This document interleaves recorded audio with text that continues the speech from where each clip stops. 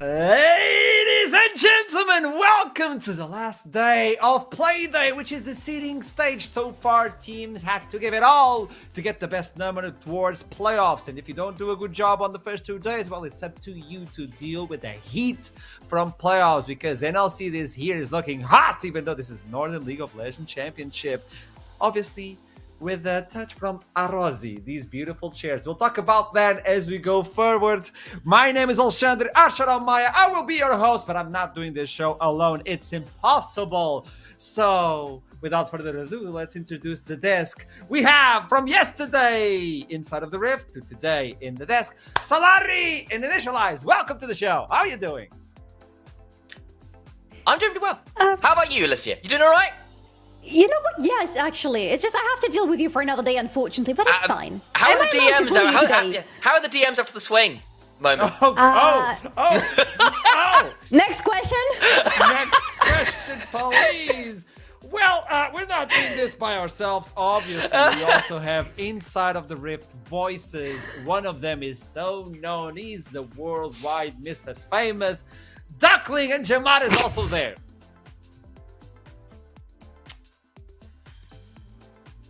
Wow, they probably have sound, but yeah. Are you both muted? We was both muted. That's actually the problem. Okay, but the thing that I want to show today Yamada? is, look at what I've got to set up since last time. I have this beauty, this bad boy, now looking absolutely fabulous, and I see Yamada has something looking very nice as well. Yeah, I've got one. I've had mine since last week. I've been enjoying it. Okay. Let's be honest. It's actually really comfortable, isn't it? It's really nice. Yeah, It's really look. nice. Admittedly, sometimes I've never been the biggest fan of gaming chairs, but this chair right here, this is. I'm happy. It's a surprise. That I have one. Yeah. Yeah. And we're not being paid for this. We're actually being honest. No, this is genuine. Good This is chair. a nice chair. I'm not lying. So, toss it back to the desk. Best of luck within the Rift, and I'll see you soon, boys. See, I didn't bully Duckling. I'm trying my best. You're doing good.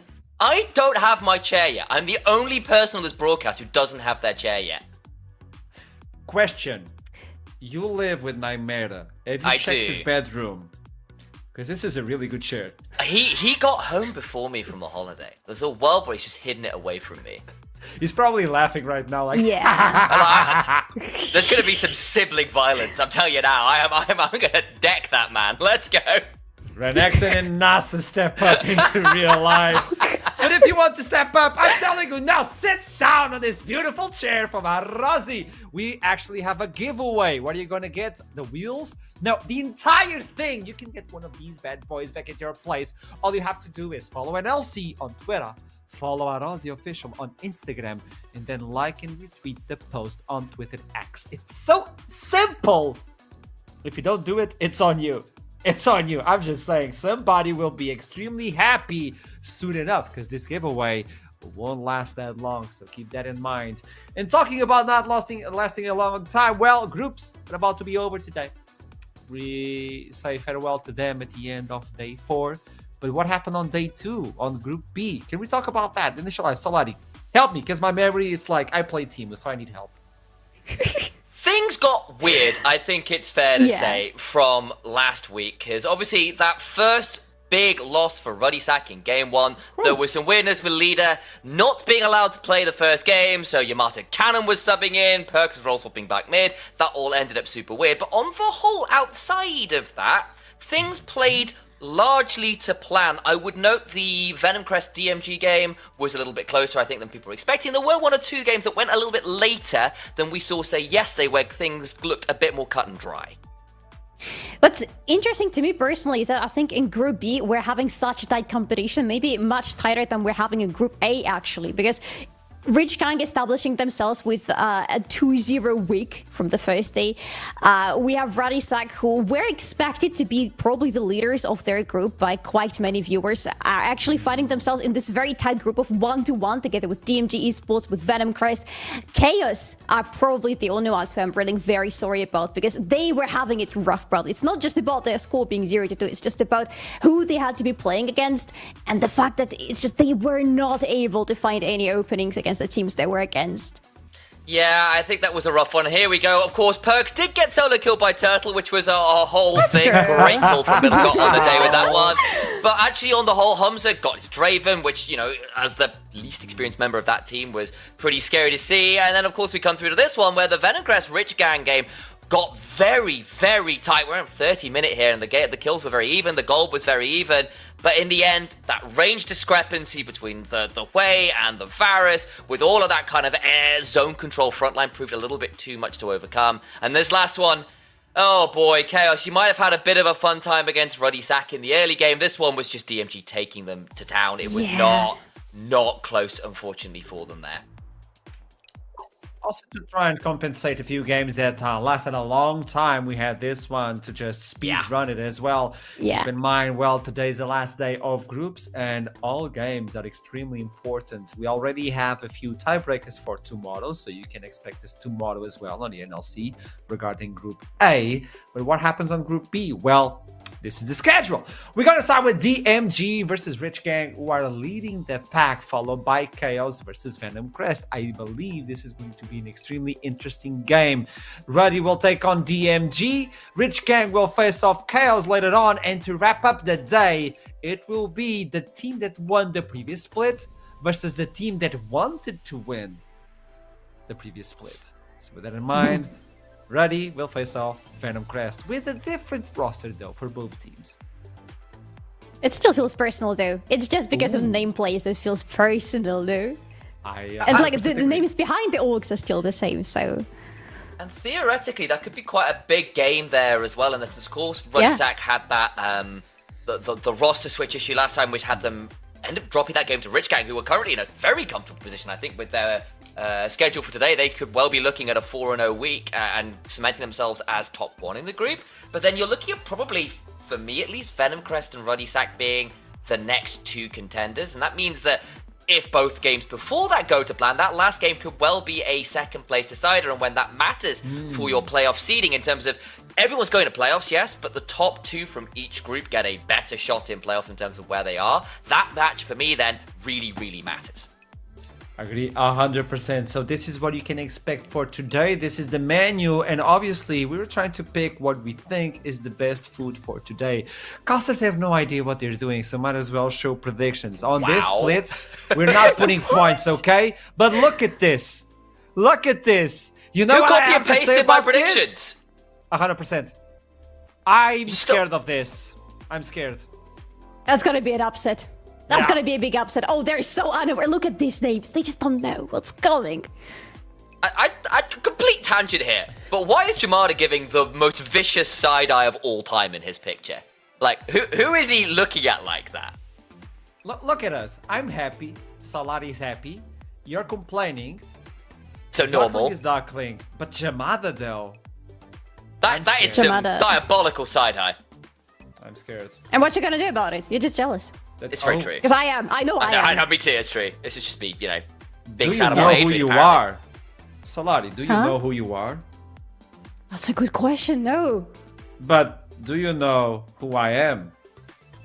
Oh no, this is a game setup. I know this man. No. Look at that smile. Here we go. Ladies and gentlemen, obviously we like to play a few games, and look at this, even the camera shifted. So for those of you back at home who have no idea what is happening, we like to play a few games on NLC. We didn't do it on the previous week. We were saving you for this week. You can participate on chat and you can spam the chat. I know moderators hate me, but this is the opportunity to actually be a little devil. You can play as a Teemo. So what I'm going to do is play a game of Who Am I? Pixel Edition. What is happening is a little square will appear on the screen and you have to tell me what item it is. Okay? Oh no, I don't know all the new items as well. Oh no. I wouldn't do that to you. Yes, you would. Yes, you would. You would absolutely do it. So you raise your hand and you let me know the answer. If you get the answer correct, you'll get 1 point.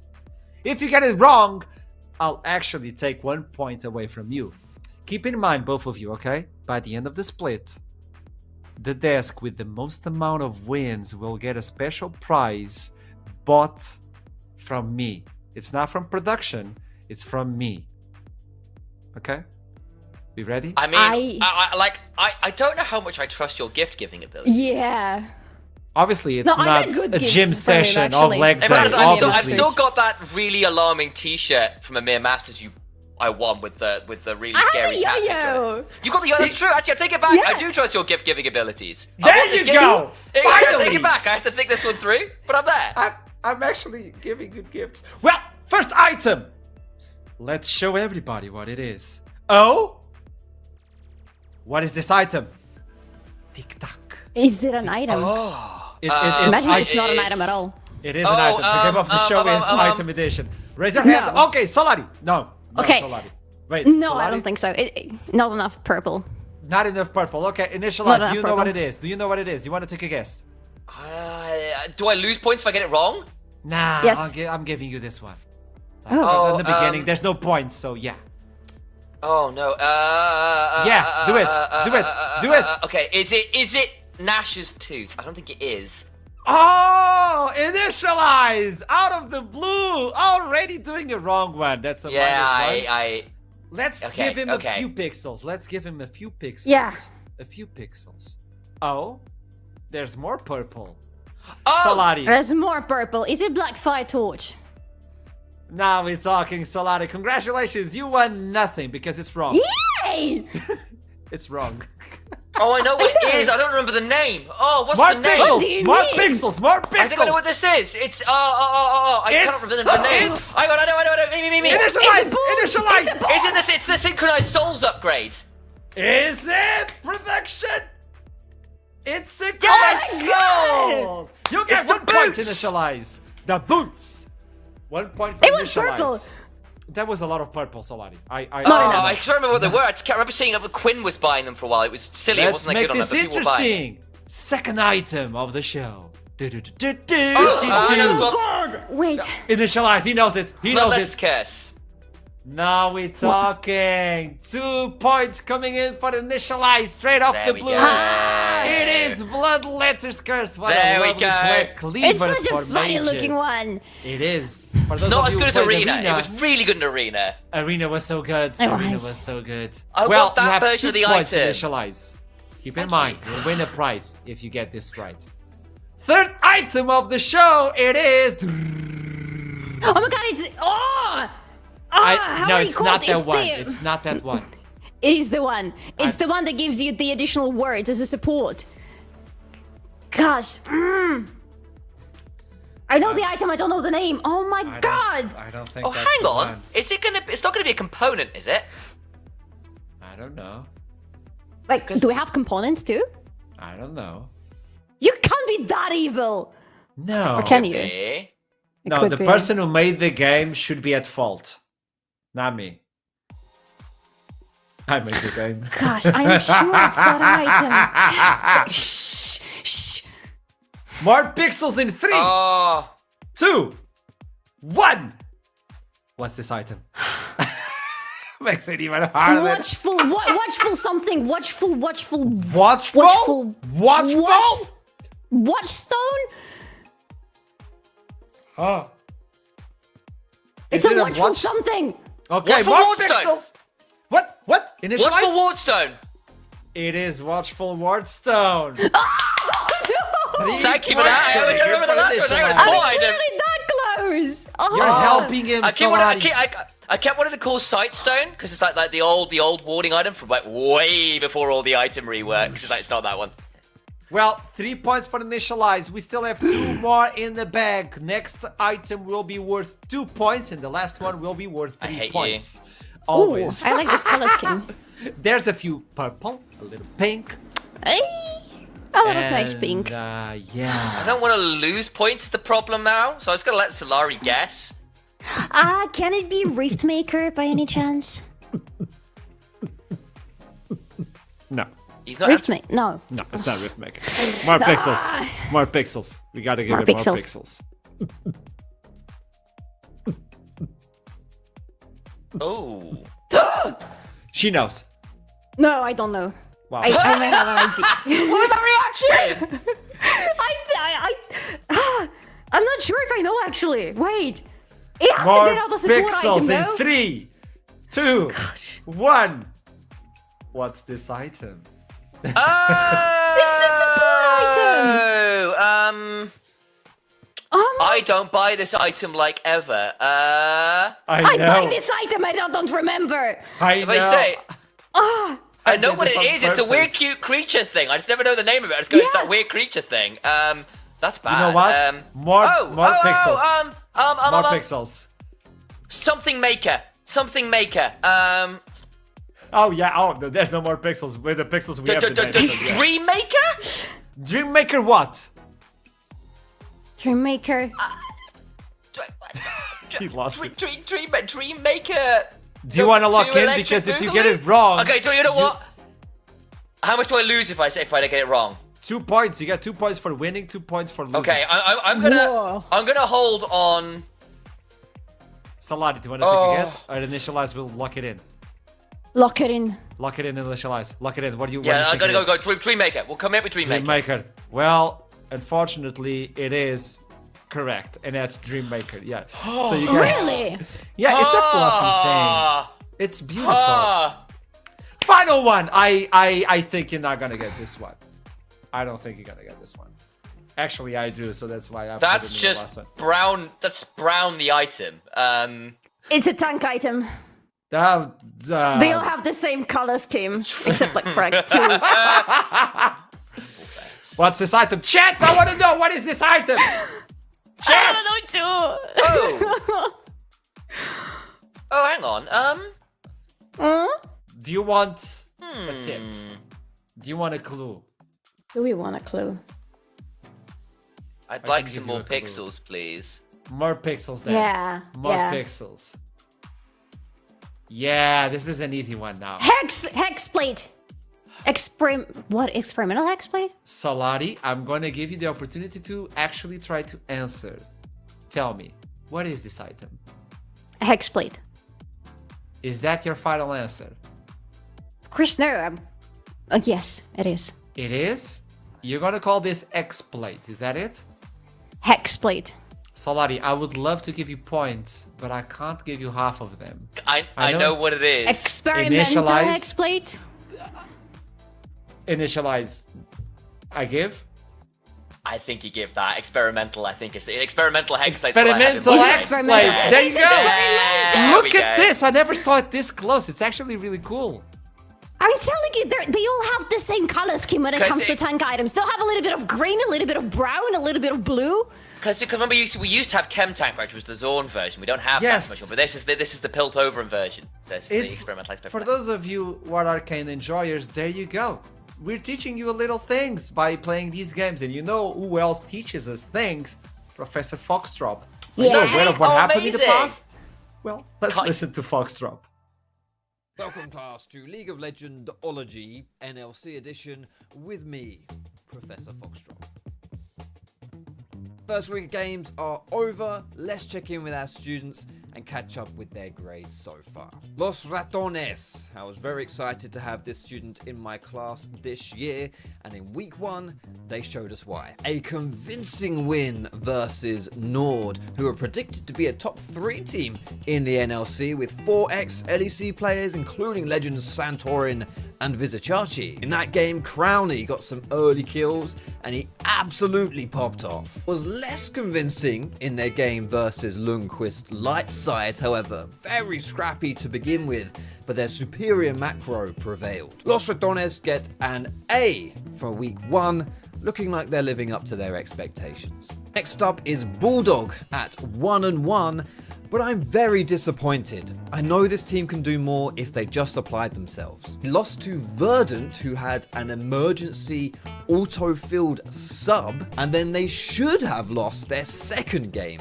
against Lundqvist Lightside. Credit to their team fighting, bringing that second game back and taking home the dub. To be honest, it was mostly just a throw from Lightside. Bulldog, I want to see more, and I want to see you after class. D. Next up is Nord. Like Bulldog, they're 1-1 in Group A, but they had the displeasure of facing Los Ratones in their first game. It's a little unfair, but I was still expecting to see a little more out of them in that matchup, so that will affect their grade. Their game versus Verdant, however, was very different, Vizicachi came up huge on that Gnar in the top lane. His group project partner Treats was also great on the Braum. Nord, you get a B, and I expect that to grow throughout the split. Our third and final 1-on-1 team in Group A is Verdant. They were a very pleasant surprise in Group 1. Their win versus Bulldog cannot be understated. Their sub-jungler Maxi was auto-filled into mid lane playing Xerath. Their mid laner Ronaldo picked tank Jace top. It came up to class with their homework unfinished, but it didn't stop them from excelling. As we mentioned, they played versus Nord, which they lost, but considering the caliber of that team, it's somewhat acceptable. Verdant get a C+. Our last team in Group A, and sadly for them, the only team unable to pick up a win in the first week, Lundqvist Lightside. The academic expectations for the student were somewhat tepid coming into the split, but I actually liked a lot of what I saw from them. Playing versus Los Ratones will never be easy, but they definitely gave them a run for their money early on in the game. And against Bulldog, Lightside had a commanding early game lead, thanks to a beautifully executed lane swap. Unfortunately, they chucked it all away by overforcing and earned their second loss. Despite their 0-2 record, however, placing them at the bottom of Group A, there's definitely some potential here. C-. Let's move on to Group B now, and the only 2-0 group here is not the Ruddy Sack, but Rich Gang. Rich Gang more than passed in their first week here at the NLC, especially considering one of their games was against the Ruddy Sack. Should be said though, the Ruddy Sack didn't have their full roster. They had Yamato Cannon subbing in for leader. But regardless, it was a very decisive showing with Banderas and Nyx earning their distinctions. The game versus Venom Crest afterwards, however, was less than decisive. A very close game until it came to those team fights at the 30-minute mark. This time it was their bot laner Nomi popping off on the Varus, proving that this team has multiple threats. Rich Gang are certainly going to be a team to watch. They get a B+. Speaking of Venom Crest, our first 1-on-1 team here in Group B, they were a very pleasant surprise. This roster is mostly filled with rookies, and in their game versus DMG, they absolutely destroyed. Once they hit that 15-minute mark, they took the lead and they never looked back. And as we previously mentioned, their game against Rich Gang was close until it wasn't. C+. What happened then to our super team, the Ruddy Sack? There are some mitigating factors in their loss versus Rich Gang. They weren't at full strength. But regardless, it was a disappointing showing when you have the likes of Perks and Yankos on your team still.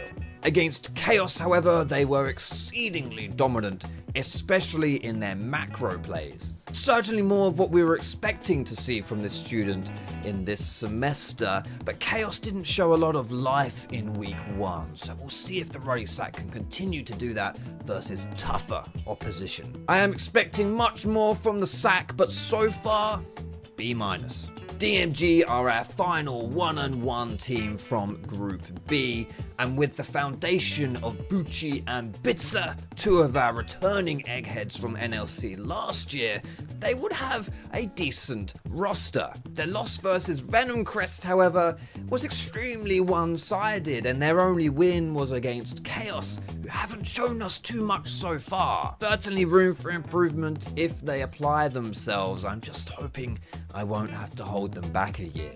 C-. The last team to mention today, Chaos. They joined Lundqvist Lightside in the 0-2 jail. They didn't show us too many positives, although a game versus the Ruddy Sack will always be tough. It's the loss versus DMG that really stings though, especially considering how they didn't look too competitive. Chaos gets a D. Very early days here in the NLC, and all of our students have plenty of time to fix their grades. Week 2 starts on Wednesday, 6 PM CET. Be there. And I'm still wondering why Foxdrop has that sort of aura, but he appears on desks wearing a pajama.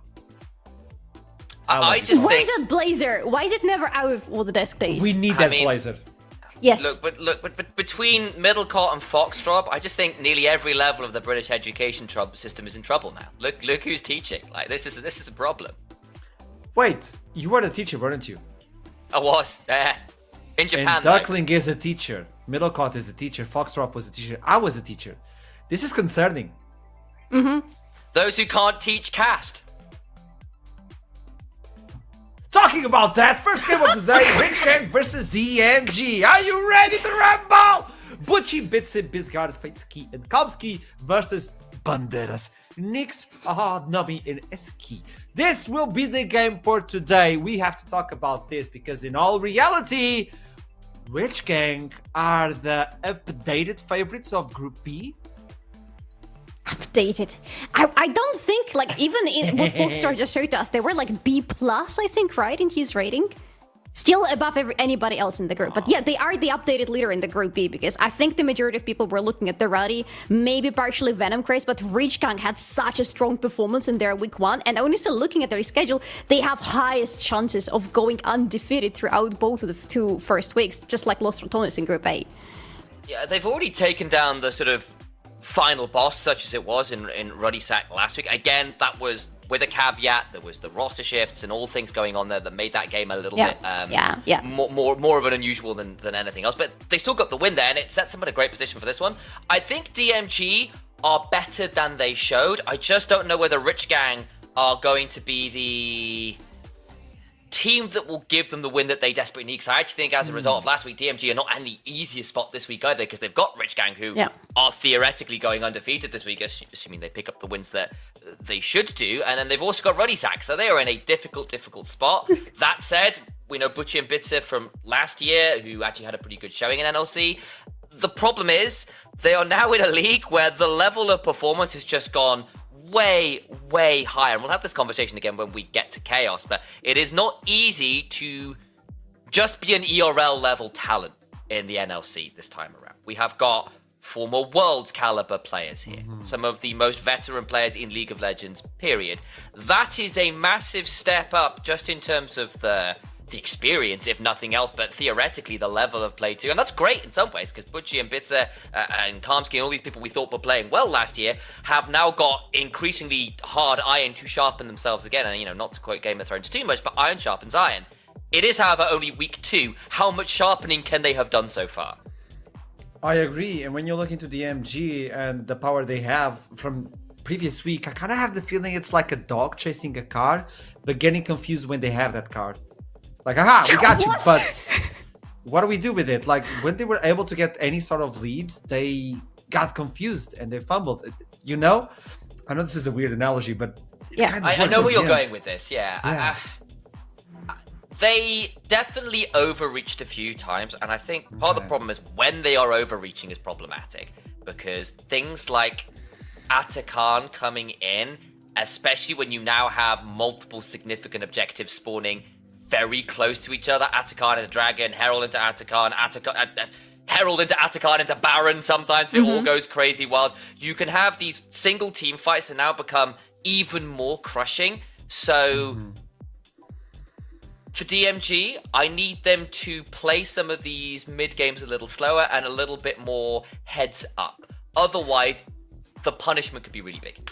One of the names we highlighted from DMG obviously was Butchie and the way he performed on the previous split. But when you look into today's split, is he reliable as they need him to be? Obviously facing Banderas, it's not an easy matchup, but I believe the action will be focused on the top side. I think that we haven't seen much from Butchie yet, right? Because so far in the previous week, he only played Xante, which is literally the safest probably pick that you can go, regardless of what the rest of the team composition is looking like for you.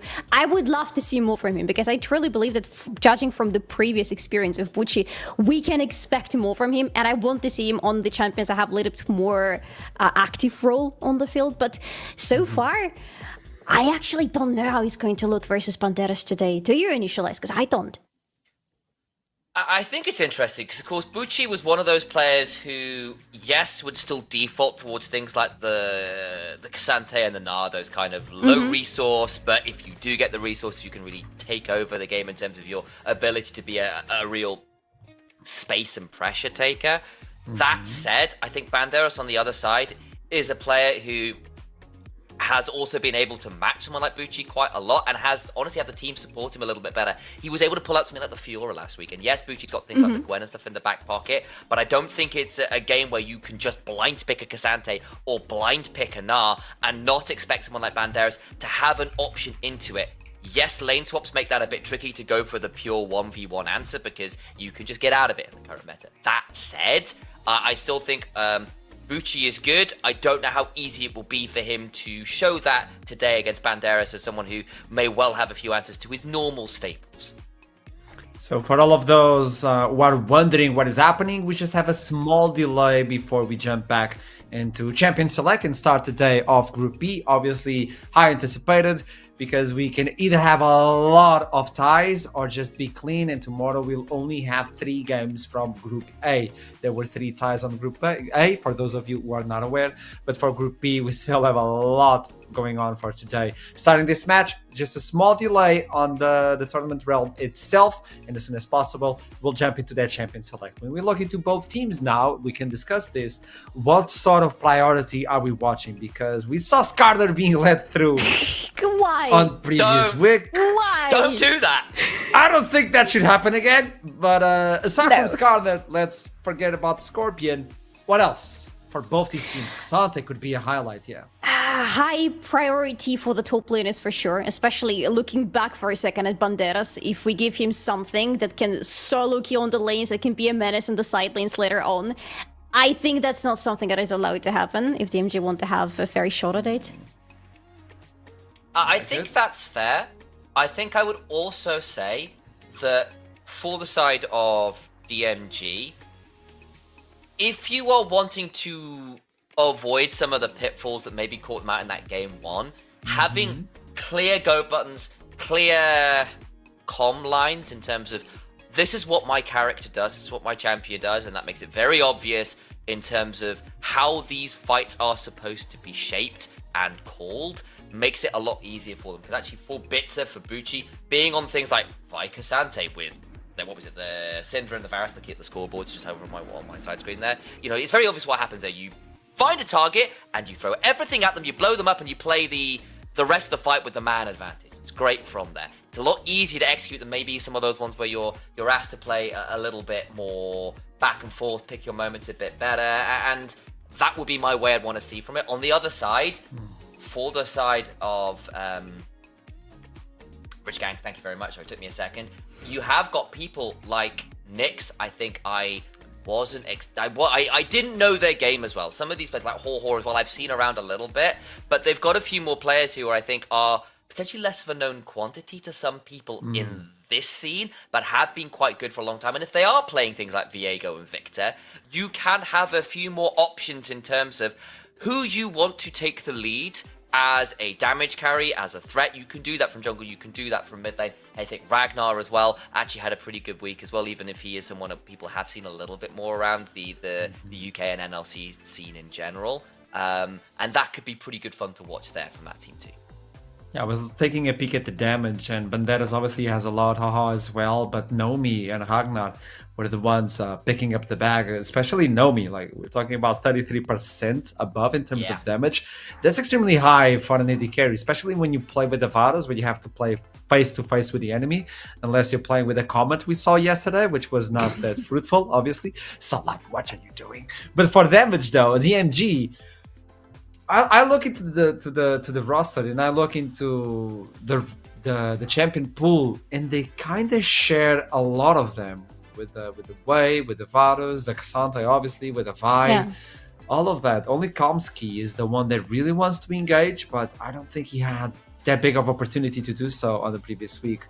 So maybe DMG are still looking for their playstyle, and it takes a little bit of time, but you don't have that time right now. No. On the second day, like, you don't have time at all, unfortunately. If you don't find your footing today, and if you don't take some victories today, you're falling into the loser's bracket, and you don't want to be ending up there, because you still will have to try to cut your way through those strong teams, but this is going to be so much harder for you, because any wrong step that you take may result in you just leaving the competition for good.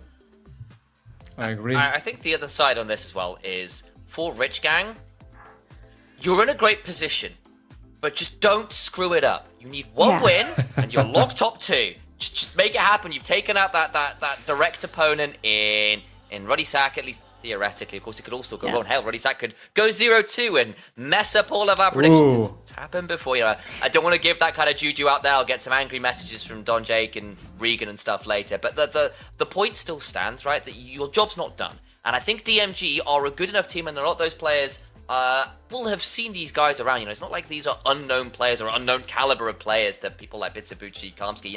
They were playing at this kind of level before, that you could still mess this up. You could still lose this game and make your lives quite a lot harder. And I think for DMG in that regards as well, then, if you can take this win, if you put yourself in a much better position, and you could get into Rich Gang's head, because if they come in a little bit overconfident after their week 1, they could still end up slipping up here.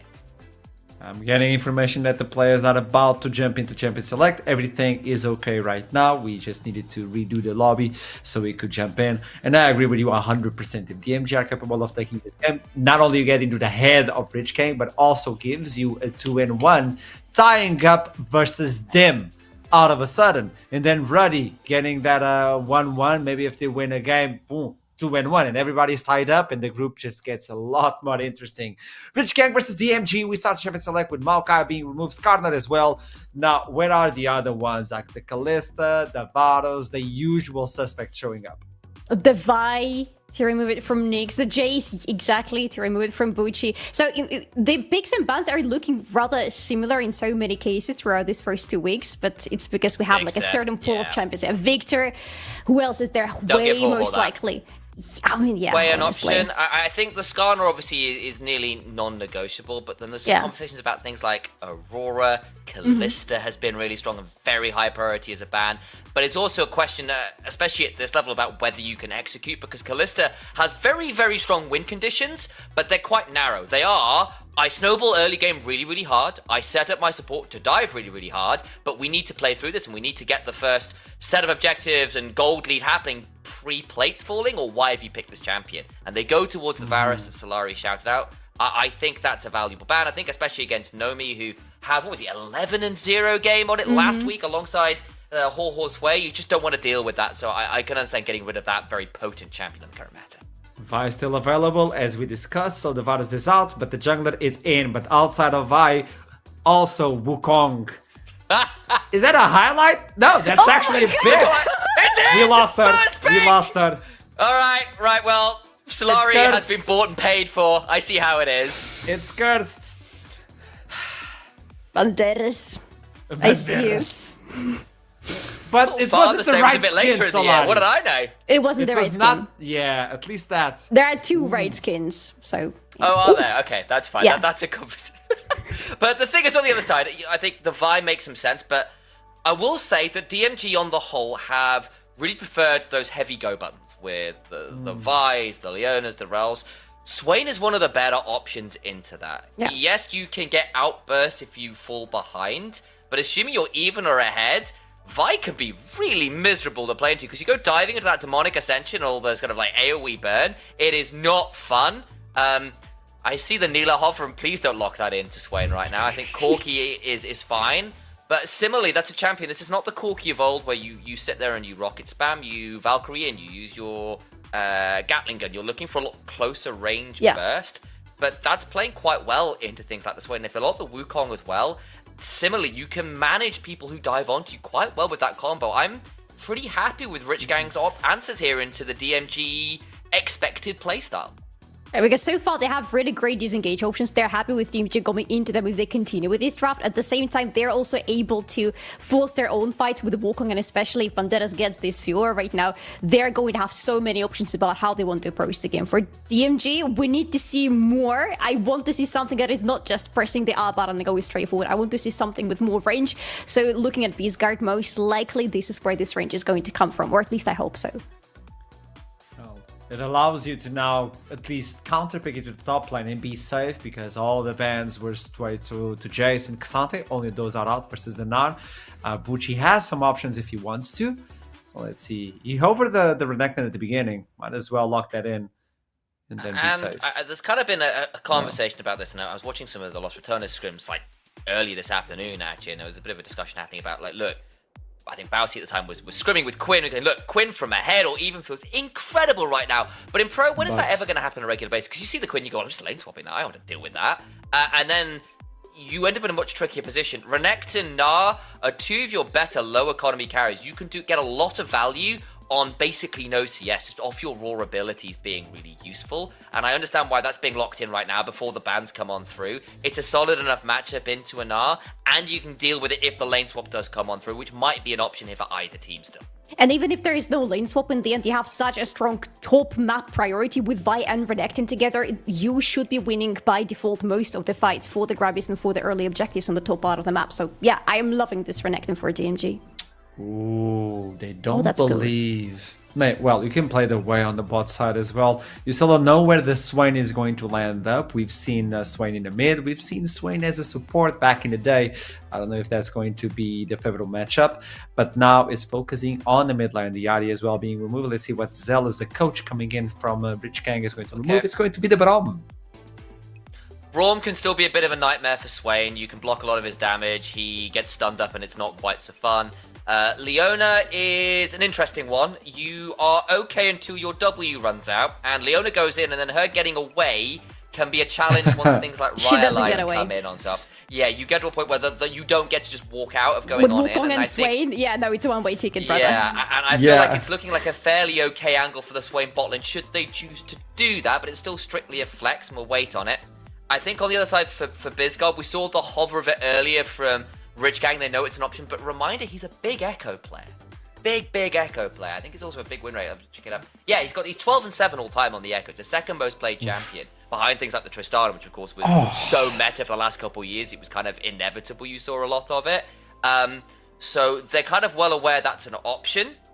If you lock in this Galio, you've got a really beefy, brawly comp. You're lacking Really an AD carry, and they lock it in. It is. Gnar is effectively de facto your ranged auto attacker now, but that is going to lock in the Swain bot lane, and you are a brawly comp. You don't even need the range unless DMG are going, okay, if they go with Azir, that actually changes things a little bit, because a part of that Azir, DMG are suffering from the same issue. They have a lot of guys who want to be going and having a close-up fight with the enemy. They don't have anybody with solid range. Now BizGod finally locking in this Azir for the mid lane. That makes things a little bit more interesting for DMG, gives them more options in terms of how they want to be approaching the bigger fights.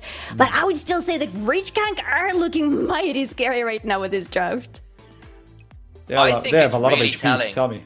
I mean, like, look, I think it's really telling that they first pick the Swain and just say, look, DMG, you're going to be doing a dive comp. You've gone for Vi, Leona, even things like the Corki. I mean, the Renekton's a melee champion as well. That's 4 very close range champions. I think the Azir helps add a ranged option there.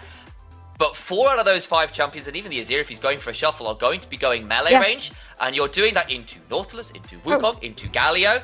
Hi, Archeron. We just want to see more of your face. Swain as well.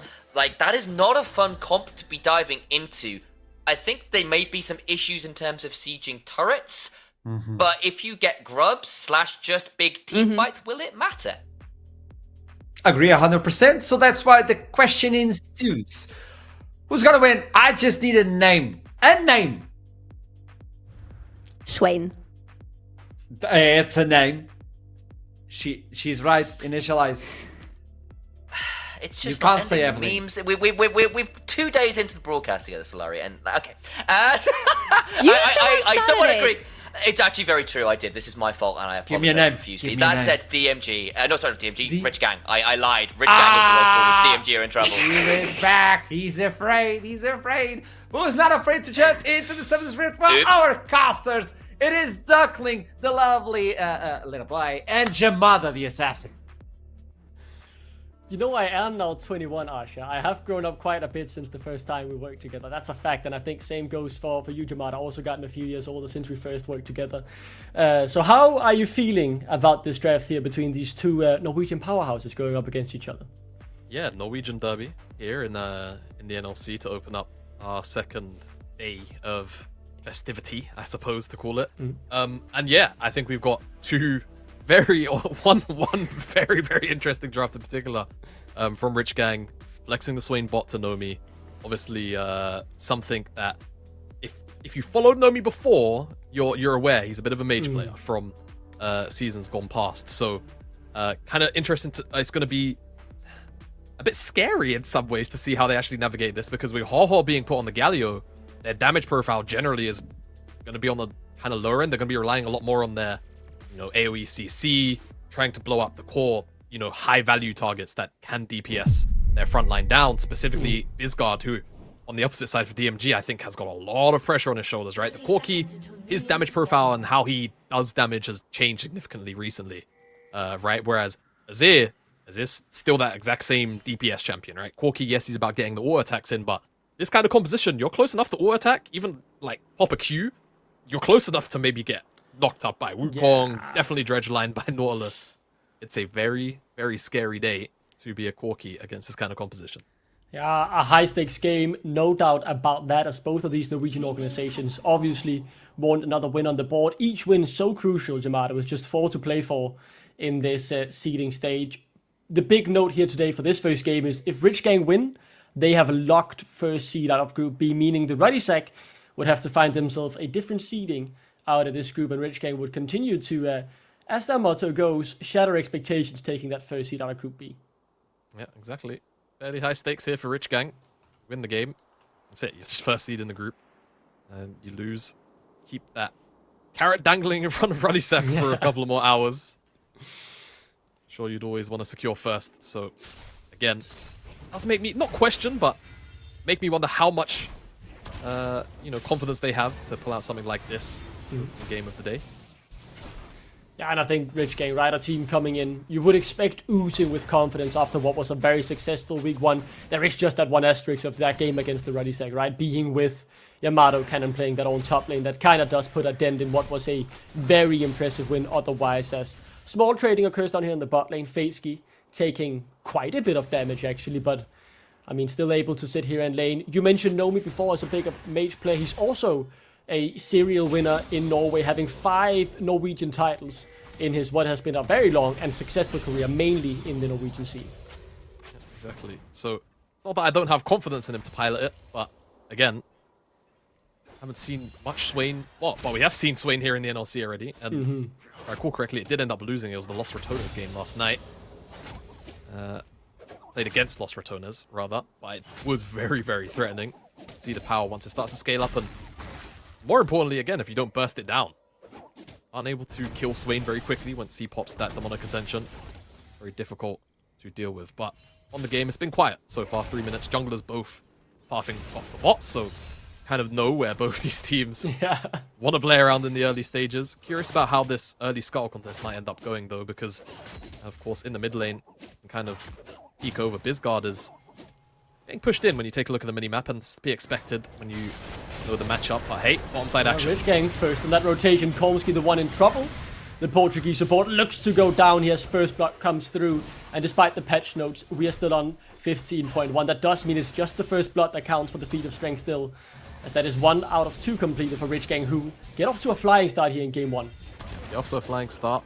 Very, very good pick. And as you kind of mentioned, it seemed like DMG were trying to rotate up to maybe get Bits a bit more of a favorable position on that bottom side Skull Crab, but it just wasn't meant to be. And now gone for the top side one, and he's getting a bit pincered. Yeah, does manage to get that Scuttle. The CC comes through from Ho, but in the end, they were just there to try and annoy and delay Bits a bit, as the tempo advantage certainly on Nyx. If we manage to go out into a late game here, worth noting that both teams sitting on 3 teleports here, Jamada as well, so we'll be keeping our eyes on those macro movements. I think something Lost Ratones got a lot of talk about yesterday after they successfully, you could say, out macroed Burton in a game where they were actually slightly behind early on. I'm out behind, in fairness, in terms of pressure.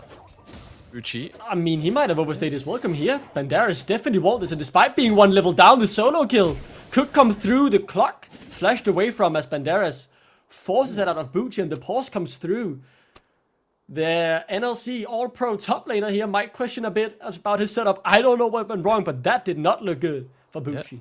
Yeah, it didn't for the time being. We'll wait to get confirmation on what we can get from why the pause has come through. But yeah, early pause, not the worst thing in the world. Normally you get them out earlier, right? You never want to see a a pause 25, 26, 27 minutes into the game. It's high octane. It pulls you out of the game, right? And even players will say that as well. So early pause just to let the players relax a little bit after what's been a quiet laning phase so far. Only, of course, RG getting that first blood on Tonomi. Yeah, technical difficulties never seem to stop coming here, right, in League of Legends. That is just a regular case. There was a saying back in the day in the old Danish scene that you could never start a game without a pause. And that seems to sometimes drag into the NLC as well, right? I even got exposed for wearing glasses, so it's an absolute disastrous start here for me at the very least, as I've been caught red-handed. Regardless, though, very big game. I think if we are talking a bit more about DMG here, this is something we discussed a bit in the draft, right? I mean, the Azir can have a lot of agency here, and Bisco, he's the rookie on this DMG roster, and despite DMG having an up and down week one, he was the player who stood out, having a good game one, being quite fed actually on that way. Not enough to win the game, but I mean, he has to step up going into week two as well as DMG, desperately trying to secure themselves a good seeding here out of Group B. Yeah, and I think more importantly, just this game, understanding what his role is going to be. So many times you'll see, especially champions like Azir, if you've got a champion that can kind of do 2, maybe even 3 things sometimes, right? In the case of Azir, it's either you just play front to back, or you play for the shuffles, right? And of course, League's contextual. Sometimes the fight's going to play out, you know you have to go for a shuffle, or you know you're going to have to DPS. This is one of those games where Vizgard ever shifts forward, it's going to be a little bit strange one, as this 2v2's going pretty a lot far. of damage, and Eski actually, the flash forward as well. Faceski wants this and will pick it up as well. DMG now on the board as Nomi continuing this fight. The Conqueror stacked up for both of these carries here as Nomi somehow still fishing. Does have Nyx in the area as well. The Galley ultimate coming in as well. Komski caught out, no flash, and will be taken down by Ho. Bitze not able to rotate as he was on that Drake, and that would be the silver lining here for DMG. Yeah, DMG get the Dragon bot lane action going on. Guys, I'm securing the objective. Don't worry about whatever the hell goes on. But it was a 2v2, I suppose, just to contest. The priority here is Bucci. He's hit level 6. Bandera's he's on a ward though. Ooh. Yeah, he doesn't have the Mega now. W auto just needs to come through. You think the kill would be there, but he can't quite close the gap. Bandera's keep running, little one. The double jump now coming through as Dominus has been popped, but the space has been created, and Bandera's will waddle his way out to safety. Oh, that must be horrifying for Bucci. So close, yet so far. So close, but so far. I mean, how does he not get the auto of that? Ooh, more action though, as Eski looks to be caught out here again. The supports rotating up around these grubs. This is re-engage now coming through. Bandera's rotating down as well as Bitze gets absolutely eviscerated in this fight. Isco, not much to say as Komski's the next target here for Rich Gang. The Emperor's Divide connects onto 3. Fateski showing up as well, surprisingly, as the ADC is there to disengage the fight. Rich Gang pick up 1 and get control around the grubs. They get control around the grubs. They should be able to start them off to pick up a couple. Bitze's on the way out, but problem is, I just feel like for the time being, DMG might not be able to fully contest. Though lane time, it's a kind of awkward. People have been going, between lanes here. Bucci now, I think, walked halfway down to bot. He's gonna have to walk back to the top. Nyx will pick this one up. Seems like he's gonna get all 3, maybe. He is level 6. Bitze should ding 6-2 on this red buff, but again, it just doesn't really seem like DMG want to contest this objective, and they'll give it over. Yeah, I won't give him pay him that visit. Obviously, it's key to keep your eyes on, right? The feats of strength. You need all 3 void grubs count as 1 epic monster. So if DMG able to steal 1, would have denied that. But instead, Rich Gang, either a tower or 2 neutral objectives away. This will be a kill. Not towards feats of strength, but towards this, Swain. That many things have been said about this champion on the past few days of the NLC, but I think I'll leave it at that as Nomi continues to scale. These 2 kills certainly setting up for a powerful Swain in this late game. Yeah, already 1,000 gold ahead of Fateski.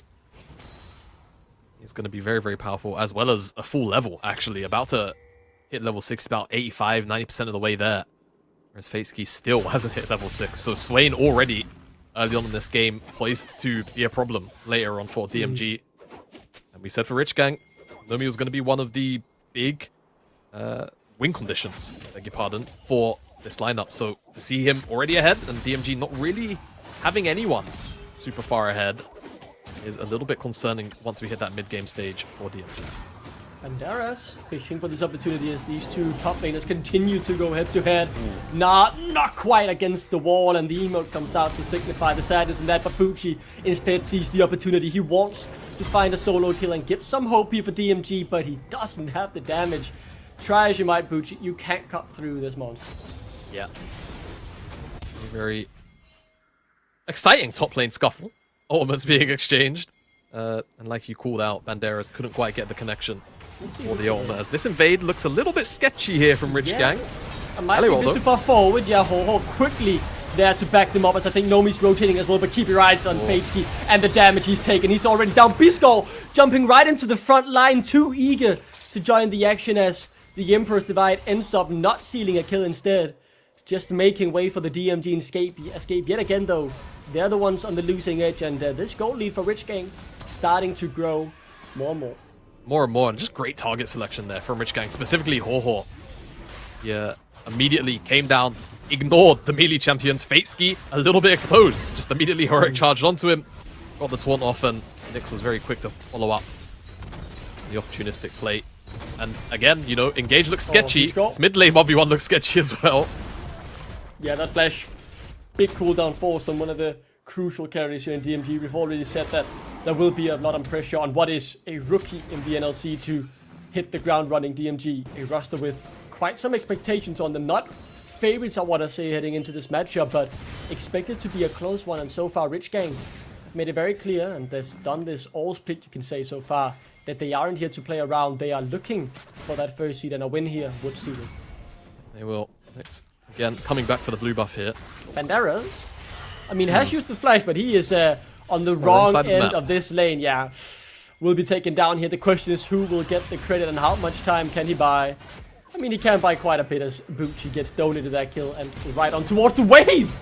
Bot lane, the dive now coming through though. They are cross-mapping and they will claim two yet again. Both of them are Nomi. This Swain continuing to become scarier and scarier. 4-0 on the 5-time Norwegian champion.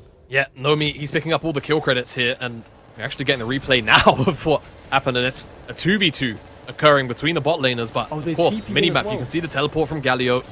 Ho very quick to pull the trigger, and Nyx was already on this side of the map. It's just a cross-map answer to what's happening on the top side. Yeah, not much there for Fatesky to do at the end. No, right? No, there isn't. And, you know, it's funny, you mentioned how Bizgard, he's going to be the one with agency. That's later on in the game. Right now, it's Ho with all these first moves, and now they're trying to move on to Nomi. Yeah, they really want the shutdown, and they want it on Bisco, but instead, he quickly gets turned around on him, as he's now down to half. Bits are already gone. Komsky just going into the meat grinder that is Rich Gang. This is a horrible fight as the flank coming through as well. This could be all for Bisco looking to escape as 3 has already fallen. The game looks to be slipping through DMG's hands. The kill will be picked up by Ho, and that is a slaughter. The grubs as well, and the goal lead certainly in Rich Gang's favor now. It's a 4-0 on the top side. Oh, whatever play DMG were looking for, it had to work. And I think that might just be the game breaker, realistically. Nomi's flash is a little bit funky, but it's just one of those kind of flashes that ends up working. Big Spitzer swing and miss with the Vault Breaker. And then again, everyone is just inside of the Swain ultimate. Great little hook catch onto Bucci as well from Nomi, and Ho with those Swifties. And just tier 1 boots for Biscard. Makes that a very, very easy rundown for Ho to catch up on. 4 kills go over. And you look at the inventories. Obviously, we're talking about the total gold lead. Inventories dire already. Nomi is halfway to a second item before Fatesky's even hit Triforce, and he's got 10 stacks on that Dark Seal. So he is going to be an absolute monster. I mean, he is an absolute monster already, I think. He's out of this world already, right? I mean, so far hasn't been killed in his 2 NLC games. A brilliant first performance on Nomi last week, and this time as well, right? 5-0-4. He's doing very well in what is his debut NLC split. Has had a bit of time in other ERLs, Prime League and LMP LoL in particular, but hasn't found much success. Certainly, though, showing he has the level to compete here in the NLC, as these performances are good. I think Rich Gang as a whole seem to be on the same page. But then again, you know, many of these players have played before throughout different points in their careers, so not many players here unknown towards each other and maybe very quickly just falling into roles and, you know, the puzzle pieces connecting right as they should. Exactly. RG. Game is starting to look like, as far as the group's concerned, business as usual for the first opening 2 weeks. Tower drops on the bottom side, and that'll be that feat of strength as well. See when RG decide to cash in on the boots. Been a lot of discourse around them. Personally think they are just not worth the upgrade unless it is one of those situations you just have the perfect amount of gold. As this rotation from DMG just looking to cover the dive, but RG aren't necessarily looking for it, though Ho was shadowing. So always very present in the early stages of this map so far. I mean, very eager here. I guess just trying to get control of the wave, but he has to pay a bit of a price in terms of the HP. No TP to get back in. Potentially Nyx, Ho now rotating around as well. The fight seems to be on the card, and they will want to take it. There's a flash and dominance on Bucci. What can he really make out of the situation? But the CC chain is good. The damage not quite there, though. He's able to flash out immediately. Komsky trying to find something as the TP now comes through Banderas. They might have gone a bit too far forward here. Rich Gang is the turret, helping out as DMD, desperately trying to get something, but the HP bars already too big on Rich Gang, and they come out unscathed. Lucky not to lose a member there as they went a bit too far forward. Yeah, definitely execution mildly botched, right? Couldn't kill Bucci, a little bit too tanky, too much healing. But still, like you mentioned, tower aggro juggling just about good enough to not see anyone drop, and DMG can't capitalize anywhere. No rotations from the rest of the map, and no one was really in a position either to punish, it seems like, on the rest of the map either. So whilst that play, 5-man strong from Rich Gang is going on, not much for a cross map, though. Ho could be in trouble. If there ever was a time to get a pick, this is now. But what a brilliant cancel there by Ho. Still in a lot of trouble, though, as he will go down. Bisco has taken a bit of damage, but he should be able to claim the kill instead. No, it goes on to Bucci. But in the mid lane, though, there will be a price to pay as Rich Gang continuing their great cross map. Moves these 6 void grubs, helping out as well, as that's the mid lane tier 1 taken down as a response. I've got to say, if our producers aren't too busy, if our observers aren't too busy, I would love a replay of that buffer on the Galio. Yeah, that was brilliant. I've never seen a Galio buffer as hero before. I've seen Galio buffer a large amount of things. I can't say I've seen an Azir wall. Very well timed by Ho. Intentional or not, still dies on the side lane, and it is a nice little bit of shutdown gold, but again, just kind of taking a zoom out. Look at the state of the game. It still feels pretty bad. It still feels pretty bad. Thank you, Obs, for being so quick on this one. Oh, let's see it. I don't even know how that happens, to be honest. Regardless, though. I don't know. It works. It looks so silly. He basically goes through the terrain. What? Well. And I will say, I think, though, if we are to head back to the more serious part, right, that 600 gold bounty could have really been used in Bisco's pocket, but instead falls onto the Renekton, and will fall off later as Rich Gang, with all this control on the map, will even claim the Rift Herald. It's hard, right? I mean, for me, I've seen Renekton do so many crazy things. I'm not even going to doubt his ability to team fight, but the problem is when you're this far behind, it's like, well, this gold would be great into the Azir, right? That's kind of more how it feels like now. Yeah. In the context of how things have unfolded, fortunately for DMG. And, unfortunately for DMG, they're also going to lose this red buff. Again, you can start to see now, as RG take down these outer towers, they're just slowly but surely trying to suffocate this red side team out of their resources when and where they can. Yeah, the macro movements have been good. There isn't much for DMG to do, it feels like, in this game.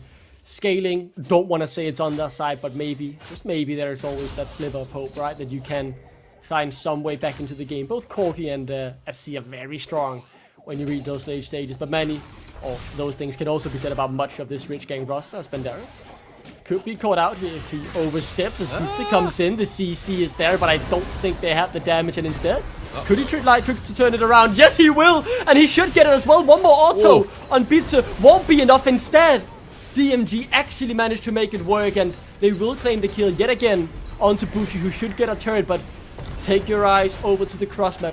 Look at what Rich Gang are doing here. They're sieging down the bot lane. Herald has been spawned, and they want to trade this. 1 turret for 1 seems to be the likely outcome here, as Rich Gang have so much control on this bot side. Still an uptrade though, right? Because it's that outer tier 2 for the top tier 1. You can see Bucci sticking around on that top side, and Bucci and Bits are very fortunate, I think, in that 2v1, right? Despite Banderas certainly overstepping. That wallop goes off. The tower damage ramp, remember, it takes so long to fall off. Bucci tanking that tower, that extra second of stun could have been the difference between it being a 1-for-1 and a 1-for-nothing. So still, well played to find that pick, but even in finding those kind of picks, you can see how much RG are making mountains out of molehills.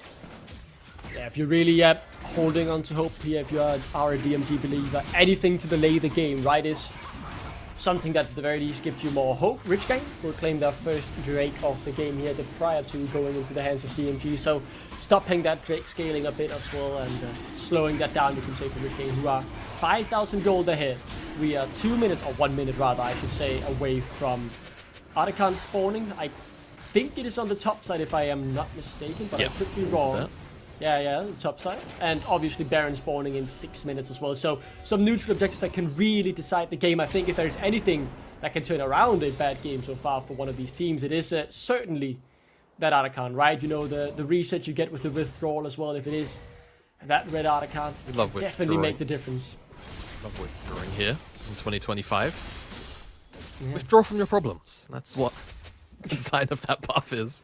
I think it's just broken, man, honestly. I mean, that's my opinion on it, right? The fact that you gain so much tempo, you're basically free to just turn off your brain for 2 minutes and make a team-oriented dive. If you get a 3 for 3, you're the one coming out on top. You're only giving away 300 gold, and you're right back on the map in terms of tempo. It is crazy, especially when these pro players know how to utilize that extra tempo well. So let's see what happens when that spawns just about now. But you can also take a look at this one we won down on the bot side. Not anyone likely to die, but you know, trading a bit back and forth. Always fun to watch between these two Norwegian players.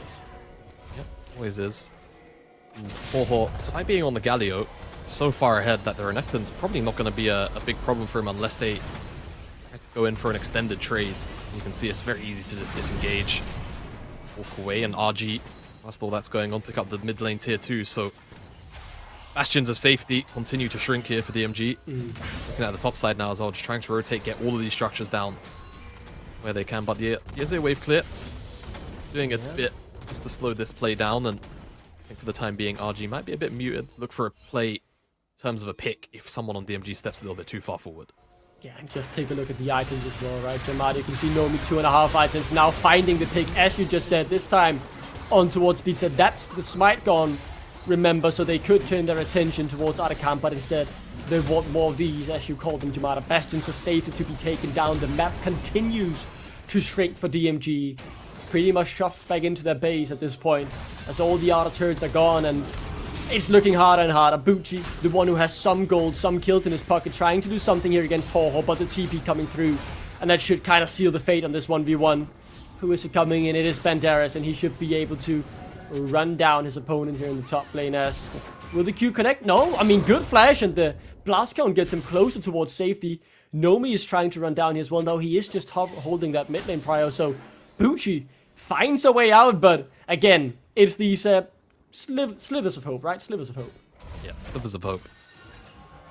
The worst in the world. Nomi is pushing Fateski back. Banderas is also rotating all the way up. I mean, big price to pay to get out of safety. You don't want to be caught out there. Bisco even forced to TP back as he was unsure that people were around him, and as he's getting close to that 2-item spike, he still needs a lot more for this Azir to really get the agency we discussed earlier on in this game, Jamada. I mean, this DMG roster, I had so many expectations and hope for them, but so far it hasn't come to fruition. This could be the turning point, though. Archon has been started. DMG, all 5 members alive. TP available on Bucci as well. Do they choose to take the fight? They are rotating up.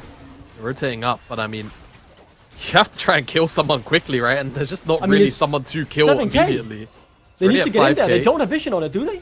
I mean, how can they even get in there? 3K and dropping. No, they can't see what's going on, and instead they'll be caught out. And already now the withdrawals are there, but I don't think they'll be needed, to be honest. Now Rich Gang can just walk down what feels like victory lane at this point. Double kill for the Swain. 6-0-6, still deathless in his NLC debuts here. Nomi dropping one hell of a performance. Rich Gang can sense that first seed. It is in their sights as Nomi goes legendary on this Swain. A clean, simple fight with Archon, and potentially more turns the prize. Yep, this game going about the way I think we expected it once that top play happened for DMG, right? That felt like their last possible opportunity to maybe find some success in a fight, in a skirmish, but since then, it's been all Rich Gang.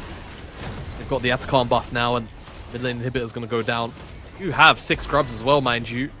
Gucci is about to spawn in 5 seconds, but how much further are they willing to push this? A lot of their armor They is have still to on the fight. They path. have to fight. I mean, they have to withdraw, right? Richcan can force this, even if they lose all 5. They've gotten a Nexus turret. As now the fight comes through. Oh, What no. a brilliant hook on Bisco, and he is oh so low already. The flash, and he has to dash out to safety. As Nomi continues to go legendary. Now the withdrawals are coming through, but the fight seems to be already won. It's a 2 for 2 as Nyx barely escaping for now. The turret has been risen by Bisco as the claw connects. Bucci is taken down, and Nomi continues to build on his impressive scoreline. 9-0, 10-0 now on the Swain as the withdrawal will finally come through. DMG have bought themselves a few more seconds, but this game is all but over. Oh man, this buff is silly. That is broken. It was a 5 for 5, and I mean, the main winners of that, right? Still Rich Gang. All DMG got out of that was 500 gold. That is nothing. That is table scraps, man. This buff is silly. So silly. I do not envy Oh, Iski, man. being on the balanced team. I just try and find a remove it, man. solution for Just that. remove it. Yeah, I think that's going to end up being the case. Yeah, But and you can see, it's just such an easy walk down. Once they have the I mean, they're already ahead, right? They would have done this without the buff. But then it's about what happens afterwards in the base. As in the pip, you may have seen, Armsky is, Armsky's dead. yeah, he's caught out, and that will make what is very likely to be the final fight even harder. As Pizza now looking for a pick in a 1v2. It's desperate times here, DMG. They are throwing everything and the kitchen sink towards this, but nothing seems to be sticking. Nothing seems to be working. The Rich Gang are looking for that final fight. The hook connects, the target has been locked down, and Bisco, try as you might, the rookie can't help DMG out of this pickle. Rich Gang continue to turn heads, continue to shatter those expectations as they will lock in first seed in Group B here. They've done what Ruddy said couldn't. They've done what no one else in this group could and look to go undefeated. This 3-0 scoreline is all but sealed as DMG. The desperate times didn't lead to anything successful. 25 kills in 25 minutes. First place secured as Rich Gang shatter those expectations into the ground. Expectations shattered. 3-0 in the group.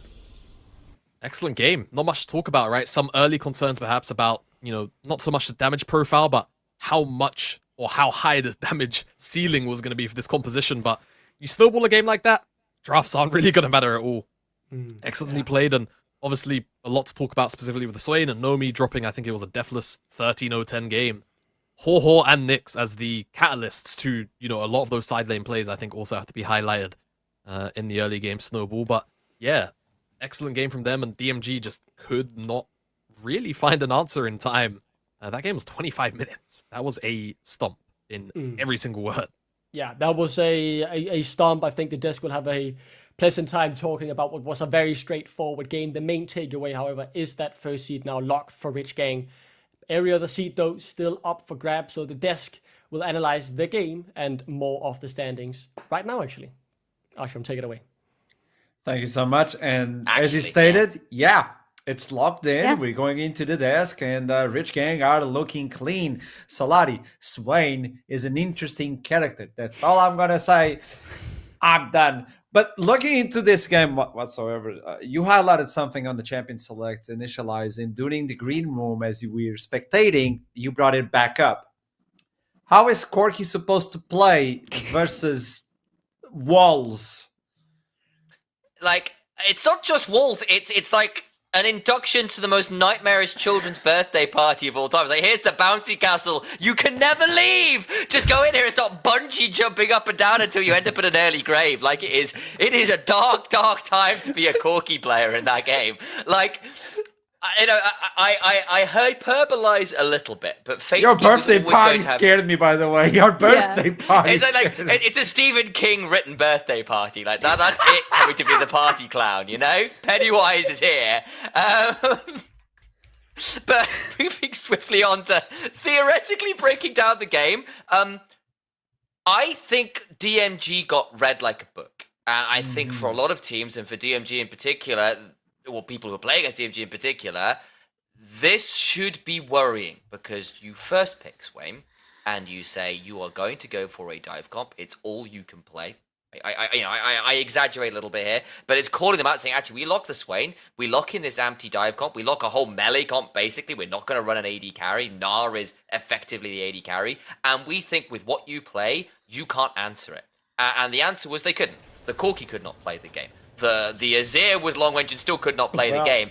It starts this early when Nomi starts picking up early kills on the Swain. And this isn't the Swain from yesterday. This is a big boy with kills. It's actually something that Jamada said in the very end after the game, which I agree and disagree with at the same time. Yes, draft doesn't matter if one team gets accelerated so much ahead as the Reach Gang managed to, but it's also the factor that the draft actually matters a lot here, because for Reach Gang, this was exactly the team comp that if you let them get ahead, you are gonna have such a hard time trying to get the game back into your hands, because Swain, Galio are really a pain to deal with if they're ahead of you, if they have the items, if they're feeling stronger than you, and if you cannot punish them for being on the sidelines or anywhere on the map. And we can even put a little bit more on top of that cake. They got the grubs. And for this composition initialized, you were saying like, it's so important, the grubbies. Yeah, because you aren't running a traditional siege comp, a traditional AD carry comp. You don't actually have like the ability to sit in front of a tower and hit it super easily or quite melee. Swain gets to auto attack occasionally, but until he gets loads of AP, it's not going to be that much. So maximizing the damage you get when you hit the turret matters. And of course, you could dive the turrets very aggressively, and we saw a bit of that too. The top lane tier 1 where it got a bit dicey, notwithstanding, it is pretty significant, but we sort of hit this point, right, where DMG are shoving up, trying to get what they can, but Nomi flashes forwards in this play on the Swain. And Bisgard has to disengage with the Azir, and what do you do as DMG? The Vi and the Leona go one direction, and you don't get out from the Swain and the Nautilus and everyone else afterwards. Hell, Ho-Ho just flashes after the Azir with a thumbs up and gets to do this afterwards. Like, how on earth, especially once you're behind, do you even think about disengaging? You've dived into this massive meat grinder, and the meat grinder follows you. It's awful. It's like dying to Baron and giving him boots. I think that was the replay, and you can see it from the damage as well. When Nard is not on the top 2 damage dealers, something happened, and that Swain was the something. I would still stand by my point that it's Swain and Galio combined, because if you look at how Reach Gang were moving in the early parts of the game, like pre-level 6 even, there is a lot of attention towards the bot lane and a lot of attention towards making sure that whenever a play happens, there is a possibility for Haha to be able to jump in as quickly as possible and to join them, especially when the ultimate is unlocked for this Galio. Because of that, every single fight that Reach Gang are choosing to take, they have this additional numbers advantage that can always join in and help them out, and it becomes so easy when there is always a Galio who can just jump in, bring it a little bit of control, bring a shield for everybody, and on top of that, Swain is just, doing the Swain things. It's so funny, Swain didn't even have to build any tank items whatsoever to survive. All he did was deal damage. He got so much additional health just from his stacks because he was controlling people and killing them non-stop. Yeah, he goes Zonya's third. That's about it. That's not a Rift Maker. That's not a armor or magic damage or magic MR items. That's just raw damage. And when you've then also got every champion with a hell of a lot of CC, it is very difficult to actually deal your damage as DMG. I think part of it was the drafting we kind of talked about. They went Azir last to try and manage it a little bit, but it's not that easy. It is not. For Reach Gang, though, it was not easy, but well executed throughout all 3 games. And so far, they're 3-0. And this is an excellent opportunity to communicate with Envy, who's waiting for us on the interview, to understand a little bit more about this composition. And there he is! Envy! Yo! 3-0. This is looking clean. Everybody was looking at ready. What do you have to say? I mean, don't get me wrong, coming into this split, we were terrified. Looking at the teams, we were like, all these ex-pro players coming in, it's going to be an insane split, but at the same time, that's what got us pumped up, that's what got us excited, and we were like, we want to prove that we're the best, we want to prove that these big names coming in, we can tear them down, break them down, and win. That's exactly what we've done. The 3-0 is a clean statement of what you wanted to do, and we just started on play day. You still have one more to go, it's versus Chaos, and then you can go into the playoff stage, and that's going to be extremely interesting because Group A and Group B are going to be fighting it off as well. With this in mind, and you were talking about the team and the ex-pro players and all that, when you look into your team, how would you describe Rich Gang? Because it's something to ask this of the players, but for the manager, when you look from the outside perspective, from the bird's eye view, who is Rich Gang to you? How would you describe it? Honestly, I mean, some of the guys that we've got in our team, they're already veterans. I mean, obviously, Hoho, Banderas, like, those guys have been Wii U Masters. Like, I wanted to say diamonds in the rough, but that's not accurate, in my opinion. I'd say that Rich Gang, to me, we are the spear that pierces through, basically, the shields of people that have, like, you know, Perks, Yankos, Nemesis. Like, we are that spear that's going to drive through and break them down. Okay. That is our goal. That's like our motto, being shattering the expectations. Like, we want to basically shatter everybody beneath us. So yeah, I'd say we're the spear that breaks through. Oh, that was a beautiful statement. Okay, I love it. Now, moving on versus Chaos, and I would like to get your point of view before the game. You already locked in. You have the 3-0. You could end up the day with a perfect and clean score, and also the first of the group. What is the game plan? Do you want to chill a little bit, or do you want to go heavy and be the spear you keep talking about? I mean, without saying too much, I mean, the guys have fun in their games anyway, regardless. Our last game was proof enough, I guess you could say. Everybody was having time. Banderas was in doing what he does best. So, you know, everybody has a laugh, but like, I feel like the guys still want to win. They want to be at the top. They want to basically show that, right, okay, we are here. We are at the peak. We are at the pinnacle. So I feel like this next game, they're not going to slow down, and they're just going to absolutely obliterate them. Makes sense. If you want to be the best, there's no break for you. I love it. Envy, congratulations on this one, and best of luck for the final game on Group B. And who knows, we might meet each other on playoffs. Thank Fingers you so crossed, much. but I'm sure that we will. See you later. I love it. Now that's confidence. You know, as soon as somebody says out loud spear, I'm in. I'm invested. It's a very easy kind of like Yeah. Archeron neuron activation moment. It's true. 100%. I'm sorry. I know what he is. I know what he is. He's a simple man, guys. Best off, when you Look. look into the desk, all of us are extremely simple. I'm the spear. Initialize. Have you heard about Evelyn? See? Sorry, Got you. Solari, you know No, there's that's a too crow easy. somewhere. There's a swine and also there's another game afterwards, which will be Venom Crest and Chaos. Are you ready for that one? Everyone, I'm pleased to tell you, we're going on to a break. Don't leave us. I'll be soon.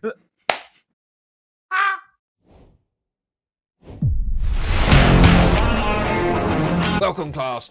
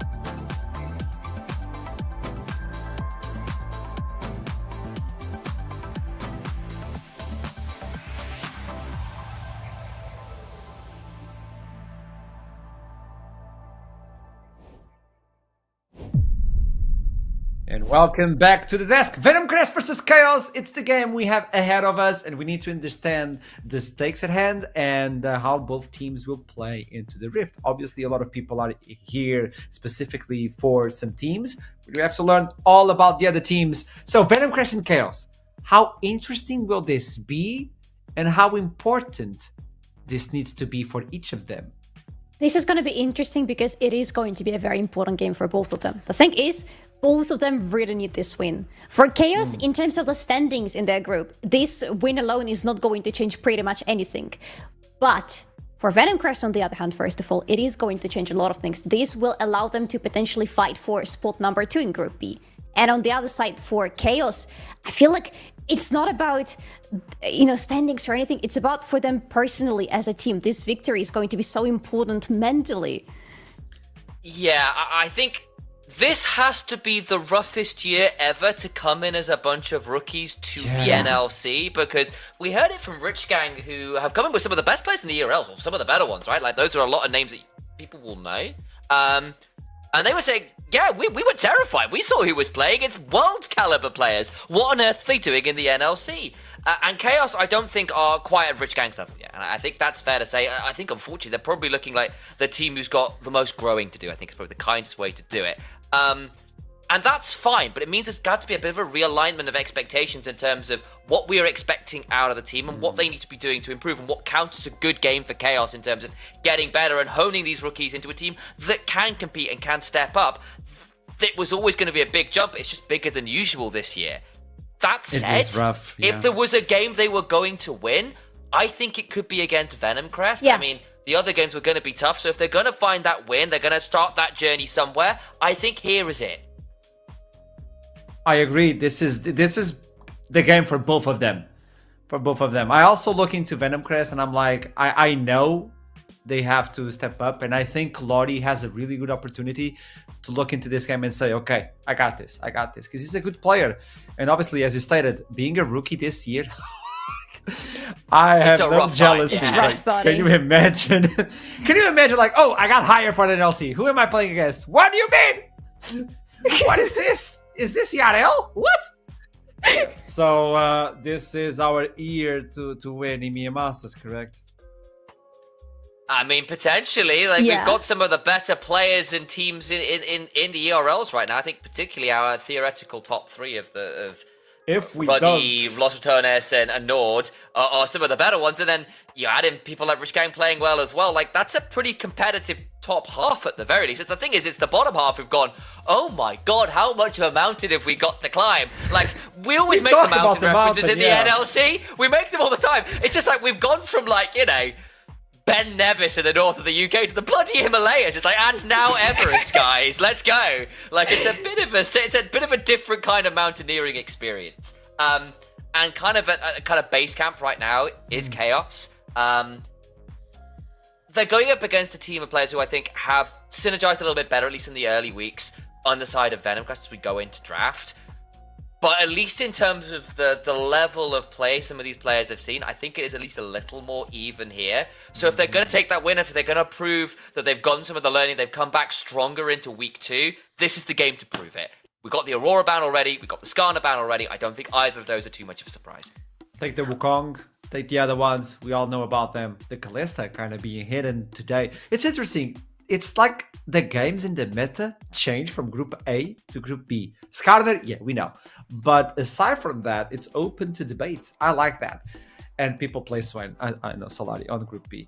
The Corki being so far, removed. they played better in Group B. Ooh. That's all I gotta say. Clip it and send it. Victor also being removed. And now we can finally pick Vi is open. Wukong is open as well. Glorious. Rumble is open. We saw a lot of Rumble yesterday, by the way, also being a very high priority on the blue side. Would I be surprised if that's something Venom Crest would potentially be looking into as well? Yeah, I think that's definitely something. And I think for the side for Venom Crest, one of the things I've really enjoyed about them is how willing to commit to the theme they have been. They've done things like Amumu Oriana. They've gone for those dive comps and big wombo combo team fights. This is another one of those champions that guarantees a theme. Kalista is up. Kalista's locked in. Kalista is a champion that requires you to snowball. You need to get objectives. You need to make sure this champion gets ahead, or at the very least draws so much pressure that the rest of your map does unspeakable things. We know what kind of game plan we're into. Chaos immediately respond with a Taliyah to try and get down towards that bot lane and play those side lanes as well as you can, and Bessa as well. They know what they're doing here. Salari, I see that smile with Mbessa. I see it. I have a love-hate relationship with Ambessa. She's similar to what Xante was when he was just released. But here I can see why she's being brought out. First of all, silly enough, you want to kind of match the amount of movement, the mobility that Kalista has on the other side of the map. And second of all, it allows you to look for opportunities to play around some other parts of the map other than the bot lane, I mean. Because on the bot lane, if you see Kalista against you with not so many options available to throw at her to guarantee a winning lane, you might find yourself in a situation where she is going to be with the lead, and then you gotta start thinking, where else on the map are we gonna be playing around? Oh, I love it so much! Thank you! So good. That's what you bring out into Renekton, into Kalista, into Rel. Stop them all on the spot with that little Poppy. Yeah, those are a lot of champions that make Kalista's life very difficult. Yeah. Poppy steadfast presence means you can't hop anymore, and that's really frustrating. Taliyah Minefield, similarly, really obnoxious for Kalista, and you first picked it, but this often what you end up seeing is it really warps drafts to either empower or mitigate the Kalista. See what the rest of the drafts end up with? This is already very brawly again on both sides. Sandra is the last, the beginning of the second phase of bans. Vi as well, taking a punch at the jungler champion pool from taxing him at this moment. What do you take away? More mid lane? That would be interesting. Galio is still available, but that's another movement that you don't want to bring into the game, especially when Poppy is there. And it is worth saying, there's still a little bit of flexibility here in the draft. Like, the Taliyah could theoretically go jungle if you're happy to put the Poppy bot lane. I think unlikely to see Ambessa move around too much from top lane.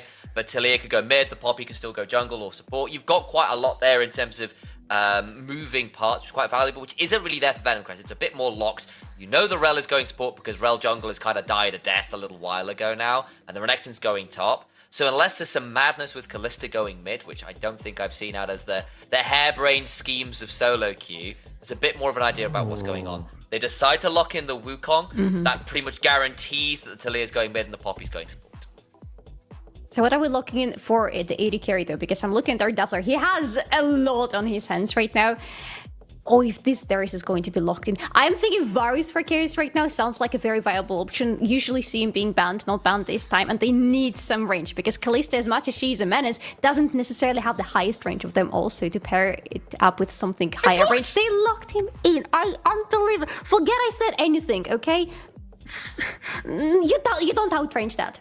You don't outrange that. Yeah, Okay, that's... if I had a nickel for every time that someone looked Xerath in the NLC, I'd have 2 nickels. But it's odd that it's happened twice. Like, we're like, this is not a champion we see a huge amount in pro play anymore. I mean, way back in, like, say, season 4 or 5, when Faker was notoriously bad at Xerath as the one champion he couldn't play. It was very funny in the LCK. That was a thing, but now basically this allows you to, particularly with the Ivern, it gives you an extra kind of bit of frontline. But you've just got ridiculous amounts of pick. What? Okay. What are we cooking there? Yes. Is this Yes. Griffin? Is It's this Taliyah bot lane? bot. It's Taliyah bot. It is! It is! It might just be me not knowing our Daffler's game very well. Maybe he's a Taliyah bot player and I've just missed this entirely. It's when so I did interesting. research. Don't recall anything like that. Because the combo of Taliyah Poppy is... No. First time Taliyah so from our Daffler. menacing. It's You put menacing in the air, into Kalista and and Poppy's Rel. like, hey, you don't want to jump, I'll help you. How the hell does Kalista from Rel play that lane? They don't. They just don't play this lane. They're cooking. I'm still worried about Xerath though, to be honest, because Xerath, we saw him appearing as an argument versus Victor on the mid lane, who has been another menace peak for this lane. But now he's just a menace to everybody, because as much as I love the tools that they have to deal with the mobility, I don't think they have anything to deal with this Xerath, or to get to this Xerath. Except for Ambessa, but we'll need to see about that. You know what? I'm gonna I ask... give Chaos give Chaos credit for trying, for coming in, having a game plan, throwing things at the kitchen sink, and, going for something avant-garde in the kitchen. They have cooked. Successfully or not is a different matter. I think I think I still give a little bit of an edge over to the side of Venom Crest, purely because I think their comp is a little bit more standard.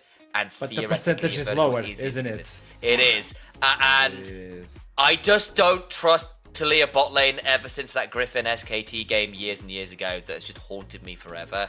How dare Yeah. you, gentlemen? Well, with that in mind, we have to toss it to the casters to understand what is happening. We have Talia bot with Poppy and Callista. We'll have a wonderful day. Like when I play with Duckling. He's so bad. Well, take it away. Ladies and gentlemen, I mean, I can't believe I caught a stray from Ashram when I was about to do a sick opening and I just ruined it all, but we take what we can get. I think what Ashram was trying to say is when he plays with me, he has a lovely time because I always carry him. He's a fraud. He's a fraud at League of Legends. He's bad. I'm so much better than him. And the point is, though, both these team compositions have cooked Jamada. They have cooked up some crazy dinner for us here to enjoy. Crucial game as well for both of these teams. If Chaos lose this, they are guaranteed 5th place. And what does that mean, you might ask?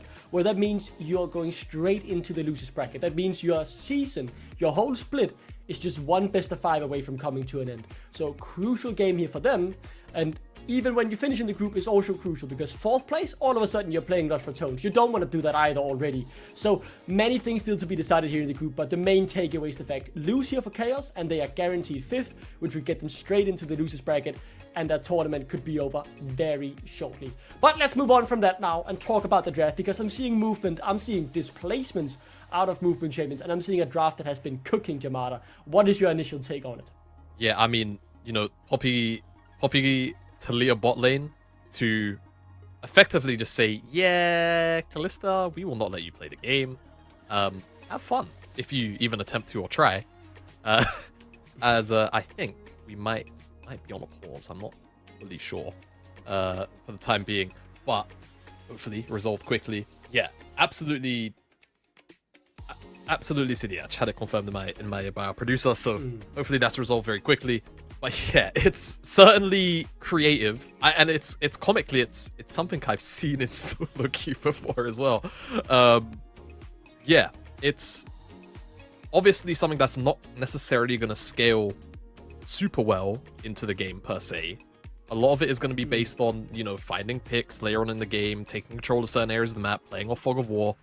When you pull out tactics like these, they kind of need to work, right? In many ways, these are not compositions, the kind of composition you can pull out and, you know, sort of gracefully lose on and then maybe play out the mid game, right? At that point, you're preying on mistakes of your opponent. And in this case, Venom Crest, you know, you've got wave clear out the Xerath. Hopefully, they look to always keep the Xerath mid, rotate the Callista to the strong side of the map. I think that's almost how you always want to play when you have Xerath. But we'll see how they handle lane assignments as we are here on Summoner's Rift with Venom Crest. Looking for a bit of a top play, maybe. Looking to try and catch out Turtle in this top side. Tribush, potentially, or just someone in general.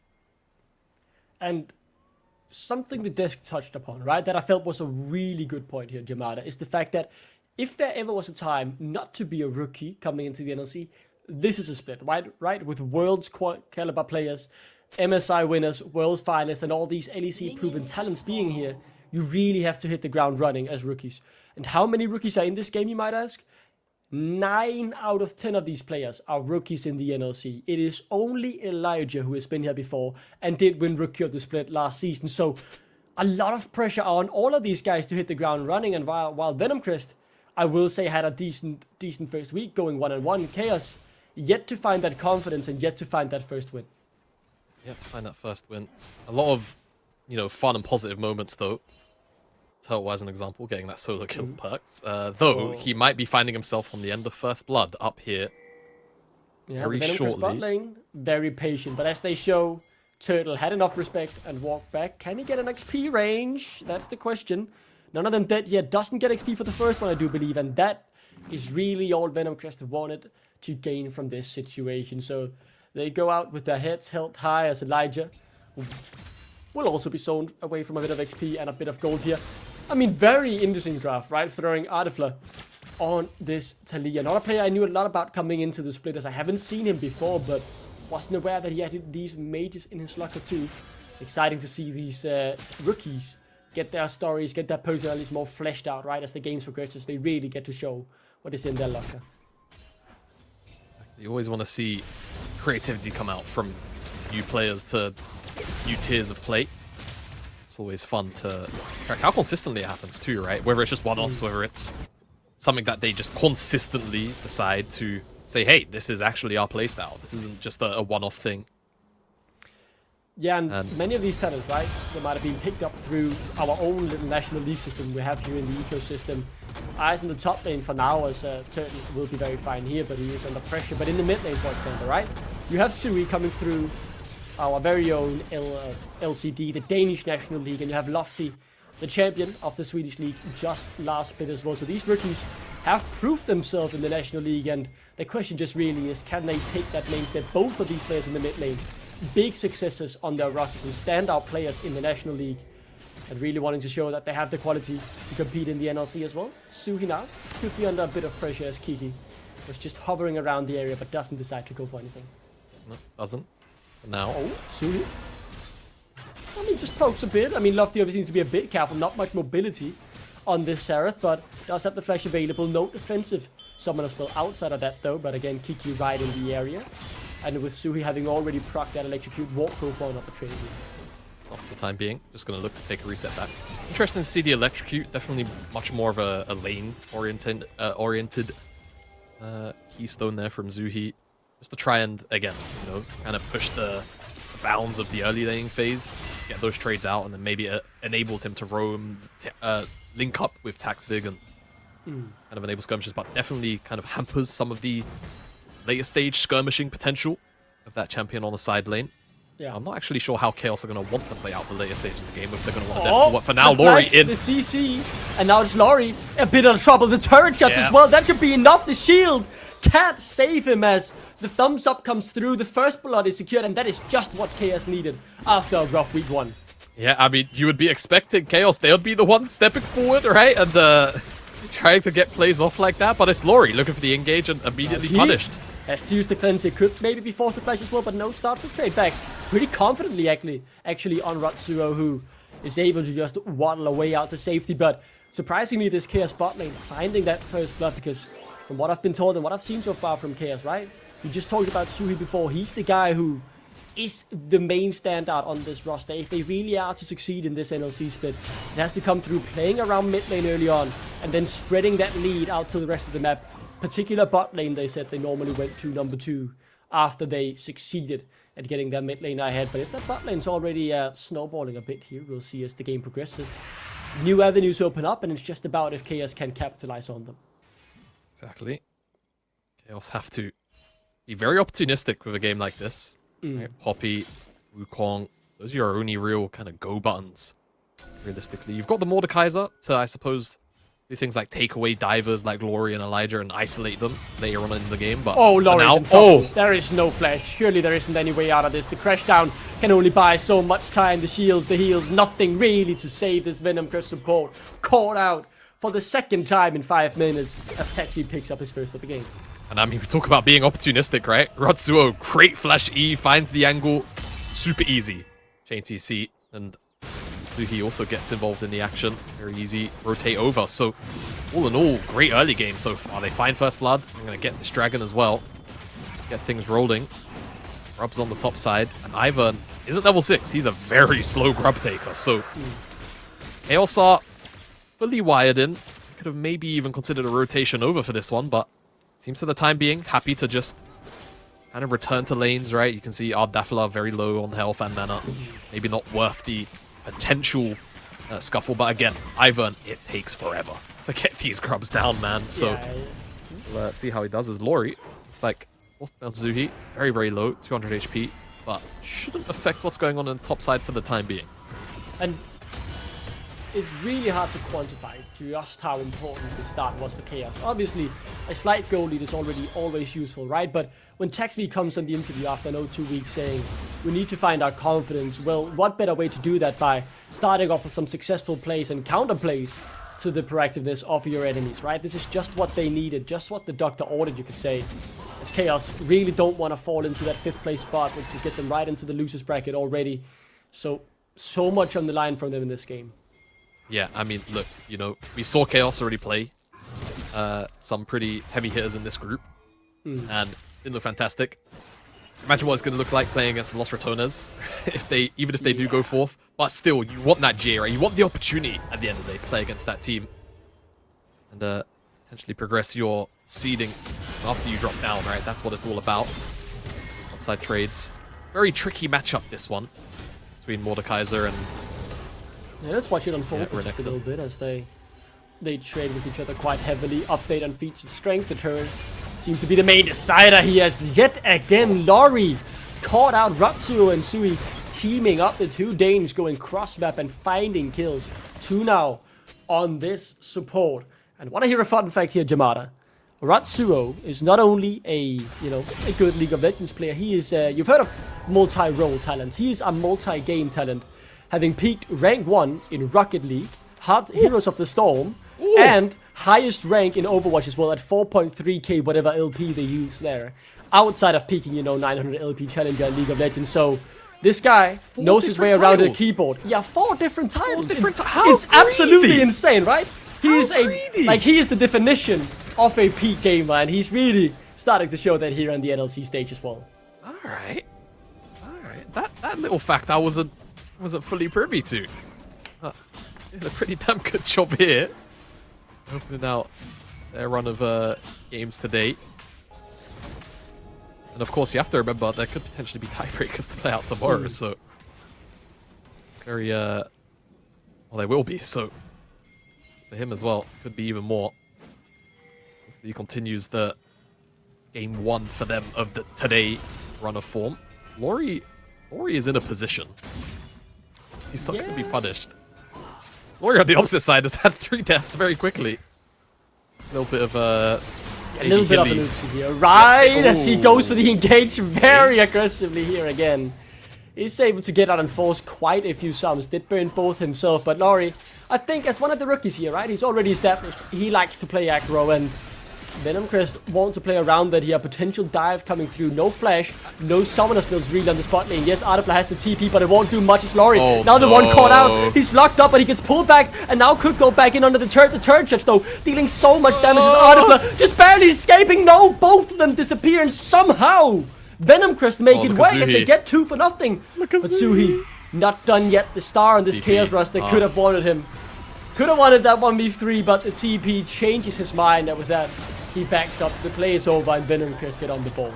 Yeah, Taxfig wasn't quite in the area. Couldn't rotate over quick enough. Zuhi, the rotation happens, but it's simply too late, and Lofty's TP just to cover and ensure that there isn't some kind of weird 1-3 shenanigans. And it ends up being a clean dive, all in all. Despite being exceptionally, I suppose, in many ways, I don't know how to describe it, right? Everyone gets really low. Yeah, so the turret goes on Lori, then on Maoki. Oh, then it quickly changes from Maoki to Kiki, who can tank it for quite a while. And look at Daisy here. I thought maybe Artifla would get out, but that last bit of last auto, just enough and well executed dive from Venom Crest to swing the goal lead back in their favor. I mean, this draft already promised an interesting game to say the least, but so far the action has lived up to that promise. Yeah, and whilst those early kills were great, they did predominantly go on to Ratsuo, right? 2 of them, and 1 onto Taxvig. And the total gold lead actually leans in Venom Crest's favor. It's incremental across the board, but leads are starting to grow just about everywhere. More grubs picked up. Will end up being 6 here for Venom Crest, and could end up being useful, right? I don't necessarily think that this as a team is, beg your pardon, as a draft is necessarily a team comp that is going to look to heavily abuse grubs, but with an objective, you manage to hit some towers that are going to drop significantly faster. And if you didn't have them, obviously, as speaking of an opportunity to use them, they make this dive work, it could be on the cards. Oh, Turtle. I mean, he does have the ultimate, right? So he could take someone into the death realm with him if needed. 2 for 2 in these neutral objectives. Chaos just needing a turret or 1 more epic monster to get that sealed as the feats of strength could come through. So managed to stop Lori's recall here and deny a bit of tempo. The Chaos top lane are satisfied with that. Looking across the map, I mean, maybe they're fishing around the mid lane as Texvi. Looking for Maoki here. We'll just steal away the Raptors for now, but Maoki senses something is wrong and sends out a little scout to make sure he isn't being caught out here. Full victim to the Wukong in the jungle. But you could see that's one of the difficulties once, of course, the Mordekaiser has his ultimate. Trying to multi-man dive him is just, it's near a myth, right? Able to just press his R on whatever target he feels like he'll just survive the 1v1 against, and at that point, normally chunk out a very valuable target. As a valuable target, Zuhi. I mean, he is... Yeah, He's it is Ambessa, right? So can quite quickly dash out. I was worried that a potential full CC train would give enough time for Maoki to deal the damage.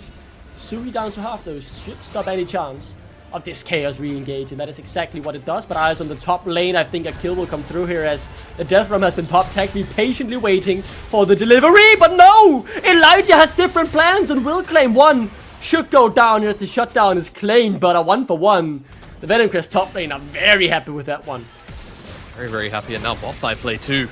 Out of line, Trouble doesn't have the flash, the good kick away, but the right of the Arcane to claim the kill from Lofty. Right from mid lane as Sui tried to stop it, but now he's the one in trouble instead. Across the map, chaos unfolding. Will the last also be enough to rend to collect the kill from Maoki? Had to just wait for that shield to drop off. Confirm that the rend would be enough, and once it falls off, Zuhi dies. Venom Crest just make plays across the map. Whether it's individual plays like this on Elijah, right? 1v1, gets ulted here by Turtle, knows that Taxvig is on his way. It's just the means to delay his eventual escape. Here you go. And then at this point, it's just a 1v1, right? Just two big meat sticks hitting each other. But even though Taxvig ends up being here, there's just too much damage on offer from the Renekton this early on. And whilst this is happening, knowing that the jungler is on the top side of the map, Venom Crest make their play in bot and in mid. Turtle targeted again. Yeah, he needs to be careful here. He should be able to walk it off. Does take quite a bit of damage, but the safety of his turret is enough for now.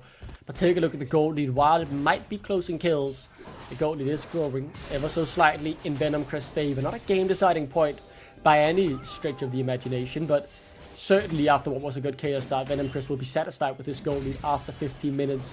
More so, this first turret here could really help increase their chances of feats of strength that will come through now, just needing that one epic monster as Venom Crest, or rather Chaos, looking to catch Venom Crest down on the bot side, but they won't be able to, and instead Venom Crest can continue the siege up top lane. Jamad, what? Chaos aren't responding to this. They could lose half a turret here. Yeah, they definitely could. Remember, 6 scrubs, right? Anyway, Venom Crest are left alone with towers. It's a very scary thought to really ponder on. Seems like they won't go for the extended play. We'll just kind of back off here. They know Herald's spawning in 40 seconds time, so better to kind of get set and ready for that, as opposed to overextend. But yeah, at this point, Duckling 4k gold lead.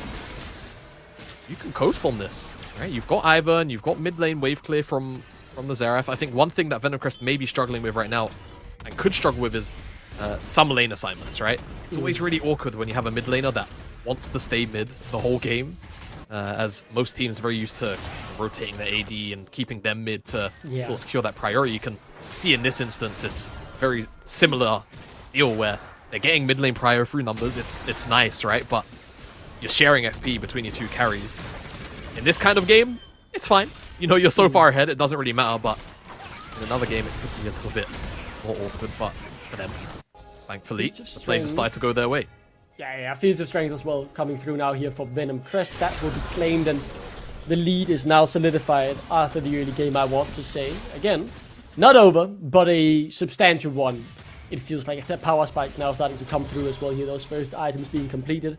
Oh, so crucial on many of these Venom Crest carries. Instantly summoning the Herald in the mid lane. They will not slow down on the tempo. They will look for more here. Force the flash out of Artifler. But I think he's still in trouble. Caught underneath his own tier 2 turret and taken down. Laurie, the sacrificial lamb. No!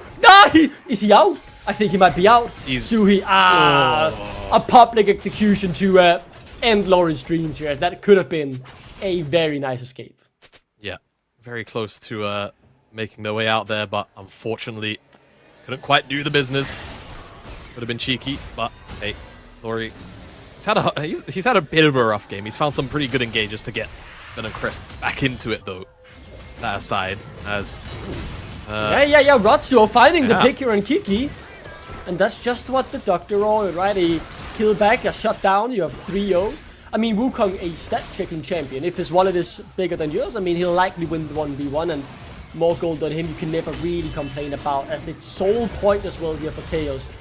And those are some decent silver linings, I want to say, to keep yourself in the game, but it might not be over yet. Sui has just TP'd away. This fight will be a 4v4 because the Chaos mid laner can't join in. Lori now coming from the flank as well as Artifla flees the scene, and this could turn into a whole murder spree for Venom Crest here. The right of the Arcane dishing out the damage. Chaos in the Death Realm simply just buying time for the inevitable. He is set to go down as Venom Crest claim 1 in return for losing the soul point. 1 in return. But still, I mean, it's a fair bit of pressure to maybe be under, but the game state is still so good for Venom Crest. As long as they can keep their eyes on that next dragon, deny it away from Chaos, even with a Hex Soul, this kind of position that Chaos are in, with the draft that they have, again, I said it as we was coming into the game, I'll say it again now, I feel you have to kind of be snowballing this sort of draft, and they're not, as things are. Venom Crest have done a great job of shutting them down, and now they're going to look to shut down Zuri. Oh, Sui, you're on the wrong side of the map. You're in a wrong place at the wrong time. There is no public execution this time that will be in your favor. Wow, yeah, invited into the bounce house and then just slapped around until he fell to his knees and had to give up. Yeah. I mean, wouldn't want to be in that myself, but was fun to watch, you know, right? I mean, let's see if there'll be more here. There could be more carnage on our way. This game has certainly been chaotic, that's one thing for sure, but it hasn't been chaos that they themselves thrive in as Venom Crest. Again, having a substantial lead, not a game-deciding one, but substantial enough to be felt, as they are the ones deciding the tempo and dictating the map. To dictate that tempo, I'm sure they will. Atakan spawns in 40 seconds time. That's where their eyes should probably be, though. With the 6 scrubs, they're really eyeing up this top tier 2. It's not the first time they've been on this side of the map looking for this Turtle objective. Turtle should be okay. No Not all of it, though, remember. Yeah. That turret is just gone. Like, look at how it melts. Just a simple rotation, claim a tier 2, grow your goal lead. The macro so far from Venom Crest, far from bad, as they're continuing to grow the goal lead in their favor. And Jamada, this is something we talked a bit about in week 1, as let's just see here if Chaos can find Lofty. No, doesn't seem to be happening, or maybe I was wrong. Just forces the flash, can't commit further than that. Right of the Arcane, surely not, right? He doesn't get one back here. Does connect on 2, and Turtle, how are you finding yourself in this situation? Lori should go down, the crash down, likely on cooldown, but I don't think Turtle wins this one, as the Ren stack's building up. The shield is good though, will he win it? Nah, the Ren is coming through, and Maoki says not today, buddy. More chaos across the rift, there is no time for story, as action is all that Venom Crest have ordered. Public execution available, they could fancy their chances here. It's a 3v2 with Arakan up as well. I mean, Venom Crest, man, they do not want to slow this game down. They do not want to give us a second to breathe. Or breathe, rather, sorry. As a bit of unfortunate phrasing there. It's alright. Look, you and Gulborg together, again, you know, you're kind of the, as far as the NLC is concerned, you're how did I phrase it last week? It was basically brunette Gulborg without the self-defecating humor. Shout out Gulborg. Shout out Google, man. What a legend. As Arakan does get started up here, there is no TP from Sui. Turtle could join in, but Chaos, I really feel like you can't give this up. But how would you steal it against the Ren stacks and the Smite from Kiki? They're dragging it out. The TP coming in as well from Turtle. They know where Lori is. This feels like it could be a deciding fight, as if that gold lead grows much bigger, it will be hard to overcome it. I mean, the mountain could be staring them right in the face, and they would be at the foot of it. I think Lori might be called out, or maybe it's Artifla being called out here. The right of the Arcane shot's mostly missing, and Lori? Is he just buying time? No, Arakan isn't being taken in the meantime, but he falls to Rotsuo, who, I mean, this support, I mean, he might be a multi-game talent, potentially multi-role who too. Put him on a carry, man. He's got 3 kills. He's doing alright, isn't he? Yeah, he's doing, I mean, he's not bad, not bad. He's not bad. Though the gold lead has continued to kind of, I wouldn't say gently grow. Sits now at 5.5k. And it's a fairly meaningful one for the time being, right? Item completion between the top and the bottom laners, specifically the big difference. And you know, I was going to a moment to criticize Malky for the tier 3 root pickup, and I remembered playing Kalista, so it's fine. There's no objection to it on him. Maybe the only champion I can think where it's pretty worth to just do. Pops, of course, scale off that. Ratsuo does have the anti-movement, but if there's one person who could move in that exchange, it was him. Texvi, though, looking for Malky, but he's all alone, and the redemption is enough. The ignite is ticking, and Malky barely survives as the shutdown comes through.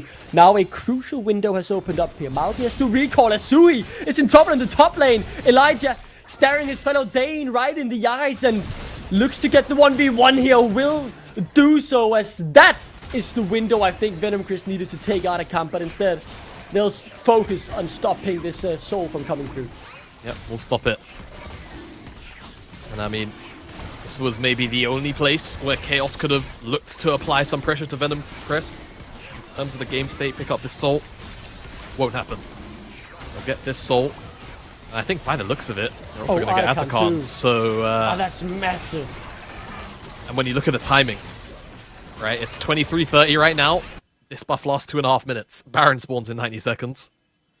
I have a pretty strong feeling I know where Venom Crest are going to be. Ratsuo face checks this. Gets one shot for his troubles. And I mean, Paxvig does try to make a little bit out of this play on the backside, as you can see. But it's not quite enough damage. Ivan Shield, I think he did actually get that heal from the redemption, but it was ignited. So that's why it looked a little bit small. Yeah, some key things going wrong there as well, right? Artifact not able to really assist as well as the wall. So big now that he couldn't connect with those Qs. So rough one, really rough one for Chaos. And I do agree with you that if they go right to that Baron in a minute's time, the game could be all but over. Texvi caught out again. I didn't actually realize that was Laurie, and this jungler is just in no man's land. What are you doing here, Texvi? The jungler can't afford to die at this point, but he will go down. That's a big cooldown again, or big death time of 40 seconds. When he respawns, Baron is up, and if they run right for it, I'm sure they can take it before he's even in contention to steal it. With the Articon withdrawal as well, all of a sudden this game has come from playable to a near insurmountable goal lead, as Chaos seem to be all but rooted to that 5th place and right into the losers bracket. Seems to be where Chaos will be heading. Slippery slope. Boss. I mean, they're trying something. Get one withdrawal out now. That's pretty good. That means, you know, Laurie can't as aggressively try to stone them away for the Baron if they go for it. There are pings towards it. It's actually spawning in 3. This has to be it, Chaos, if you want to find yourself a way back into the game.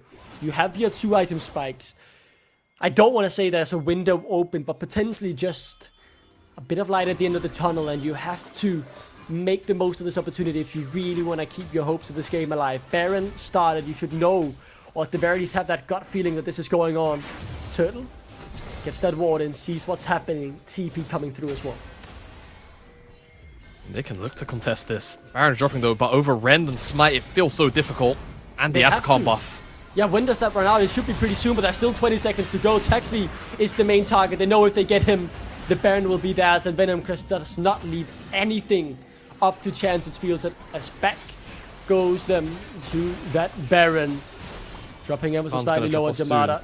I don't think they can do something here. They need to, but I mean, they have no options. Laurie on the flank. The withdrawal's timing out soon, though. You need to get in the pit, Texvi. You need to get in the pit, but he can't.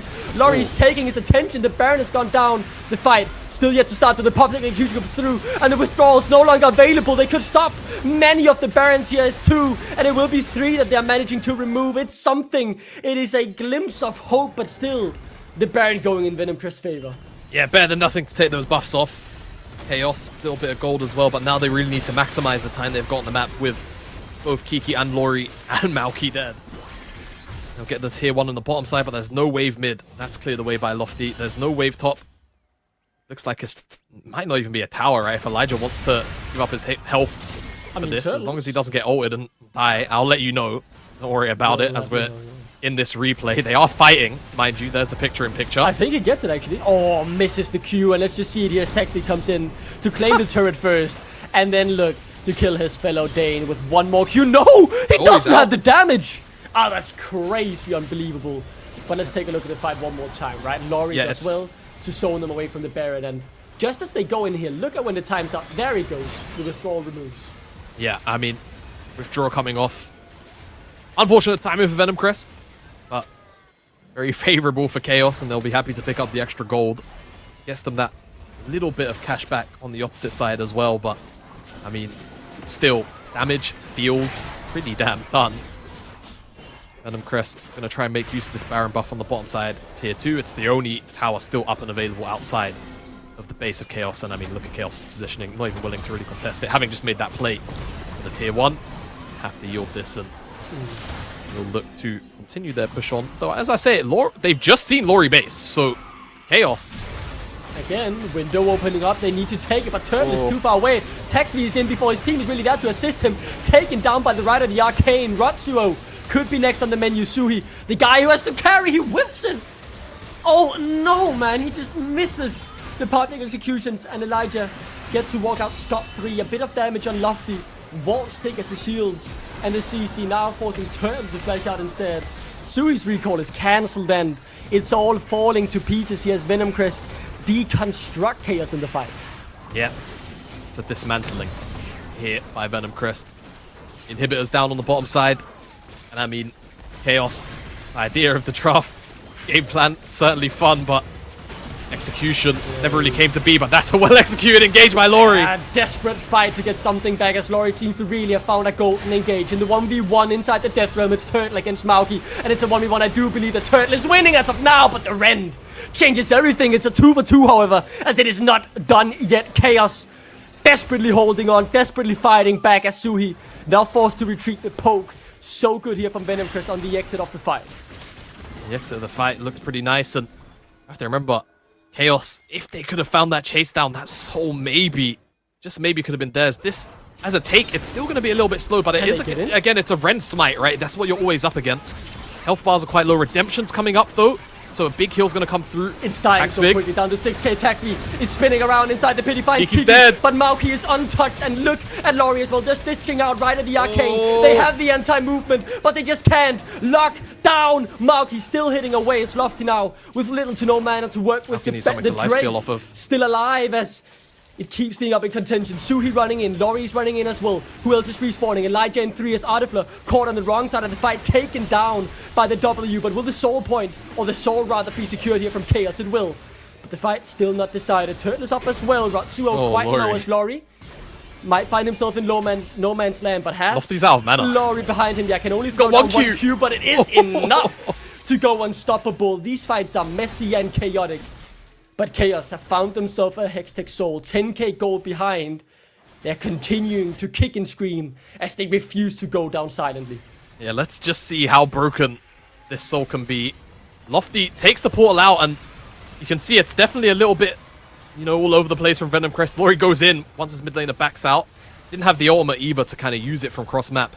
And as you call out on the play, once Turtle comes out of that ultimate plus the Rend stacks, Mordekaiser gets obliterated, but then the chase down just about interrupted by that root caller from Kiki. Really well played onto Taxvig whilst he was invisible.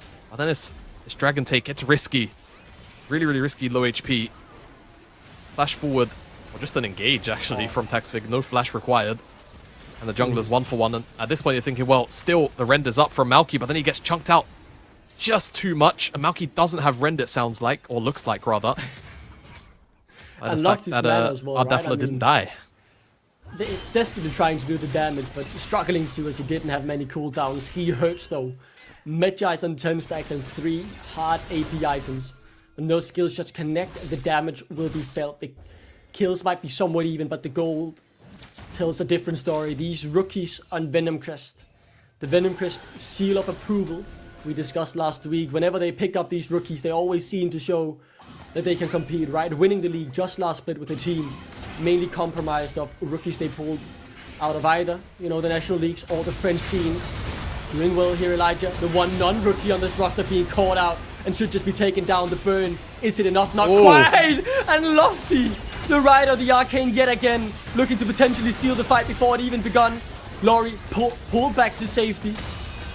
As now the poke continues to come through. As I said, the skill shots connecting from Lofty. The damage Elijah certainly there as well. Elijah be in a good angle. looking at the flank, knows he's not on vision, will find Suhi. Can he take him down? Dane on Dane action. Suhi running for the hills. Will it catches make it you. out for now with the Hextech Gate. And what's happening on the other side is Turtle has died. Taxvi goes back in, and Elijah able to dance his way out. These That's fights, messed man, up. so chaotic. 4v3 as the reset's now coming through. It's not done yet. What about the cooldowns? Flash on Lofty, that's big. Kiki has it as well as Chaos. Don't really have anything else to work with. They have no sums, they have no ultimate, Jamada. But they're locked in their bases. Yeah, they are locked in their base. Top lane inhibitor still up, and as I say that, teleport's going to come through from Elijah, so maybe a rotation in the offing, and they just look for that pressure on the top side into Baron, or maybe just screw the top side pressure. Start the Baron now. I mean, why not, right? Turtle's dead, Paxvig all the way back in mid lane. You can see him on that ward as well. Can they even get vision? I mean, Lofty, right? Zoning them away. It's gone. And it's gone, yeah, as you say. I think you've called it right. Called it correctly. They can't contest this. I mean, they've survived the one Baron push before, but this one might be just as hard. This Drake Soul needs to work overtime for Chaos to turn this around, but they've shown their signs of life. They've shown a bit of confidence this game, going for these bold moves. Some have worked out, some hasn't. Venom Crest, though, one big fight away from rooting Chaos to the bottom of the table and giving themselves very good odds of avoiding Lost Ratones or Nord in that first round matchup of playoff. Exactly. Very, very good odds right now. Competitive middle part of this table in Group B. Ruxuo. Oh, the ultimate is cancelled. Ruxuo doesn't get to send anyone packing, and instead the damage gets turned right on Taxvi. Elijah is safe inside the death realm. There is no death for him this time. Right on the arcane. Just cutting through the HP bars as Elijah, in the end, will eventually fall, but the fight not over yet. Just look at the damage of Lofty. He's been untouched this game as the damage continues to go through. Back to the base, Chaos goes. 4v4.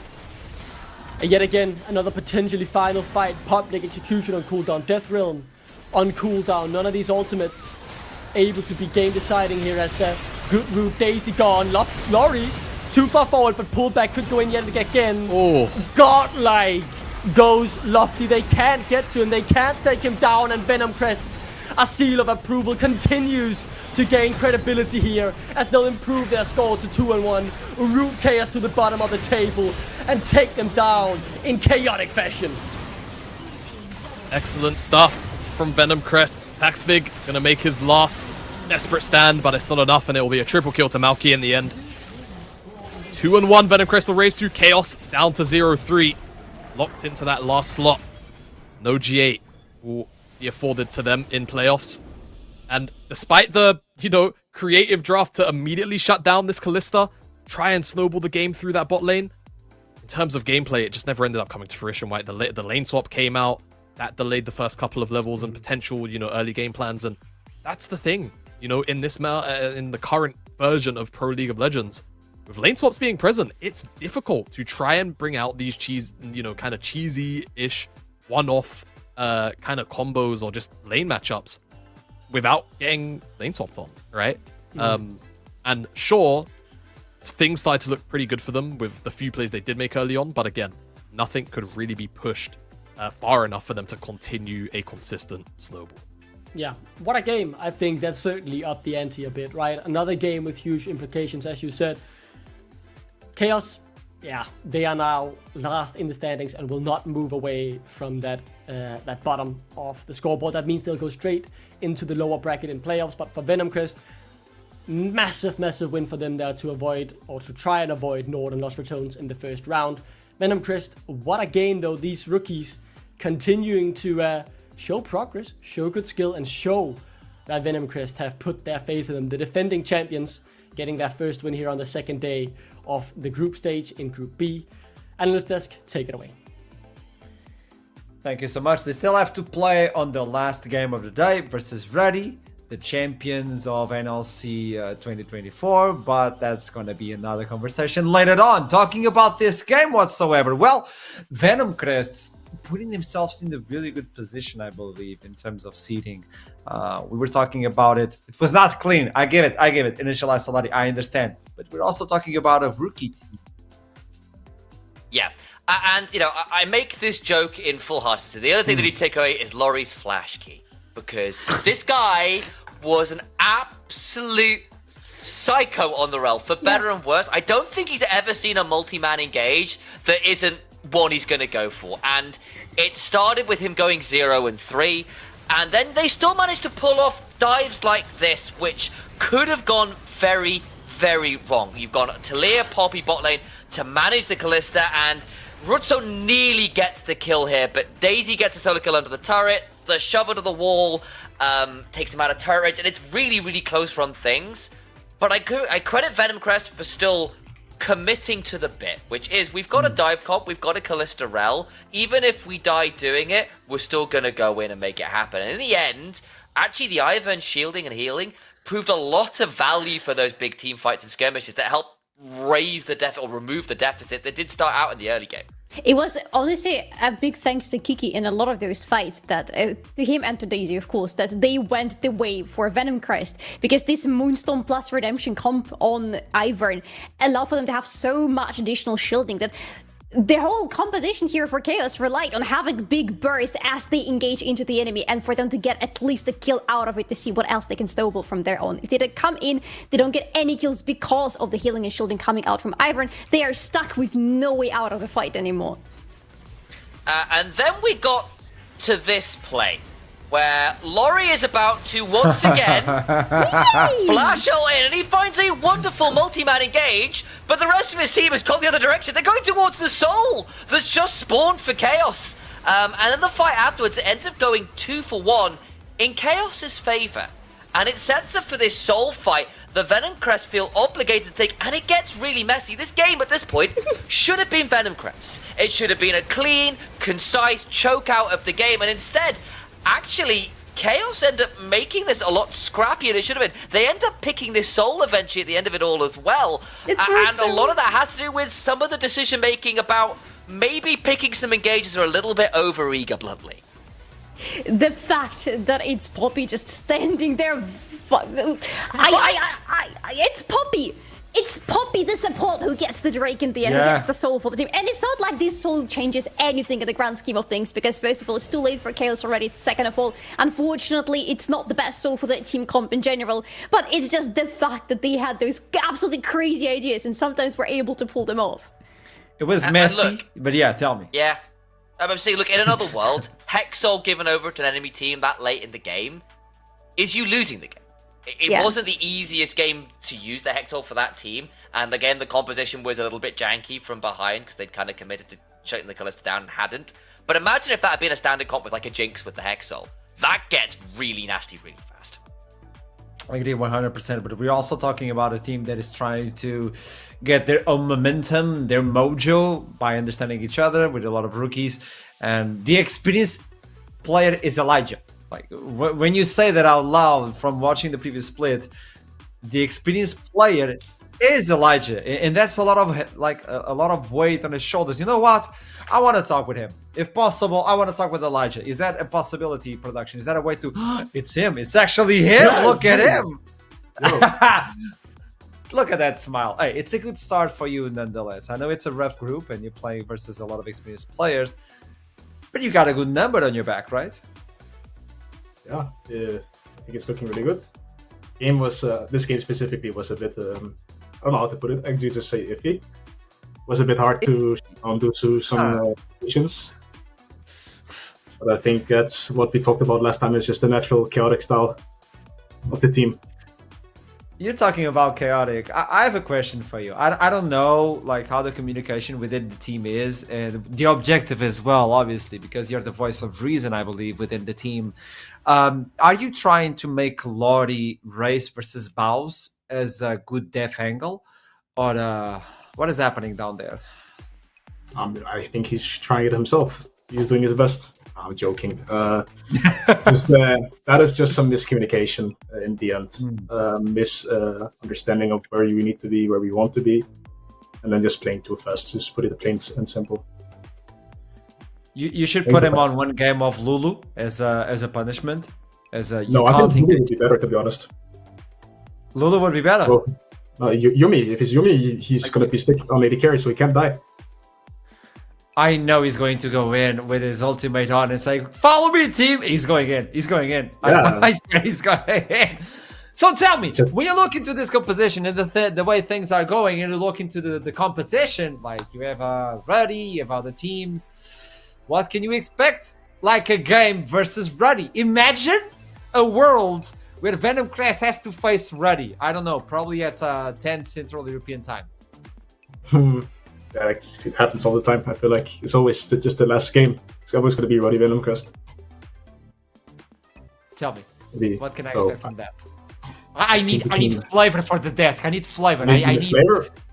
Yeah, give me the flavor. Sure, I can do my best. I think for top lane specifically, I'm going to be. I think it's going to be Perks. I think Peter is playing on mid, so I'm going to be playing against Perks, which I'm really excited about. I think the guy, he has a lot of games under his belt. Of course, he's going to be like really experienced, but I think it's going to be a fun matchup to play, a fun matchup to look at, specifically just for myself to just play it as well. But I think it can go both ways, to be honest. I think both Roddy and my team, for myself, has a lot to offer and has a lot of chaos as well. So it can be really spicy to look for the game. So you think you can win? There's a world where you can just win that. Just take them down. Yeah, I think so. I firmly believe that. I love that. Hey, by the way, if you pick Maokai, I think you have a shot. I don't know why. I don't want to play the 3 champion. I'm just kind of picking something that I like. Oh, we have aggressiveness on the top line. Is that it? You can see. Maybe I play a fun champion that can win lane. Let's see. Huh. I heard someone has a good spear. I don't know. I'm just like, hey, thank you so much for the interview, Elijah. Thank you so much, and best of luck for the last game.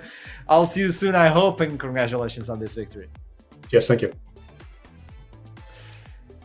The experienced man communicating with us. Again, experience is such a relative term because that is not an experienced team in the grand scheme of things. And we somewhat saw it. We heard a little bit there, like, look, maybe Laurie should have gone on the Yubi. And we joke a little because actually was some really cool engages too. But some of the thought processes haven't been completed for this team yet, just in general. Some of the decision-making processes aren't as clean as you'd like.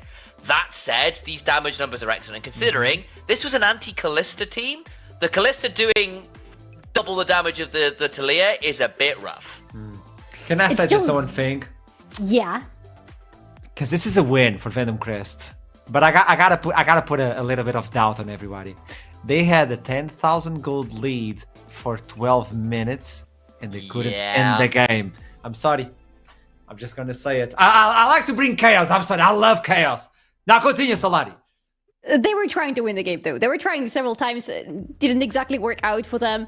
The thing, though, that I wanted to mention out is that this Xerath, I had my suspicions during the draft that he's going to be a huge problem because, yes, the team comp for Chaos is anti-Kalista, but it's absolutely not anti-Xerath. It's so hard for them to get to him. And even if they use their tools like Talia's wall or like Ambess's impossible amount of dashes, what do they do afterwards? Because by the time they get to him, most likely they're already dead because there is a lot of other people they get to get through. And Xerath did end the game deathless, if I recall correctly. Nobody was able to do anything to him. He can stand on the other side of the Summoner's Rift and shoot at you, and there is nothing you're gonna say to the man. Hey, that's a good point. I mean, Xerath has a lot of range. That's why we didn't even see him on Arcane, and he still did something within the team as well. With that in mind, we have a game coming up next. What is it? Ruddy versus DMG. I know a lot of people are waiting for this. Will DMG be able to deal with Ruddy, or will we be surprised at the end of the day? I'll see you soon. Don't go anywhere.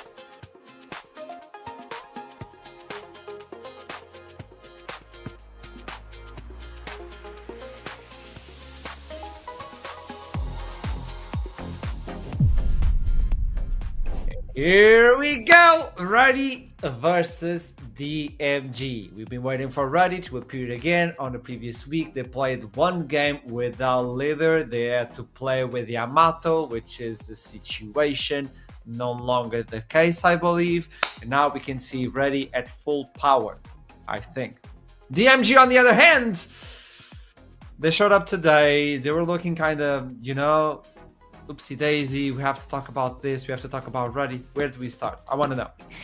We start with the fact that Ruddy had two completely opposite games in the previous week. Like, we saw two different Ruddy Sacks in their first game versus the second game.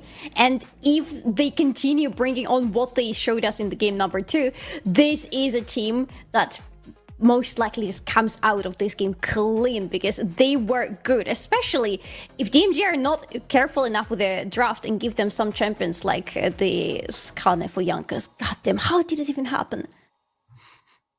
I agree. On the other side, for DMG, Initialize, this is one to take. This is an important game for them, I believe. This is also a statement on how they can approach playoffs as well.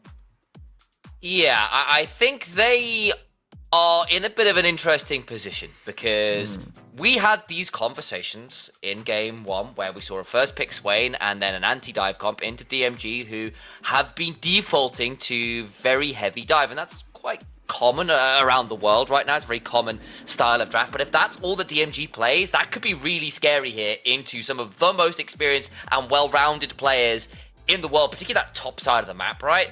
And then you still got some players here. Bucci, Bitzer, Klamski were all in the NLC last year, were all in Div 1 last year, all had a pretty good showing last year.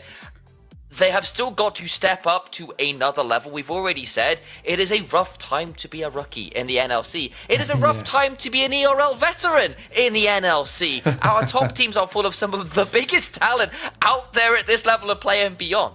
And they are going to have to show it today. This is not Ruddy with a role swap or a substitute in. This is full strength Ruddy Sack, who are here with some players who maybe are streaming and taking it a bit easier in some ways, but are still some of the most mechanically gifted players in the world, bar none.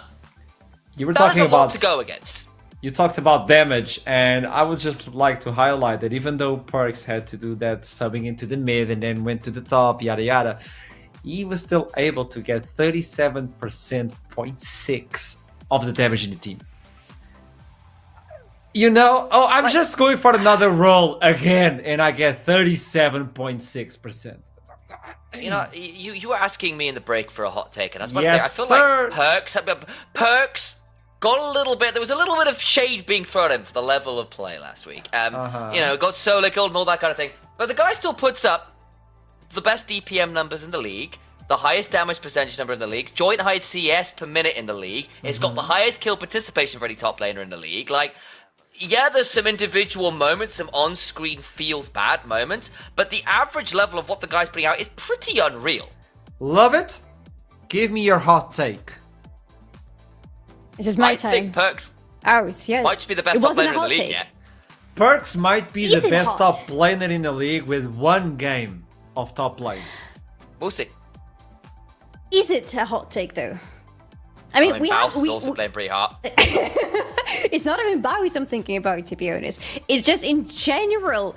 We have such a tight competition on the top lane, but okay, we will talk about it later because Solari, your hot take before we jump exactly. into this. Yeah. Before we jump into the draft, I think that this is one of those games that is going to be most likely won in the draft. I think if Ruddy Sack draft this correctly and if DMG are not careful enough about their picks and bans, they will lose it before the game even starts. My goodness, we're going in hot. Any DMG fans in the chat? Please show up. Skarner removed Draven as well. Victor Kalista and Cassante. The Wukong is still available. The Vi as well is still available. Varus, if we don't have it, well, they kind of handshake on that and they can take Jankos is another one. We saw the Corki previously, didn't work, and for the first time today, Jace is available. But keep in mind, there's an item that makes Jace a little bit more interesting that is also not available.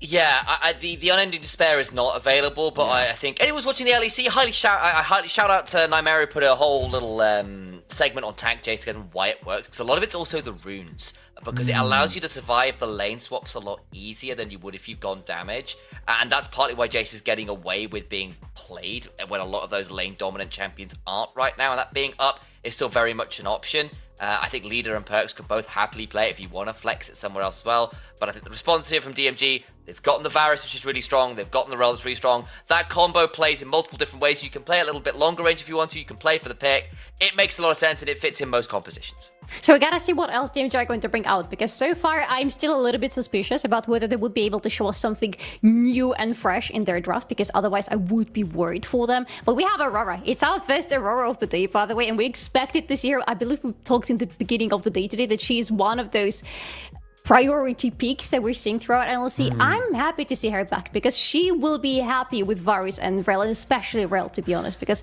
whenever she gets the opportunity to lock people down, especially with the J4 combined with her ultimate, people are not getting out of it.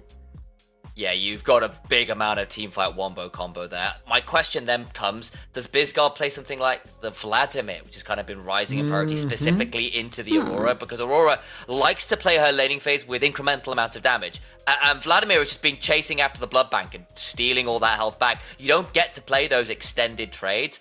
Instead, they're going to go towards the Orianna instead and say, look, well, we'll match you teamfight wombo for teamfight wombo. The moment 5 players, hell, 3 players turn up on the same screen, a lot of people will be pressing their R buttons. Yeah, this is a wombo combo game. This is everybody presses R and let's see who survives.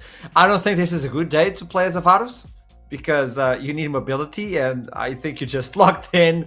And just as we heard yesterday, hey, but Varus has flash every 5 minutes. Rumble and Jace are removed on the second rotation. A little bit of attention towards the top side. Keep in mind that this Aurora can be played in multiple positions in the map. It was used like that. I know it's not used it anymore, but this is an interesting team, so we might get some interesting picks as well. Rather happy for DMG for them removing this Rumble, because I feel like for Radisak right now, this is such a great opportunity to pair up what they already have with Aurora and J4 with some additional wombo combo on top of that, just laying on some more ultimates that are going to lock people. No, they're going to kill people who are already locked in those ultimates from these 2 champions. So Radisak can really play this very funny here.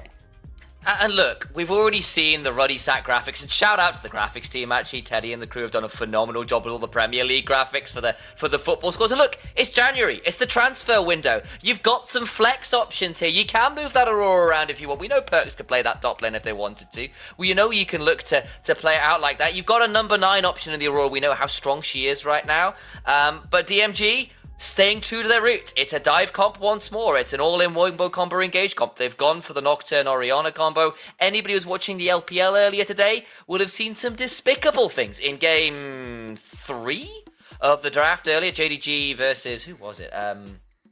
Oh no, I was casting that game, I should know. Oh, lovely. They lost. That's not a good start. Oh no. Akali's locked in. We move. But either way, they're still going to be looking here with that Akali locked in. That's now a double flex, right? You can move the Akali top, you can move the Aurora top. That's kind of good fun. I like that still. And the Nautilus would be a great combo.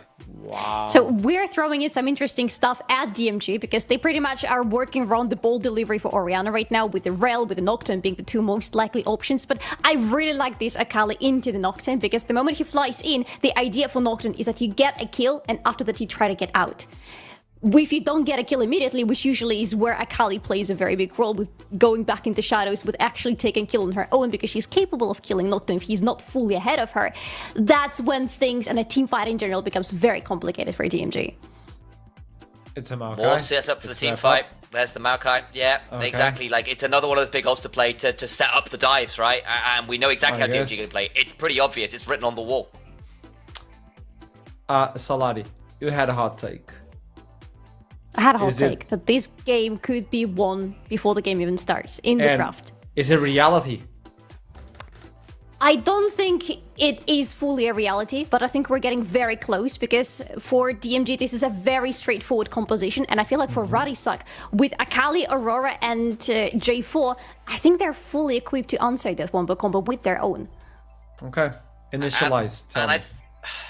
I think Radisak got better options for playing the side lanes. That said, the Nocturne Maokai potentially allows you to punish some of those split pushing options that are there. We know how the likes of Perks has tended to play across his career in terms of looking to really get vantage in terms of the side lane pressure. That could be good. I still think I prefer Ruddy Sack's ways to variety in playing the game. They've got a few more ways to play outside of those big grouped up wombo combos.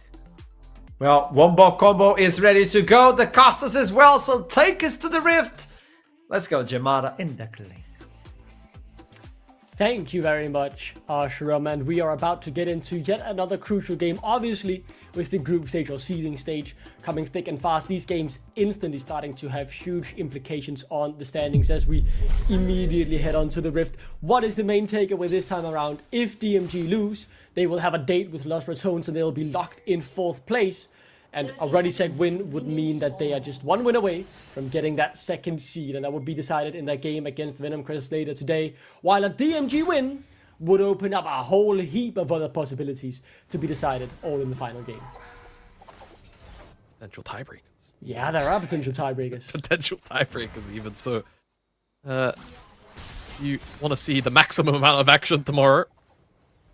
And yeah, you're hoping for a DMG win. Let's see how Ruddy Sack get on though, because they did look significantly better once they didn't have, of course, the off-roll scenario going on like they did in their opening game. Yeah, and I think that's a crucial point to talk about, right, about the Ruddy Sack, because it was a tale of 2 games last week. One with Yamato Cannon in the top lane playing on, and one with their full lineup. In the first one, they played against, the 1st seed of this group, now Rich Gang, and they got smacked around quite easily. But in the second game, they did the smacking and absolutely destroyed Chaos with this invade now from DMG, sparking some early interest, and let's see how this turns out. I do believe they'll be able to get the blue buff, but Hums happily just hitting away on bits. I mean, could they force some cooldowns? What is the point of this, Jamana? I mean, so DMG trying to force a bit of a map split. The blue does go over. Yeah, Ruddy Sack, no, if they can delay this for long enough, should have Jankos the will get crash down over. lead. Another one in targeted by this DMG side. Good flash to follow, but Bitsa too far forward, taken down immediately. And there could be more to come. Flag and drag not quite available, but the flash auto from Hustlin to lock up Fadeski and seal his fate. It's falling to pieces already here as the Ruddy Sack claim 3 early kills. It's a complete disaster for DMG. Absolutely Armageddon topside play. They're just looking, right, to get the blue buff, force the map split whilst the lane swaps have occurred. Not necessarily expecting, perhaps, the assignments to be the way that they are from Ruddy Sack. And it's a complete horror. Because whilst this is all going on, Jankos did red buff, right? So by the time that this blue buff goes down, Jankos is halfway here with red buff already in pocket. Leader does a good job baiting, flashes away, does end up getting feared, but now Jankos is here, stops the full chase down. Flash auto comes in from Hustling as well after the first couple of flashes. There you go. Looked a bit janky in the replay, but Riot spaghetti code for you, and 2 kills over to Hums. Another kill, I think, went over to Leader. And that's going to be just, I don't even know. Like, really, if you're DMG, what you're thinking after a level 1 like that. Christ. The Akali gets accelerated and still gets the Orianna matchup, mind you, right? It's just happening in the top side. So many strange things have occurred. Just simply because of how that level 1 played out right now. And now the bot laners are laning mid on top of all of this. It's a great game. It's a great game of League of Legends. Man. Has science gone too far? Like, what are we witnessing at this point? This is pure anarchy, it feels like, as, they go wherever they please, right? As you say, 80 carries in the mid lane. No, B-score. The young little Danish rookie here could be looking for the solo bowler on Leader, and I think he'll get it. Go on, boy. Go on, lad. As he gets the solo kill, I mean, a little bit of a silver lining early on as Bucci now will be under, in a little bit of trouble here. Does have the flash, uses it quite well, but can't keep Perks in the tower range. Does he have any cooldowns coming up? That's the question. He has to try and dance around this and buy more time if that's a possibility. He does well. Yuck. He does really well here, to be honest. Komsky coming in as well. Perks, no mana, no HP. Jankos now left in no man's land, but does have the flashes. Hums rotating in as well. I mean, could they turn this? I think actually Ruddy Sack are winning this. What is happening, Jamada? As Hums is now on a killing spree.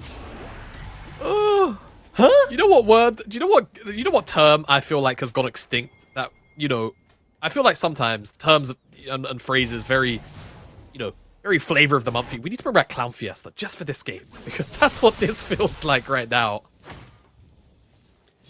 It was so was a little bit botched from Ruddy Sack, right? The initial one is actually, well, I say botched. It's well played from Bucci, right? A great flash W out of Jankos' combo, but then Perk selects to be the one to tank tower, right? Tank one tower, E flash out, but then there's just no damage left in the tank between Jankos and Hustlin. They know if they commit, they will die. Jankos is able to get the flag and drag back out. And then Karmsky just looking a bit too far forward, and then Hustlin interrupts the crash down out. So they get the free pickup, and I think that went over to Hums, and it does. So Hums now has 3 kills, an early Sheen, an early shutdown. He's almost 1,000 gold ahead of Hateski, so it's not the not the worst start in the world if you're a young spring AD carry. I mean, I don't even know what is going on anymore at this point. This game is absolutely crazy, man. As you say, I think Clown Thief is a very good definition of this, and normally you'd see these things in games that didn't really matter, but remember, huge implications on the standings depending on the outcome of this game. Kate might as well just start watching this game and preparing for DMG at this point. You have to feel as, you know, a horrible start for them needs to be turned around if they want to avoid going up against those rats in round 1 of playoffs. Now a little bit of a move here from DMG, though, in the bot lane. Perks doesn't have a flash, but obviously, you know, the Aurora does have a bit of movement, can jump around and have a bit of fun. Perks gladly takes this fight against Beats. A good damage even. I mean, is he fancying it? Wouldn't be surprised if the MSI winner and Will Finalist fancied his chances in this 1v2 instead, though. We'll just keep poking away at Bucci's life. Yeah. Perks is the kind of player. He's got a lot of ego to do it, you know, and I use ego in the good way. He would always be willing to test his limits, that kind of situation, but recognizes maybe doesn't quite have the lethal damage, and also can't even take it, man. He there's can't no even take the use Drake. in flipping it, and yeah, like you say, he can't. He just can't. Has to move off. Those are the potential for the rotation is too high. Jankos is also up here, shielding off actually of all players the support from the crashing top wave. Jankos does have smite, and it starts to reset. A little bit awkward. He's gonna get it now. And we'll get the little ones for his trouble. Yeah. And as we finally have some time to breathe, right? I think this is what the Radisek really wanted. Again, a tale of 2 games on that first day, but this is just a sign of, yes, that main roster is deadly, and so far they've come up, you know, out on top in every single exchange. Even when the dive didn't go fluently, they flipped the situation on its head yet again, and, you know, managed to pick up another kill. I believe just one, actually. And that was, you know, the killing spree on Hums, who is feeling very confident. The rookie on this lineup, certainly not an unfamiliar face to people inside the League of Legends scene, but in terms of competitive play, there is no experience to look back on from him, at very least in a serious competitive environment. And, you know, I've had a look at the scrims, Jamada, I'm not against that, you know, and I mean, he has had some very good games, and he is certainly able to carry when put in a position like that.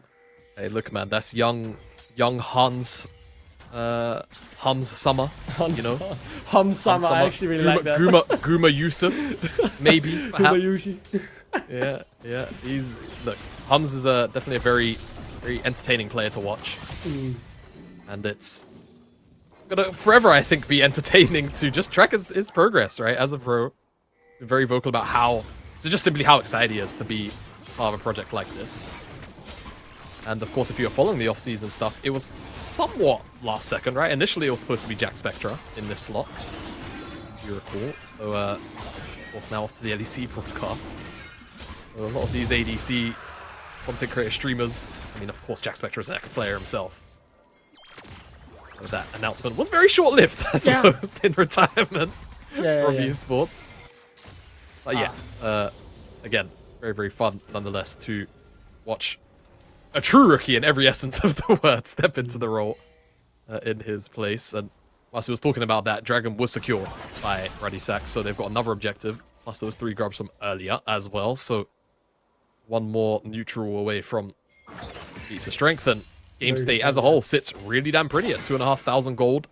And of course, really solid scaling across the board. Very, very straightforward engage on just about every single part of this Radisax lineup. It's just about actually finding Bizguard and Facegear in the mid game. I'm very excited to see how this unfolds, right? There is still much of this game to be played, and while I think Radisek definitely the favorites, as here comes the combo, Perks. What can you really do about it? Flash is... what? Tries to get the movement in his ultimate, but I think he flashed out of it himself as Bisco. Able to claim that kill.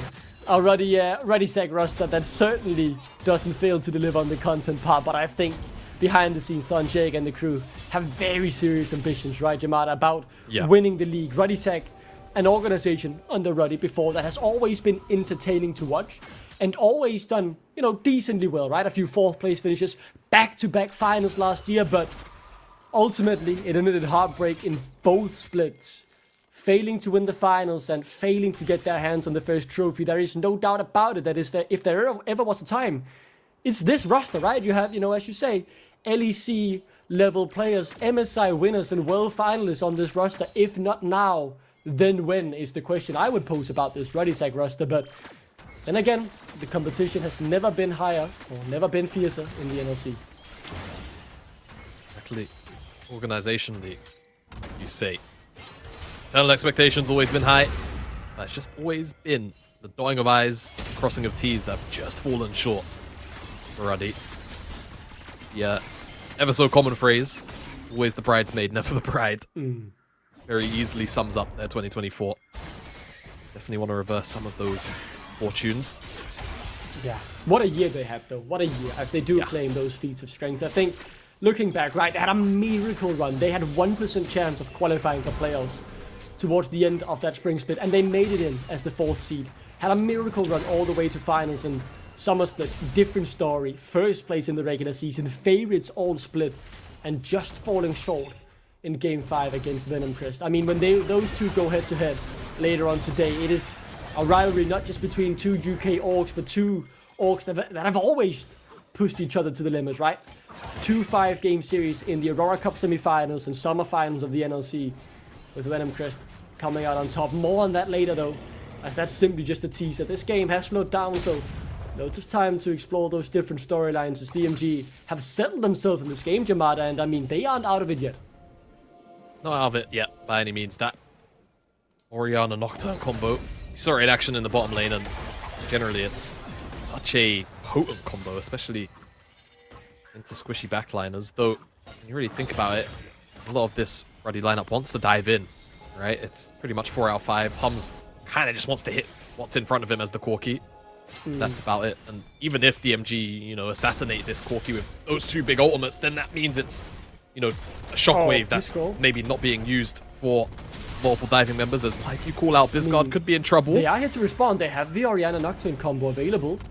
Won't use it this time. I was thinking maybe in the small little area, right? They had a chance of doing something. Yeah, let's see. 2-man, they get it out, and the damage is decent. Not a good kill secured yet, but there comes the first one.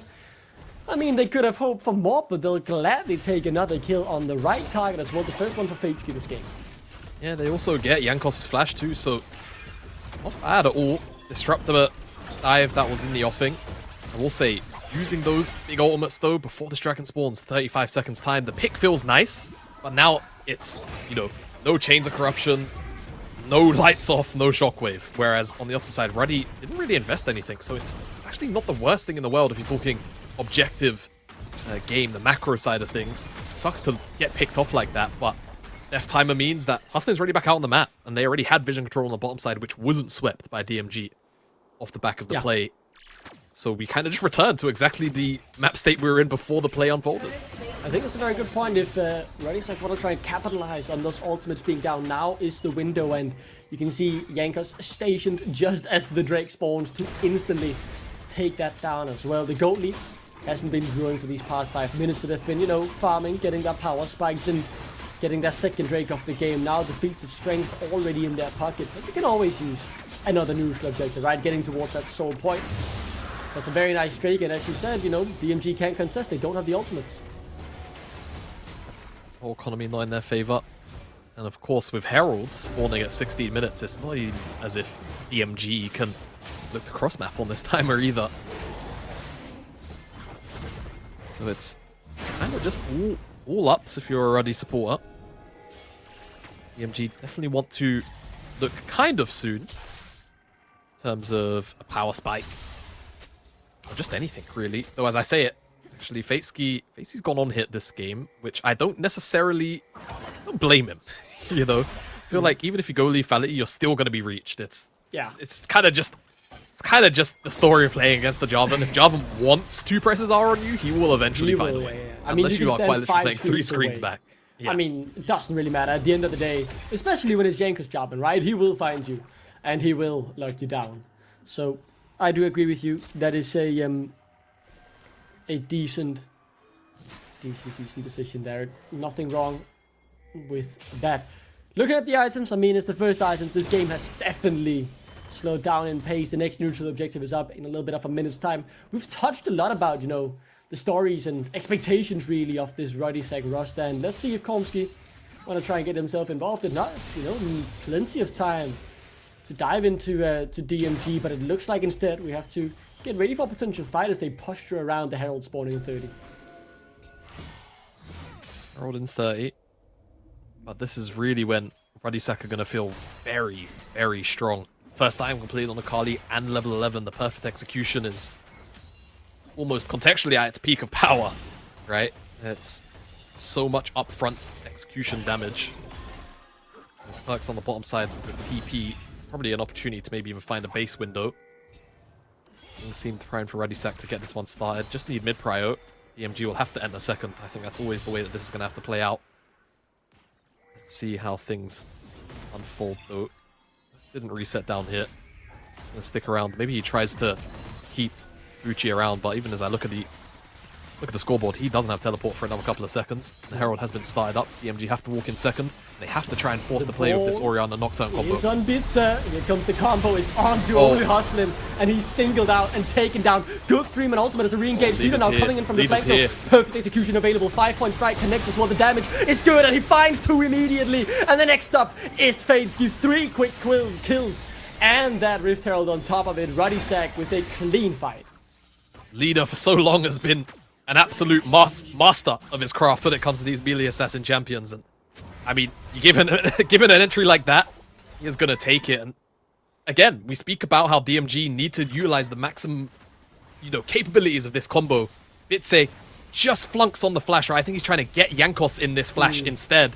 It just comes in late, and it all hits Hustlin. 3 ultimates for the support. Jankos locks up 3 members in the Cataclysm, and then the ultimate comes through from Leader. But now we come out of the replay in the mid lane. Trouble, good flash to create some space. Komsky not in the same luxurious situation he is. I mean, not in trouble right now, but the turret is. As now they will turn their attention to the targets and take down Komsky immediately.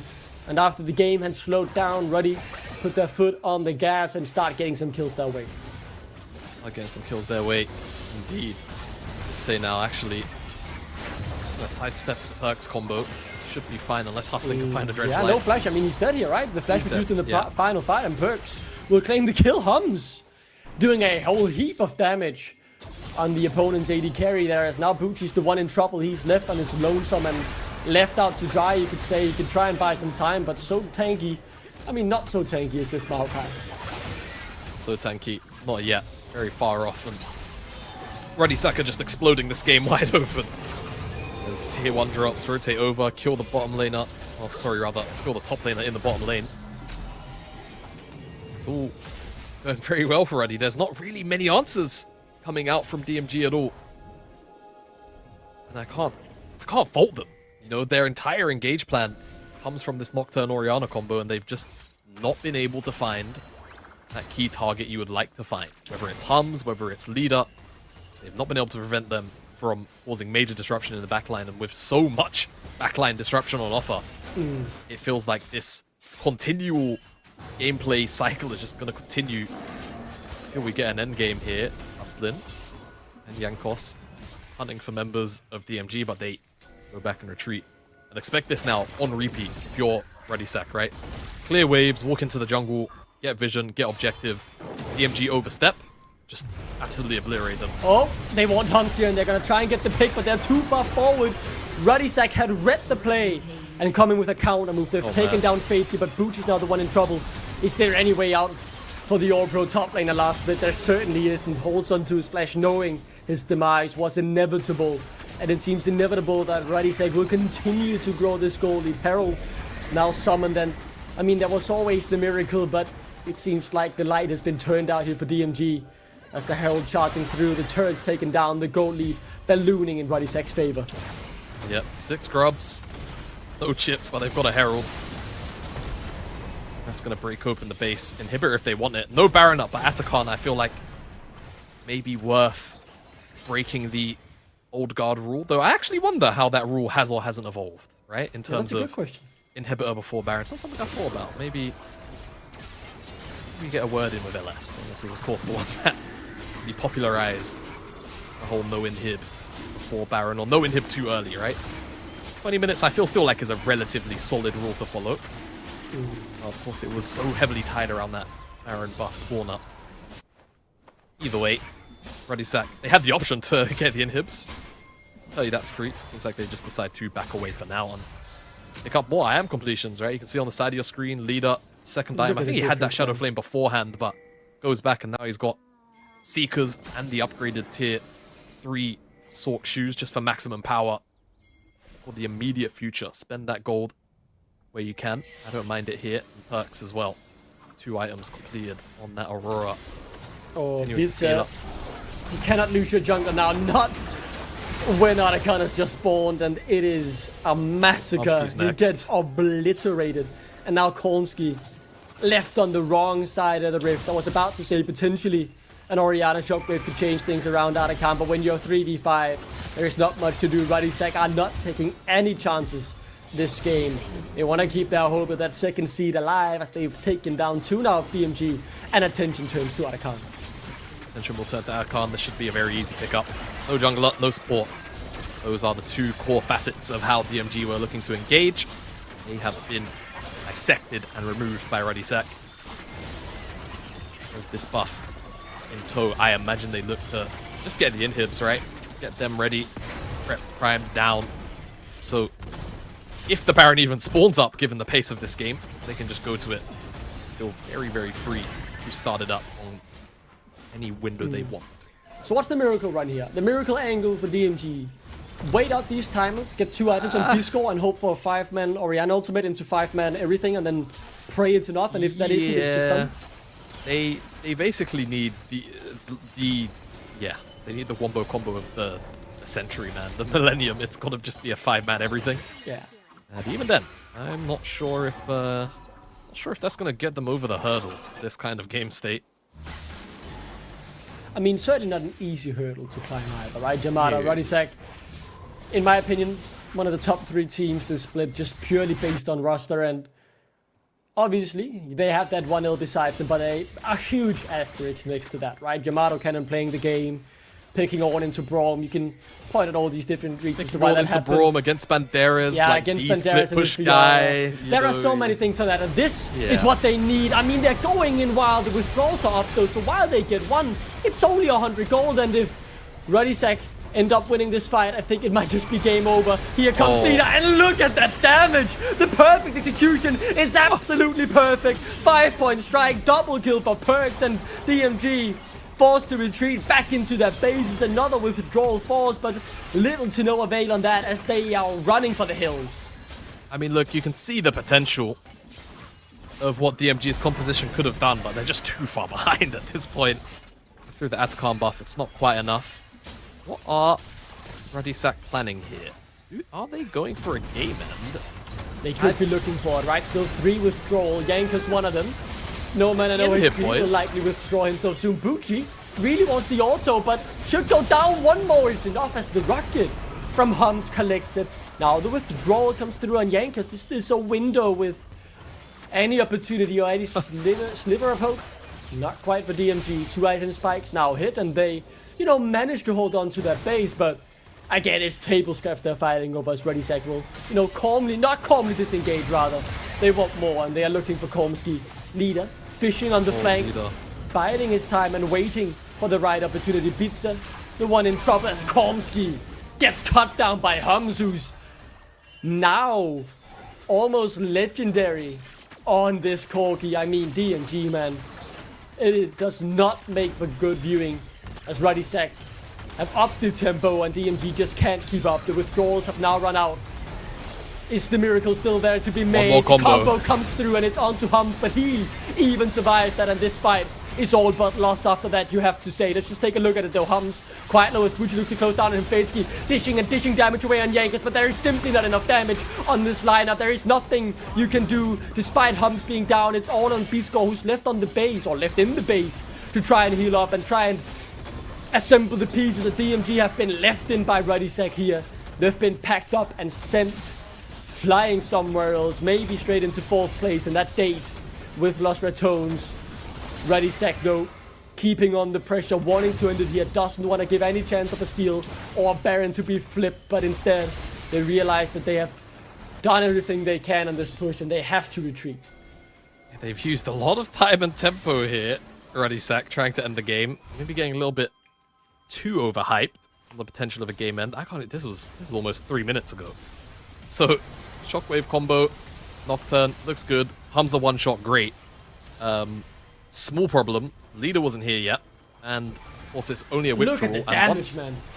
Yeah, exactly. Once Leader decides to go in, I mean, I can't remember how long the lockout is, but imagine if he could have ulted through all 3 of them, Leader, after that Q. Wow. It would have been so much more damage. And yeah, Bucci to flash out from that Cataclysm. Yeah, that's come out solid. of the replay. Yeah, that's all we need to see. Mtech Salt. Things couldn't go any worse for DMG and the game state. This game is basically done. We're kind of just waiting for the Nexus to blow up at this point. Yeah, there is not much to be done, especially when your tank gets caught out like this. Bucci, man, come on. And we know there is so much better in this guy, but this day has been one to forget for him as he's caught out once again and taken down. Now 4v5. Desperately, DMD trying to hold on, trying to get something. There is still one last combo in their arsenal, but I doubt it will change anything. They can say hello to Los Ratones in the playoffs as Rudisek keep that hunt for 2nd place well and truly alive here. Look at Perks, man! He's blowing up the backline. It is absolute carnage as they get ripped to pieces, reassembled and destroyed yet again. Rudisek are playing with their food and they are not messing around here on game day 2 as they absolutely obliterate DMG. Just excellent stuff from Rudisek, right? Clean snowball once the snowball got going. Yes, a couple of hiccups definitely, which I think, you know, players like these, and we've kind of seen through watching the scrims, very public, will probably be a little bit critical of themselves, but nonetheless, win is a win. They've got one more game left later tonight against Venom Crest. Organizationally, of course, big rivalry there. Much different iteration of Rudisek, however, much different iteration of Venom Crest in many ways too. But that will be their final game. Both, as of course, that was also the final game here for DMG. 1 and 3 is what they will finish their night at, and like you say, pretty much all but does, I believe, That lock in does their lock them date forth, yeah. with Los Ratones. So they are going up against Los Ratones now. The final game here today will be the decider, as if Venom Crest win, they will lock 2nd place. If Rudisek win, they will lock 2nd place. Absolutely huge implications for standings. But before we get to that let's send it over to Arshiram and the team to break down that game. That's a rough future for DMG. The You're the team. team? Hey, team. We are how the you team. doing? Hey. Well, that was Salah. You said it at the end of the game. Day 1, 24/7, and it's not even like their game. They're just winning. Brady are looking extremely good, and you also brought it up, Initialized, before we start talking about the beginning of the game. This is the Brady you wanted to see. It is. We know so many of these players. I think obviously the top side of the map are very, very experienced. Perks and Jankos are MSI winners. Like, they are some of the very best players in the world, period. And it kind of all starts to go very wrong at the level 1, because this is initially a 4 versus 3. And I thought Leader had overstepped here, and he kind of does, but it's all in order to bait in the fight, because look who is here. It's So Jankos good. with the red buff, who gets the flag and drag. Leader survives even after the fear. All the flashes come on through, but at the end of all of this, you've gotten a kill onto Leader, a double kill onto Hums, and it's over. In so many ways, it is over. You have given up everything at that level 1. It becomes so difficult to play the game after giving up that kind of deficit. Not just the summoners, the early gold, the early map advantage and pressure in lanes is really difficult to manage. you can see the idea behind it. You can see what DMG had planned. Like, hey, it's really good if we get this lead early on. If we get a kill, above all, getting closer to the feats of strength.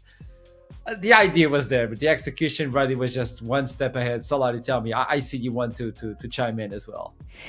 Listen, it's just DMG had ideas, definitely, and we gotta give kudos to them because the ideas were interesting, but unfortunately the ideas were a little bit too straightforward and very easy to stop. And if anything doesn't go the way DMG want, they are left with no tools. We pretty much can see it in the biggest team fight, actually in this one as well, because here DMG really need to take on this Herald, and they're relying on the big combo wombo that we have been talking about during the draft and the casters have been talking about during the game. But the moment this wombo combo doesn't land on Jankos because he sidesteps it ever so slightly, the moment it doesn't happen, what can DMG do? The answer is nothing, especially when they have litter right on their backs. You get a Orianna Nocturne combo only onto a Nautilus. It's not onto a damage carry. You tried to flash to get the shockwave a bit further to catch Jankos too, but then that's just the Jarvan. That's not exactly your primary targets, and DMG, when they were pulling the trigger discipline wasn't fantastic, and the target selection wasn't fantastic. There was a debate between us a little bit about what replays we pull up, and I think that one understandably won.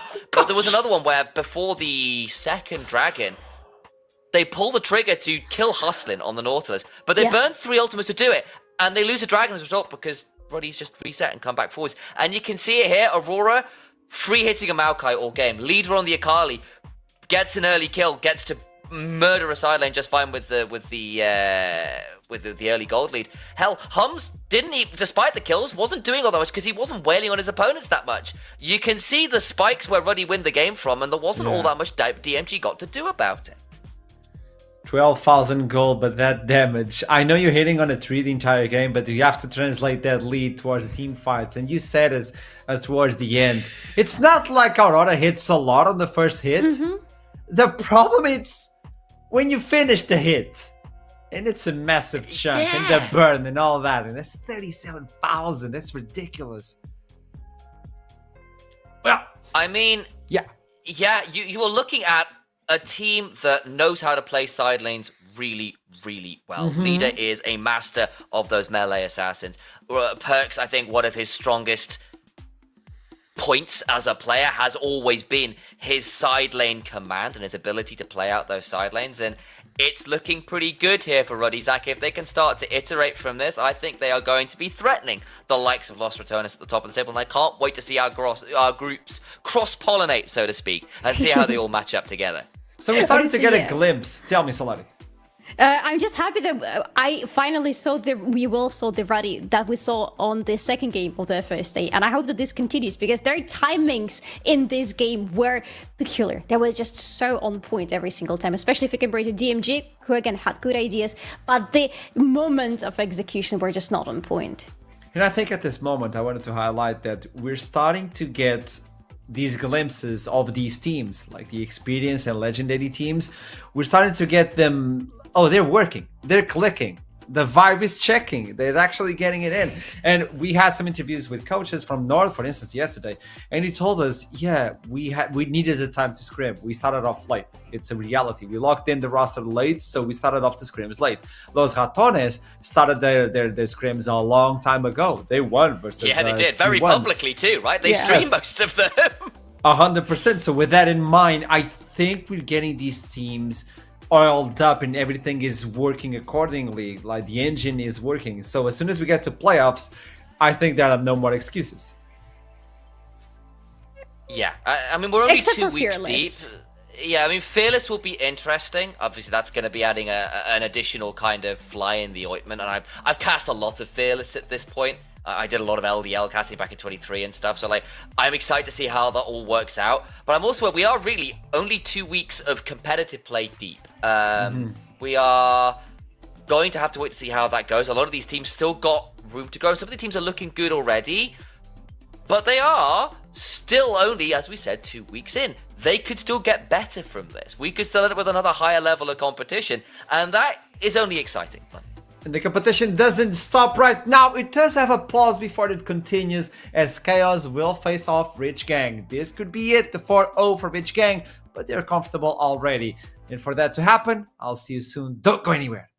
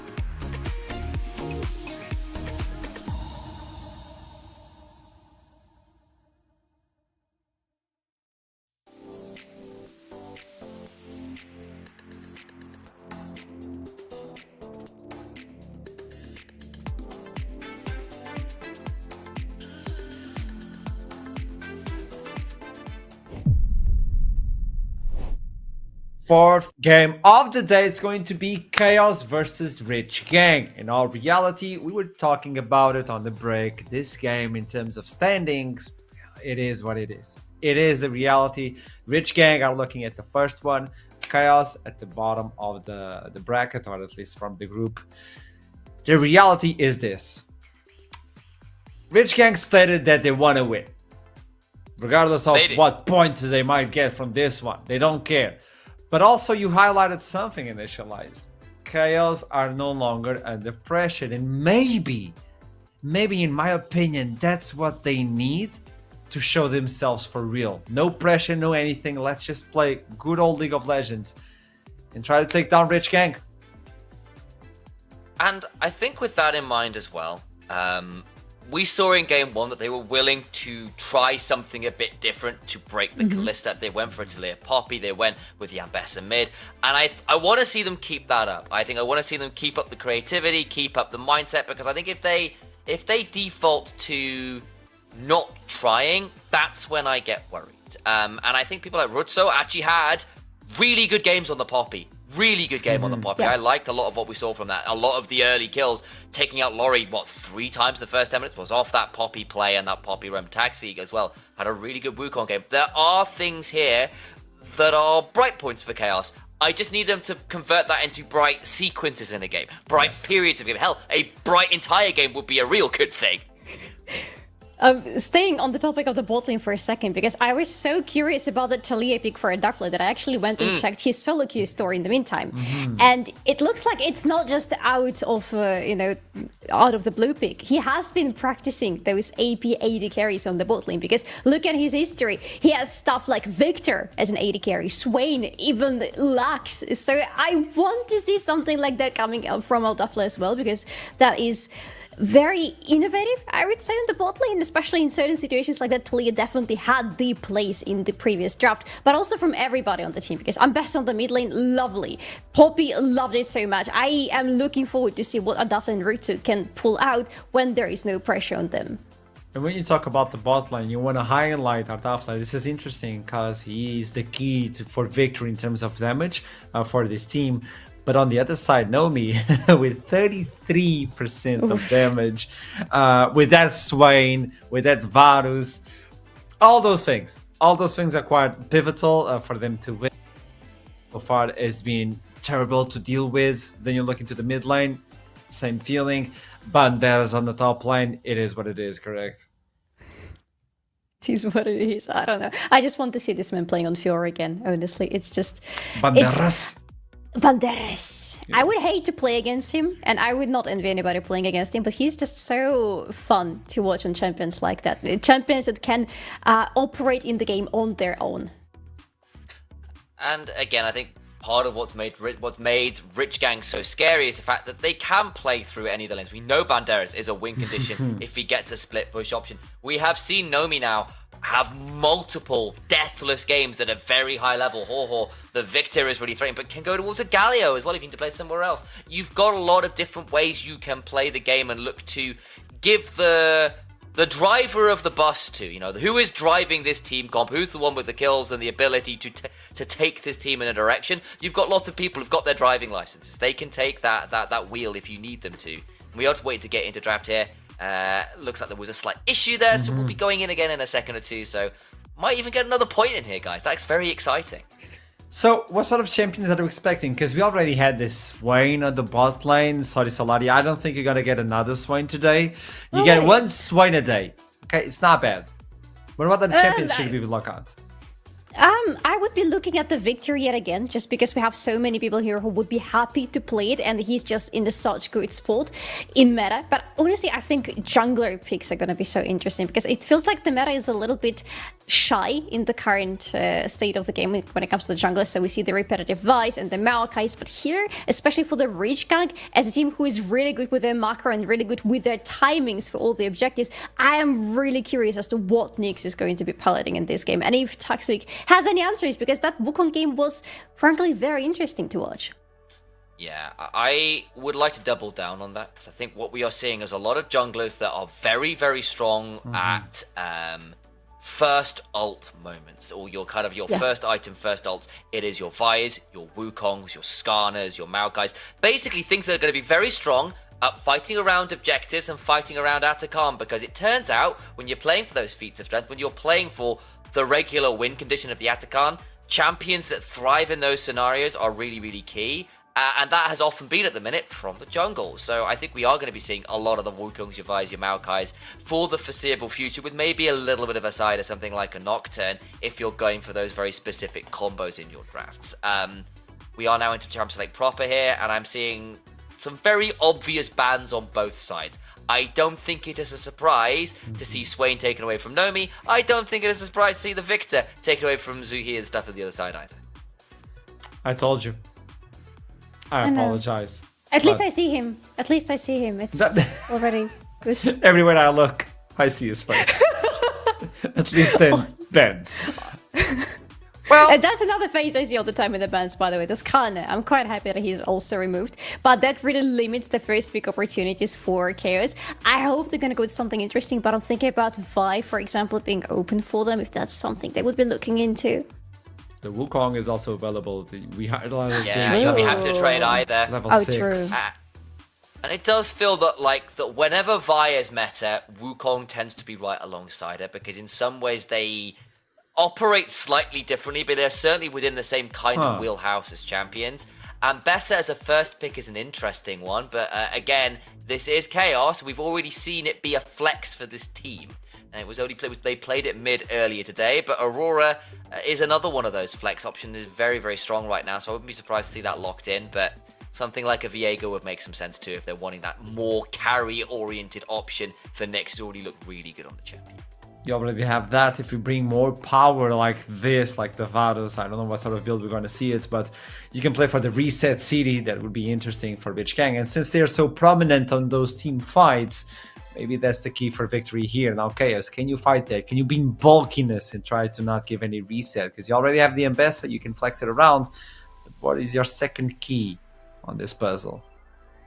They can add a little bit of front line right here. They have a lot of options, especially, for example, they rotate Ambessa from the top lane. They are going to go with the body in the end, and I quite like it because we have Viego right on the side of Reachgang, and I'm assuming because Viego doesn't want to be the only one going into the enemies, he wants somebody else to be engaging alongside with him, and that is exactly what Aurora is really good into, those champions, so she can lock in and stop their engage on the spot. Stop the disengage a little bit as well, because one of the things with Viego is he's actually quite hard to lock down. Much like something like we brought it up a lot now, but the Wukong and things like that, your ability to ult away from danger, to have your mist and your Spectral Maw, your dash on the E, you're quite hard actually for as a jungler to lock down on a consistent basis. And instead, we are going to see here our AD carry and locked in for the side of Chaos and the Ezreal, and away on the other side is two long-range artillery pieces, trying to match range there on both sides. So I'll grant you the Varus, call it a Vi. The Varus will also be at a longer range point as well, which is giving Rich Gang a fairly good backline range access right now. So bulkiness for Witch Gang will start after this. They already have the damage that they need. They just need to provide some safety nets for these champions. On the other side, though, there's no jungler. I was thinking like maybe Witch Gang could go and tackle that champion pool. Unless Ambessa is taking that role. I've seen it. I'm not saying it's good. I'm not saying it's bad. I've said I've seen it. But they're actually tackling on the support role. I like the Alistar ban here because, yet again, I am assuming that there is going to be something like Rel, for example, for Eski, something of that sort. They want to make sure that there is no additional tools for carries to stop their engage, because they want to be working around their ultimates, around the Chains of Corruption, around Viego, of course, and they really don't want these chains to be disturbed. Yeah, and with the Wukong ban as well there, the pool for taxing is definitely a lot smaller than it was. You could look towards something like the Vi is probably one of the premier options still up and available. We've mentioned it a few times already. On the other side, Chaos got rid of some of those quintessential, there we go, that's the term I want to go for, Banderas champions. The Renekton is a fair weather option, the Fiora a little bit more niche, especially because they are on the red side, and it will give that counter pick option, but he's not going to need it. He's just saying, I'm going to take Darius, and whether it's an Aurora or an Ambessa or whatever else it may be, this is what I want to play. Ambessa has movement. Well, he ghosts. That's the reply, I guess. We saw the new trailer, so maybe Maybe we get an arcane buff for the Dotties. I hope not. Regarding Chaos, they're looking into Talia. We've seen it before, but wouldn't that be quite squishy? Okay. He was made for this. Okay. Literally. Okay. It's not what Massive we team fight. expected, but yeah. Are also really good at threatening Varus and Hui. Very hard to get away from a Zac. And especially if you have bad wards or not warding your Zac engage angles, which are just very distinctive to Zac. It's similar to things like Rek'Sai, right? You just come from angles that no one else is expecting. You could really threaten those very immobile backline options. Add in a Nico as well for a little bit more of that kind of, I've turned into a random creature and you have no idea what I am. That could be really fun to watch. Yes, we were hoping for this, weren't we? We were hoping that Chaos would bring out something. They would cook yet again and bring out something absolutely unexpected. I am loving this last 2 picks from them. This Nico is going to look so spicy here because it's yet again the champion who answers really well into the engage of the enemies, but also can stop the engage together with the Zac and with Ambessa. That's a much more well-rounded composition despite the unusual picks. I agree. It's your off-brand Amumu, and it can be annoying to deal with on the bot lane. Leona might want to engage, but then you have to think, well, which one is the real Nico? Or why is the ward moving away from me? With that in mind, Rich Gang is now locked in. Chaos as well. I want to get predictions. Let's make it spicy before we toss it into the game. We're just waiting for everybody to load in. Initialize. I'll start by Solari. Okay. I want to add some Chaos, and I'm gonna say that Chaos are going to win this one, which is unrealistic judging, just on paper, but looking at this draft, I think it's a fun one. I think they have so many ways to play around it that it could actually lead to them winning. Hey, sometimes all you need is fun. Tell me, Initialize. Yeah. I think I favor Rich Gang, but I once again want to credit Chaos for coming up with a draft that makes sense and is a bit creative. You can threaten the Hui and the Varus this game, and that could be really fun here. Go on, Chaos, at least throw a few curveballs in. I'm looking forward to it. We all expect at least a fun game as we toss it to the 4th one. We still have another one after this, as Venom Crest will take on Ruddy. But now all eyes on this one as we toss it to Duckling and Jamada. Thank you very much. And after, Jamada, 3 games with huge implications on the standings, the first 2 locking teams in their place, and, the first 3 all locking individual teams in their place, right? This 4th one is one where, you zoom out, you look at it, burger. and you want to see absolute cinema. I want to see a game where I hope everyone has fun, but I want to see 10 kills at 10 minutes, at the least, at the very least. If there was ever a game to finally get Ruinous Atacon in, it's this one. If we could get the other Atacon, it's this game. And it's I don't know if we're gonna have or see an opportunity for that to occur for a very long time. Right? We've got Darius versus Ambessa in the game. We've got a Zac against Squishy backline that's very immobile. This might be the chosen game. I like how the desk was kind of summing off and rounding out on the Chaos composition though, because Zac is one of those kind of champions where I think for some people who've been kind of theory crafting the fearless side of things, especially over in the LPL where it's best of 5, there's a couple of junglers over there like Tarzan, I think, is one that most people will probably think of as someone to go, Zac is maybe a good angle here, right? Once we hit like game 4, game 5, and there's very immobile champs in the back line rather. So very nice to see it come out here, and a game that doesn't really have too many stakes. Again, as kind of highlighted by the desk, because of how all the head-to-heads fall, we're not going to go into the exact details because we would actually be here for a little longer than we'd have to be. Though, as I say it, we do have a tech pause right now, so we're hoping to iron that out. Rich Gang locked first, just for confirmation, so everyone's on the same page. Rich Gang locked first, no matter what. They could lose this game, they could lose it. 15 minutes, wouldn't matter. Chaos, same deal, locked in last place in this group. So, really, this is a for the love of the game, right? Yeah. And we're kind of just seeing how these 2 teams are going to play with effectively no pressure on their shoulders. Yeah, that's like when you go into Sunday League or whatever and you see someone former professional show up, they're not here for the money, they're here for the love of the game. Yeah. I mean, you could maybe argue Jamie Vardy is doing that right now, 38, still kicking it, for the love of the game and for the love of Leicester, for him at the very least. Yep. Regardless though, it's certainly a game where you hope everyone has fun. I want to see kills, I want to see action, and I think, the thing you touched upon in terms of Atacon, there's a certain conversation to be had there.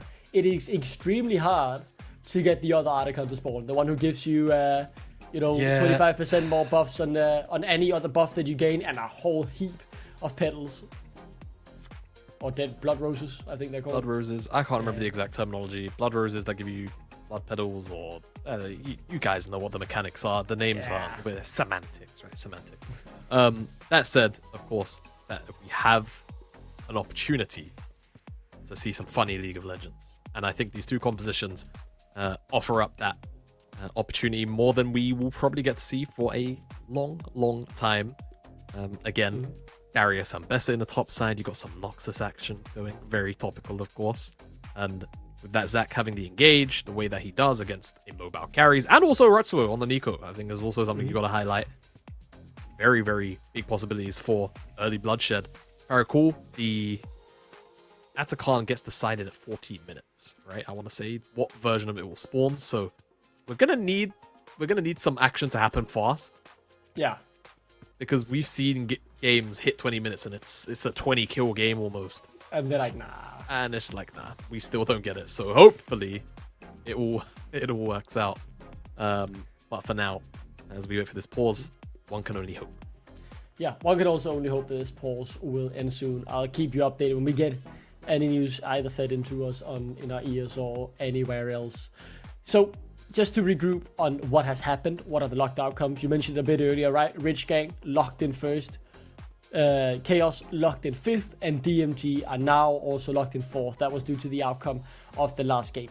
And what does that mean? Well, it means that in terms of seeding, that Rich Gang will get the, on paper, easiest opponent, the 4th seed from Group A. We don't know who that will be yet. Tomorrow's tiebreaker will decide that.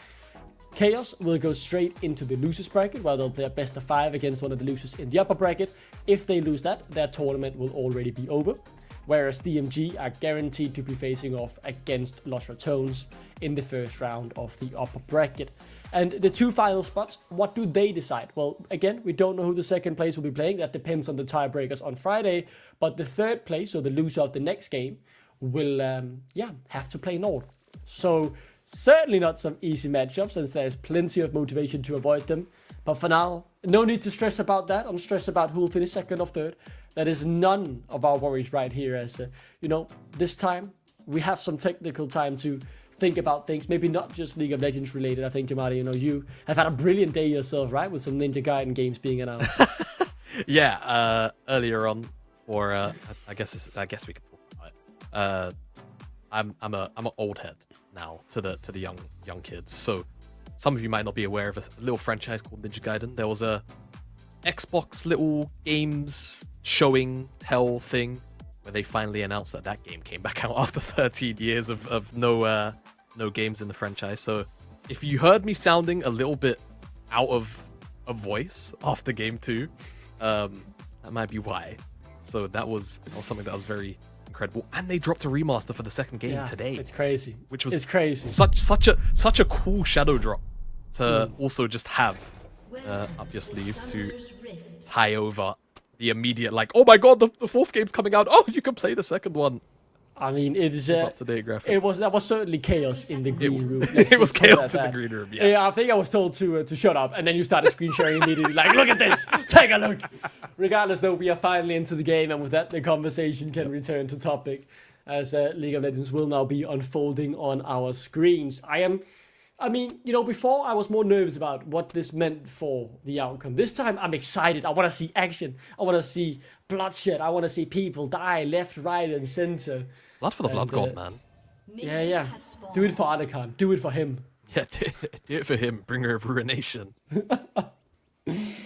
I am kind of disappointed no early invade. I did expect some chaotic level ones, but I guess we'll have to hold on to that for now. I want to see some good individual performances here as well, right? I think Suhi is someone I heard a lot about coming into the split from the Danish scene, having absolutely dominated when he was in the National League in Denmark. So the first 2 games we saw him hasn't been anything to write home about. Let's say it like that. But I hope this game is one where we really see, his mechanical ceiling being at the level I know it can be. He gets an opportunity to step up. Like you say, been muted so far. Only his fault, but just the way it can go. you start to lose across the map. Banderas gets a very favorable trade early on, rocking all 5 stacks. So Turtle has gone for the more defensive setup, right? Grasp has that D shield. Biscuits also hit his inventory, and likely, I don't recall seeing it, so I'll say he has that second wind. You can see bone plating come up. We'll just get through those kind of small moments of poke. Just try and keep Banderas at as much a distance as he can. I mean, I'm no lore expert in League of Legends, but I'm pretty sure it's a lore accurate fight up in the top lane. I mean, it wouldn't surprise me if those two at some point got in a battle between who was supposed to lead Noxus. Regardless though, I mean, if you're looking at the lore, one of them is also dead, so many things can be said about that, right? I mean, sorry if you haven't watched Arcane yet, to be honest, that would be a massive spoiler, but then again, it's January, then it's your fault. It's January. Get a grip. Like, if you're watching esports and you've not watched Arcane yet, I feel like it might be your fault, right? Yeah, it's definitely their fault. I mean, even my dad has watched it already, so they need to get a grip. Regardless though, I mean, so far, disappointing lack of action, but I think if you zoom out on the implication of standings, right, obviously Rich Gang want to go into the knockout stage with a 4-0, a clean sweep, just like Lost Ratones did in Group A. While for Chaos, I mean, you know, getting a win here would be very nice to get your confidence up before you're gonna play a do-or-die best-of-5 in playoffs. Exactly right. You want to enter playoffs with at least 1 win under your belt. Yeah. Just as a feel-good kind of moment. And Chaos have had their fair share of, you know, okay-looking moments, but generally speaking, it's been a bit doomer, to put it a little politely. But again, an opportunity with this kind of composition and the kind of backline that Rich Gang are running to really throw a big spanner in the works and at the very least maybe disturb Rich Gang's current lossless form.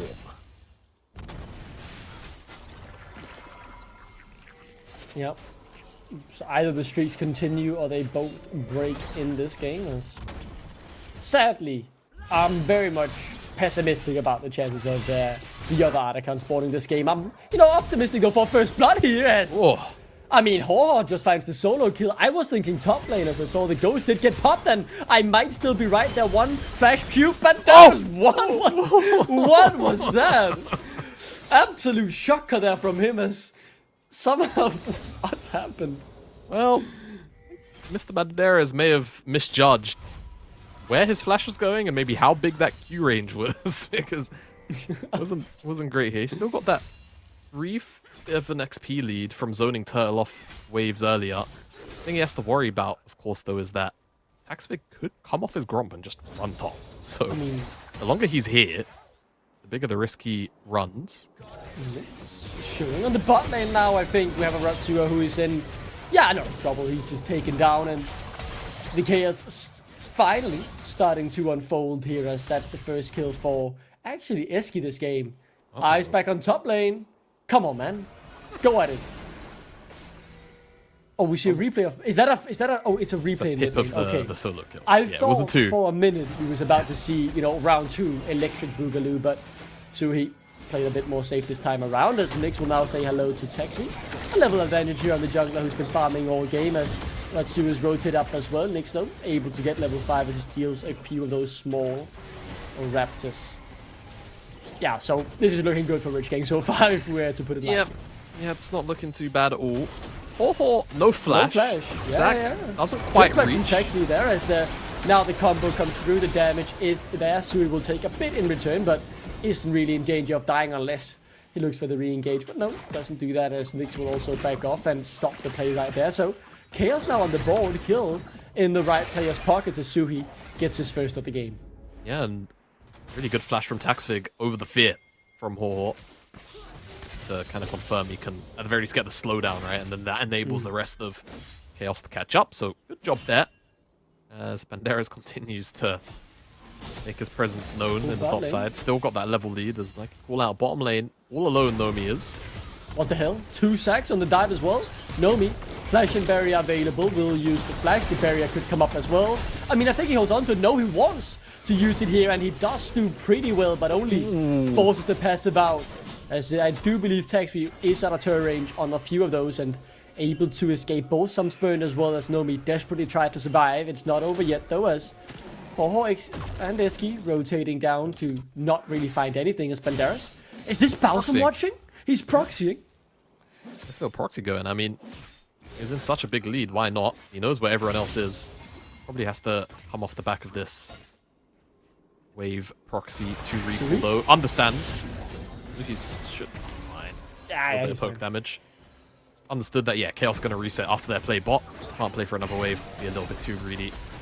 Nick's nice little show of face in the mid lane, and that bit of poke and presence there with Nomi returning to the bottom side. Everything just lines up for a Rich Gang Dragon start.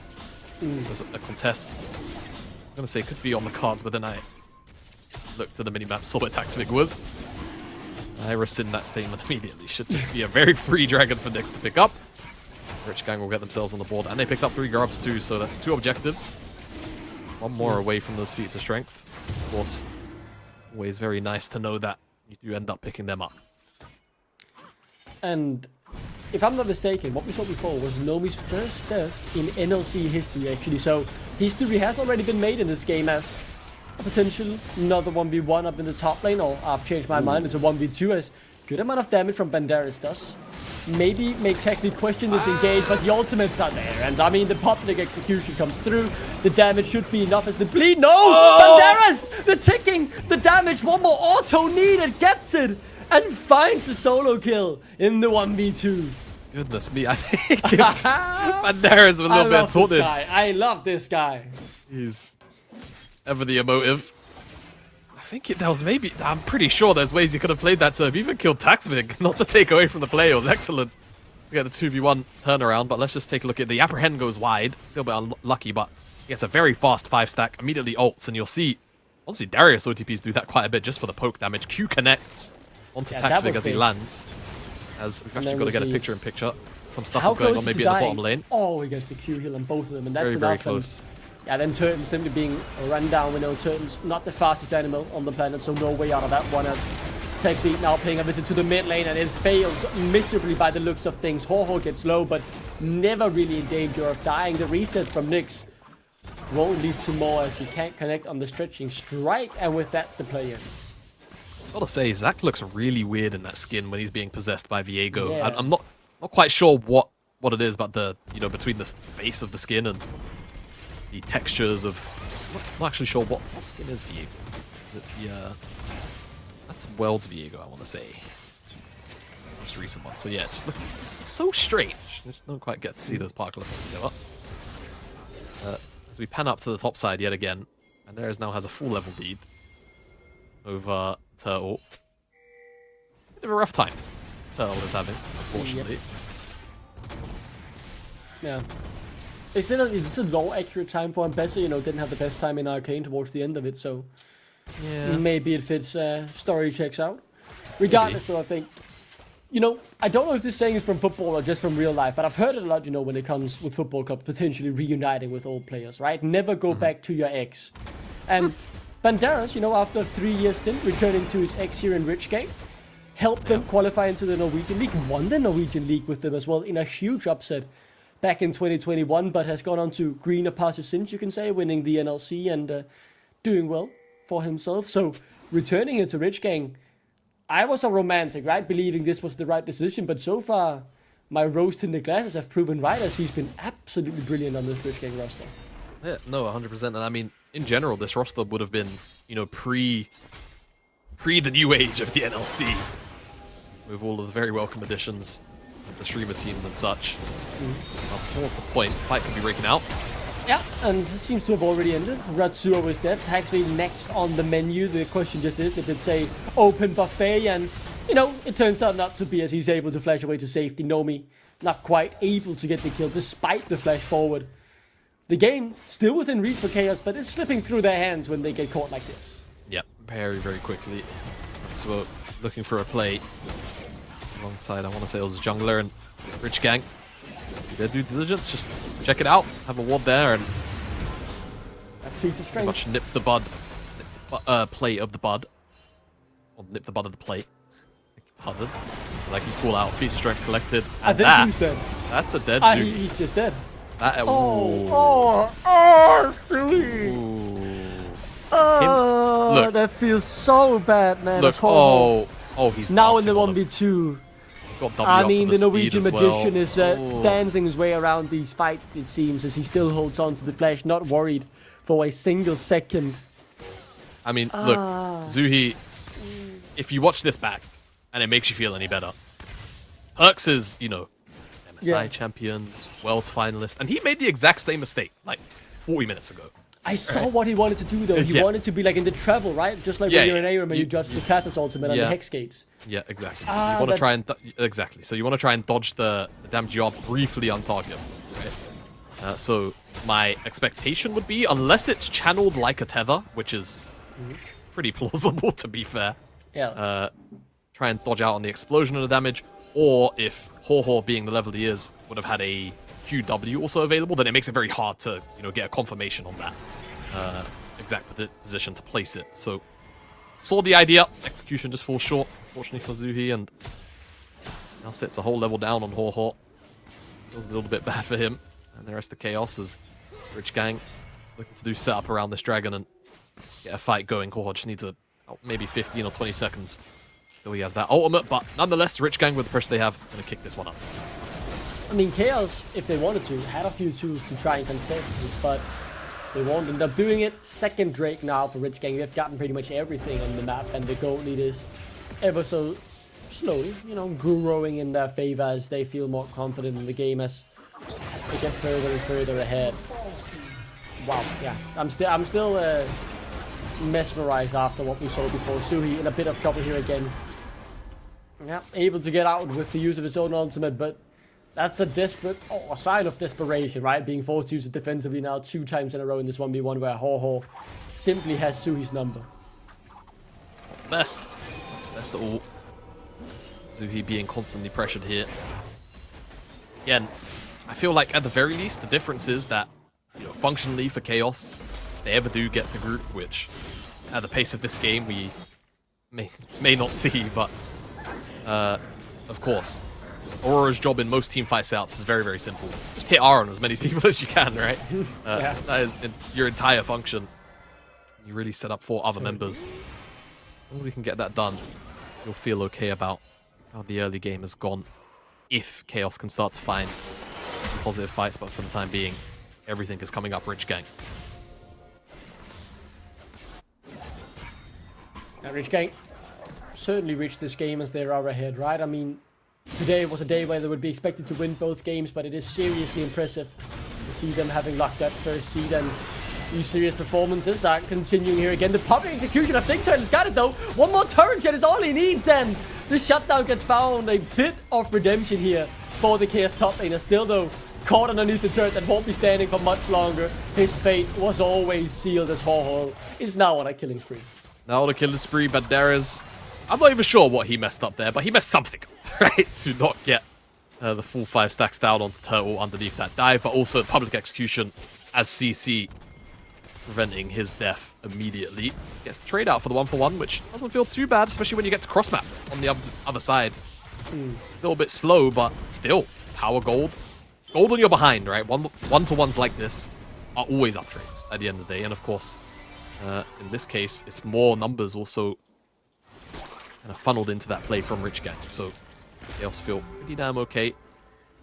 And the gold does start to extend a little bit for Ardafla, right? 1-to-1. That feels nice, but then you look at the rest of the map where it's 1k gold lead. On the opposite end for not for Ho, but rather for Nyx, and then almost a 2k gold lead for Ho.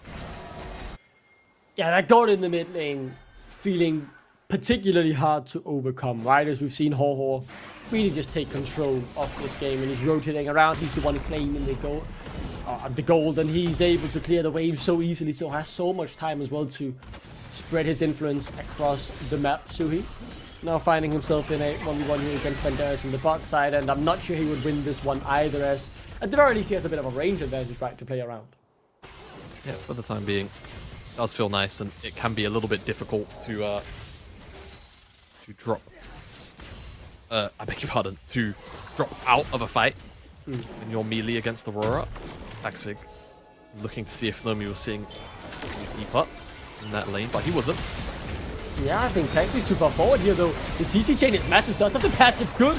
Two-man Pop Blossom and Artifler doing good damage, and Nixie's not dead quite yet, but here comes Sui. Finally, they get some kills on the board. Chaos. Taxi still alive, just resurrected from the passive, and Artifler dishing out the autos, claims the double kill. Ho though, here to try and turn around the fight. Good damage from him so far, as Artifler desperately trying to win the 1v1. One more out, Mystic Shot can't do it as the kill gets secured. The shutdown is claimed, and Ho continues to reign on the Rift. Yeah, excellent stuff. Rotation from Ho. Well, you can see that, the promise of this team fight potential from Chaos as Banderas. How much he got in him here? Does have the ultimate, and the bleed, is it enough? Yeah. Is there anything for Turtle to do? Is he? He doesn't have the E up. The cooldown was too long, and Banderas, walks away a happy man. Excellent stuff. I'll daffle up. Steps forward of Taxfig here, and this is what I was talking about, right? All it takes is a good ultimate from Zuhi to really get things going, and actually initially it's Ratsuo, but it's about the follow-up that comes after. So it's 2 men on the front line, and that feels great. Nomi's untouched though, but when this ultimate comes in from Zuhi and the combo onto Nomi as well, fight looks playable, right? And that's what we're really looking for. Yes, it's not clean 5v5. Oh, Artifler, man. But at the end of the day, it's the best you can really hope for. And Ardafla just doesn't quite have close. that last Q in him as Ho beats him to the draw. Yeah, has to put on some super carry Yestru performance here. Maybe something like Noah in regular season has been able to put on in the NLC on this champion.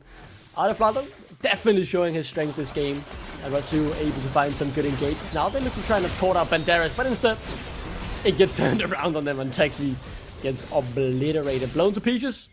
As the play ends, Drake is up and will be claimed. I would not question it. And I think Rich Gang will also claim the Herald afterwards. They should indeed. Everything, again, going in favor of Rich Gang. And the result, well, it's not finalized by any means. Still got the entire inner set of towers and base to destroy, but I think going par for the course for what we were expecting out of this matchup so far.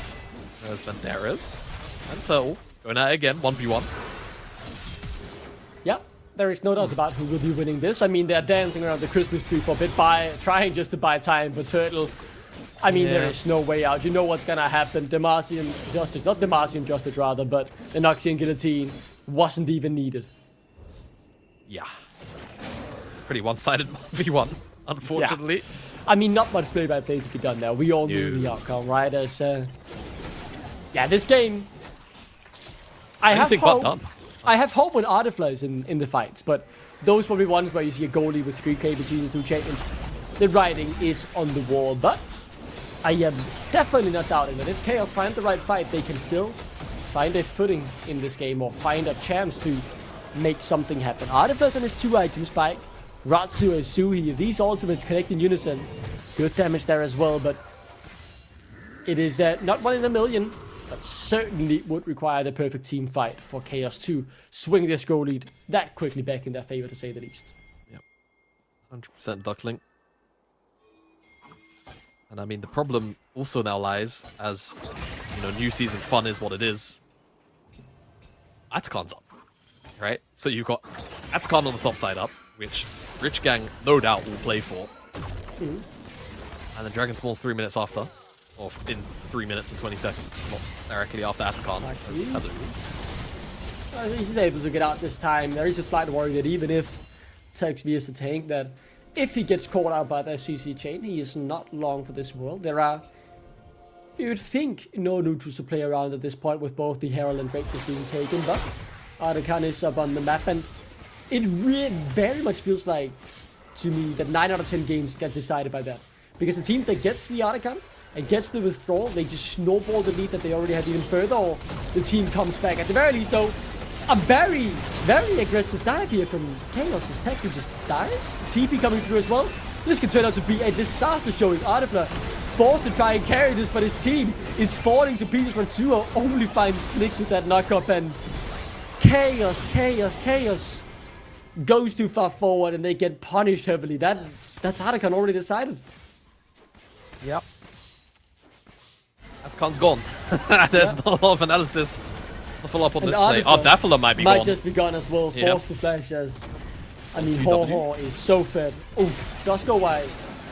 But it is the same old outcome we see time in, time out here in competitive. And with that withdrawal, this goal lead set to become insurmountable. As Rich Gang, quick reset and then back out on the map. And yeah, let's just take a look at it one more time, Yamato. At least he got Nomi's flash. You know, like at least he got that one down. Hands over the form, however, to Nyx, who finds the Q onto Zuhi, gets the double head knock, and Ratsu off the back of it. So yeah, maybe it wasn't worth getting Nomi's flash, as the Atacon buff has also been secured, and it's 90 seconds now till Ocean. And I'm just wondering. Not really a lot, actually. I'm not wondering a lot. I think I know what the result of this game is. I'm trying my best. I'm wondering when Ninja Gaiden 4 will release in 2025. Yeah, that's probably what's going that's through where my your mind right keeps now. going to. I Like, mean, you know, once work's done, I know what I'm doing. yeah. I'm booting up that second game remaster. I'm having a very good, Let's see, relaxing evening. Let's see how Rich Gang close this out, or if there is any miracles to be had. I mean, some people say it's the hope that kill you, but as someone who, likes to be hopeful and dream ambitious, even I wouldn't be, positive enough to see an easy way out of Chaos to win this game, or for Chaos to win this game.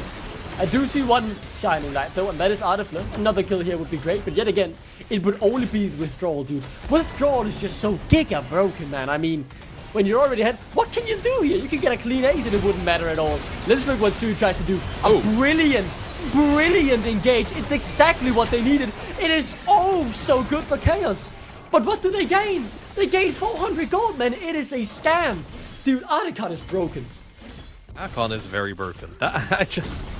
I don't know. I really don't know what to say about this buff. It's frustrating. That was the engage they needed. They found everything they could have possibly wanted, and it doesn't change anything. It's too powerful. And I mean, look, like even Banderas has made a fairly big error here, and he's not even gonna. He's gonna win this. He's gonna get the ball. Oh no. Well. Oh, that hurts so much, man. That hurts so much.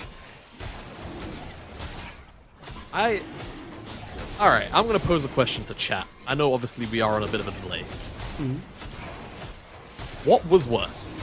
Chemtech Soul or Atacon? And we know what Chemtech Soul we're talking about. It's the zombie revive one. That one or Atacon? Because I feel like whenever the balance is disturbed, right? Whenever death as a mechanic is disturbed through a system change, it always just seems to not be balanced. I don't know what else to say. It's almost as if the formula they have is kind of good.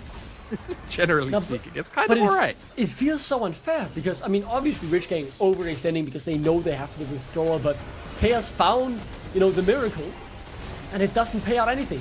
Even next patch, I mean, yes, you get 200 gold per kill, but that's not gonna change anything. Look at the tempo. It is still Rich Gang with the control. And Ratsuo finds another 3-man engage. Is this enough? This time, there are no withdrawals, baby! That found 3 already! Could they get more? Eski able to get up for now. Ratsuo with the brilliant engage. We see you, Chaos. We acknowledge your engage. And Baron is up, so if there was ever a time to man a potential comeback, it is at 10,000 gold down, and with no enemy jungler on the map. So, let's see if they can get this one down. It's only Eski and Banderas.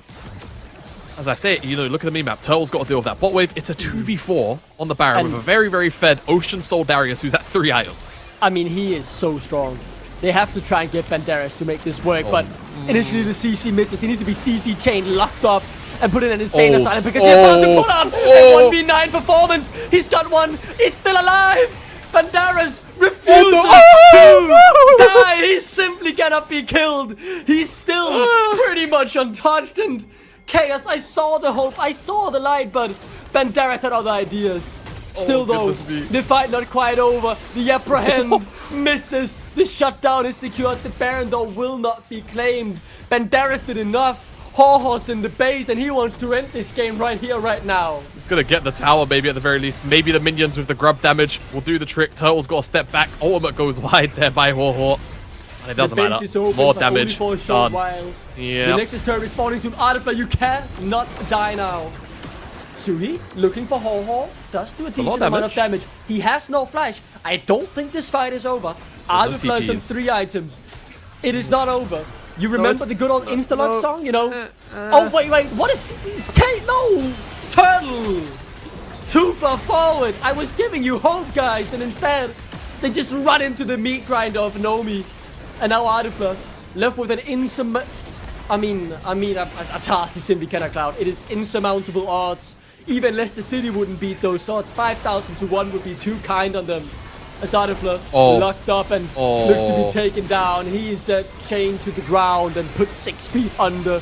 A good amount of damage back from Ratsura, but there's nothing to do. The game got entertaining for a minute, but Banderas slammed it back in Chaos' faces as Rich Gang end the group stage undefeated. Undefeated. Rich Gang. I mean, it's clean. As clean as you'd want a stump like this to be at the very least. And yeah, not much to really add. Chaos will remain, of course, in 4th place. Or in 5th place, rather. Bottom of the group. And with Rich Gang topping the group with that lossless record. Good stuff. Yeah. All domination from the Rich Gang lineup. I had hope. I had hope for that tiny bit, but when you saw one Banderas queue around the Baron, had they gotten the Baron, this game would still have been going and there would have been some more action. But instead, no, the game is over. Doesn't change anything for standings, but I do think there are some slight positives here that Chaos can take moving forward, heading in to the playoffs. Regardless though, enough of that game from us. Now the analysts will break it down and get ready for the final game, which will decide the 2nd seed, as it's a UK derby between Ruddy Sack and Venom Crest. Ashram, take it away. Thank you so much. And as they stated, it was clean until one point, and then it kind of got clean. It's a dirty clean, but it's still a victory for them. And with that in mind, Chaos are locked out, obviously, on that last position. And Rich Gang are really comfortable with this 4-0. We finally get 2 teams with 4-0 in this format. I mean, what do we have to say? Rich were like pedal to the metal non-stop. I mean, can I just say that Rich Gang just showcased to us in this game that they're spot number 1 in their group for a reason, because they were so... It's annoying how clean they are in their priorities in the game. They always make sure they have the gold lead. They are extremely clean about their objective timers. I don't know. They just know when and where they need to be at any given point in the game. Are you disappointed, Initialize? I was looking into your face. I think part of it as well is, once again, Chaos drafted a really cool concept in terms of how we are going to manage the backline. But they never really got to a 5v5 that mattered. Because actually a lot of the plays happened in the 1v1s, they happened in the 2v2s. Look, topside, Banderas getting away with kills in 1v2 scenarios on the Darius. How many times? Those kind of moments aren't really down to team comp. They aren't down to the matchups even. Sometimes it's just individual play, and that's really frustrating, because I actually think there were some moments here where Chaos did have a little bit of a spark. It came a little bit later on. They found that miracle engage, and then Duckling lost his mind and said, they found everything and got like 300 gold out of it because it's the Atakan buff. And then just after that, obviously the Nico finds a monster engage and they get to go towards Baron, and it doesn't matter because Ocean Soul's already on Darius, who then just walks at you and doesn't die. So you're like, there were moments for Chaos, but again, they are moments. They aren't connected, they aren't a sequence, and there are issues beyond the compositions and the concepts they are coming up with. I think that's a big take. You get those moments, but what do you do with them? That's the complicated part. That's important to talk as well, but also to talk with us. We have Zealous, who is waiting for the interview. Welcome, obviously, with a big smile, extremely comfortable. You got what you wanted, didn't you? You got what you wanted, the photo. Talk to me a little bit about it before we move on. I have other questions, but how does this photo feel? Yeah, it feels really good. I mean, there's still always things to work on, and as a coach, I will never truly be happy until we win everything. Until. But I mean, we'll enjoy this evening at least. It's also interesting because from one side they already know their opponent. From your point of view as Rich Gang, you don't know your opponent yet. You still have to wait until tomorrow, so the tiebreakers come in. Is there any of those teams you would like to face to start off playoffs? I mean, everyone is like really strong. I think across the board, like the NLC looks better this year than any other. So I think no matter what, we're definitely due for hard work and improvement. I wouldn't mind playing light side. There's an old buddy there in the coaching staff that I would love to butt head with, and I would just enjoy that experience altogether, and it would be fun as well. You brought up something that I wanted to ask you specifically. You got to watch both groups. You're the last group, and well, we do have tiebreakers tomorrow, but this is the last group nonetheless. What is your takeaway as a coach from the NLC this year as we move on to Fearless of all modes? I mean, I've been watching for a long time, and I've been following the league, and there's always interesting players, but I think this year not only is everyone better, not only is it more engaging to follow even more than ever before. I'm just looking forward to seeing what will happen in the future, and how everyone else is shaping up. So I think playoffs will be banger no matter what. Is it possible to steal from you a hot take as we're about to jump into playoffs? I want a hot take. Okay, we're actually going. Come on! Okay, all of the tier listers were like, "Oh, this Verdant team, they're like top 4, maybe top 3." I think I'm looking forward to playing those guys. Let me just say that. You know, I think we have a really good chance to contest the top 4 in that. Okay. I like to hear that. Zealous, we're one game away from repping. Oh, 2 hot takes? Okay. Yeah. Ho, top 2 mid laners in the league. Now we're talking. Now we're talking. Oh boy. Somebody clip this. I need this. Zealous, I was gonna ask you something else, but I think I got all that I wanted. Thank you so much, and best of luck for tomorrow, so you can get the team that you're searching for, and best of luck for playoffs as well. That's gonna be hard on you as a coach. Good luck for Fearless. Thank you. I mean, but is he wrong? I mean, look, Jorge's had a really good start to this split. Yes. He's been really, really good, and across a number of different champions, a number of different styles of play. You can't ask for that much more. I need to see it in the best of 5 against some of our other top teams. I think when you've got the likes of your nemesises in the league, when you've got No Ways and leaders who have been very experienced, at the very least at high-end ERL, for Nemes, of course, beyond that, it's a big deal. And this was a close fight for Chaos. I know, Solari, this was a replay you called, and it was about as close as Chaos got, really, this game. There had a couple of fights like that, and I think the majority of the replays we have might just be Chaos having those good fights that unfortunately don't lead to anything. What I find is very interesting that actually combines all these fights that went good for Chaos together is that Ritto was such an important part in them. And I love watching this guy because we saw him in 2 games today playing 2 completely different playstyles with his champions. We saw a very reactive Poppy, and then we saw an extremely proactive Nico in this game right now. And in both cases, he was able to outshine almost anybody on his team. And speaking of, he's on the Nico, he's about to find that miracle engage that might, in another world, have given them the turnaround. It was beautiful to see. And again, this is a guy who was a pro in Rocket League, was a pro in Heroes of the Storm. He's been playing a lot of games across a lot of very different titles. And this was looking like a great moment. The problem is, you've got a level 16 Darius with Ocean Soul who goes, I could go 2v4 here and absolutely eviscerate you. It'll be 2v5 in a second because Ambess is coming. How many men ridiculous. does it take to kill this guy? Ridiculous.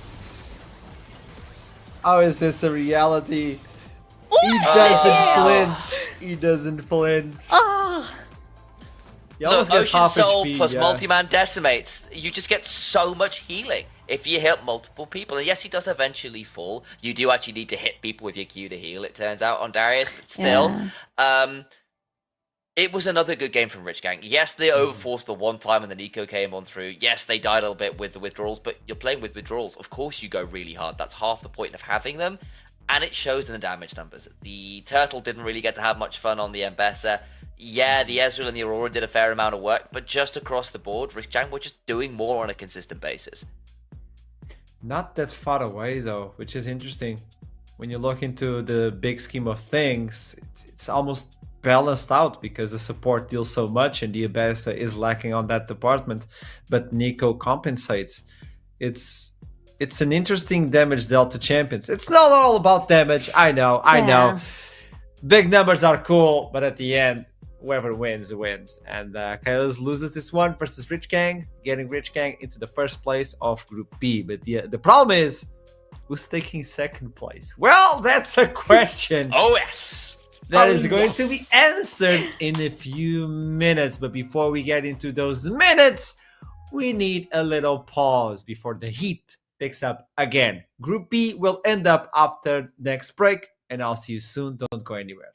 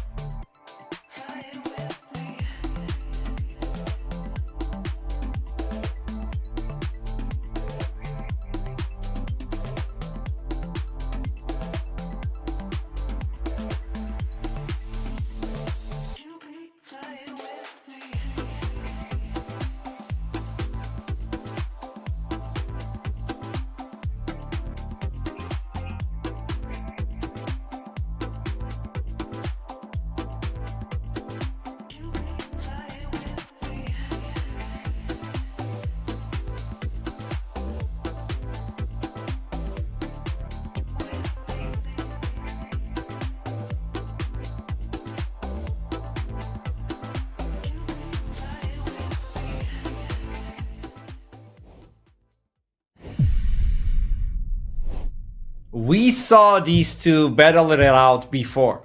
In summer, Venom Crest took the trophy away from Ruddy on Game 5 with that Vayne top on Ruddy. Ridiculous. Yeah. I think things are the same but different because now different teams, Venom Crest stepping in with rookies. Obviously, they have a different look at the roster, completely different. But Elijah bringing in the experience. On the other side, Ruddy with the most experienced roster we've ever seen them with. We just saw Perks demolish everyone with the Aurora. You have Yanko's leader, even though we got that sentence of haha will be the second best mid laner of the entire split. You know, when we look into these two teams, it's kind of like it's not even fair. But when you look into the paper, both of them are sitting with the same score against the same teams. So it all comes down to this. That was a lovely way of phrasing it. I appreciate the symmetry.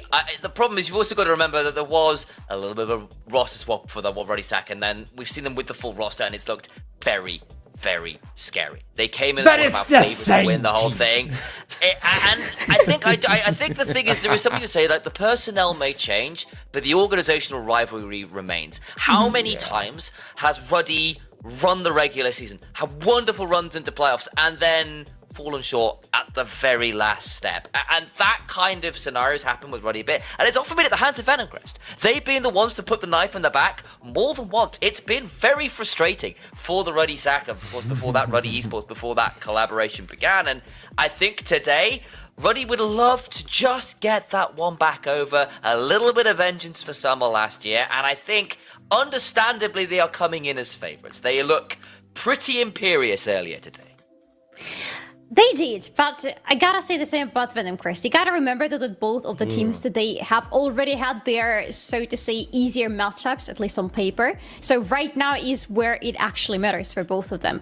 We saw a lot of interesting ideas from Venom Crest today. We saw them being coming into a game with a very, I don't want to say innovative, because like we've seen all those champions already that they brought in the previous game into their draft, but like the way that they were piloting them was definitely interesting to look at. And at the same time, for the Ruddy, they were having such a stomp today in game number 1. So if I were to just look at them at their current state and say who is having the upper hand to win, I would actually not name anybody, because both of them definitely have to be on a little bit of a high from their previous victories today. So I don't know who's having it better. Interesting, because me and Initialize, as soon as he said that, we both felt like, pause. Yeah, that's a bold call. But the thing is, if you turn out to be right, I'm there with you. I love it. I'm going to disagree a little in the sense, I just think the raw laning edge that Ruddy has shown in terms of like the CS and stuff they're coming out of lane with is going to be very difficult to manage. And again, we're not necessarily expecting the absolute madness of the level 1 to happen again. That obviously gave Ruddy Sack a significant boost, and that will warp things a little bit. But I am going to need to see from Venom Crest a lot of these rookies step up and match the laning prowess here, because they come out of lane 1,000, 2,000 gold behind.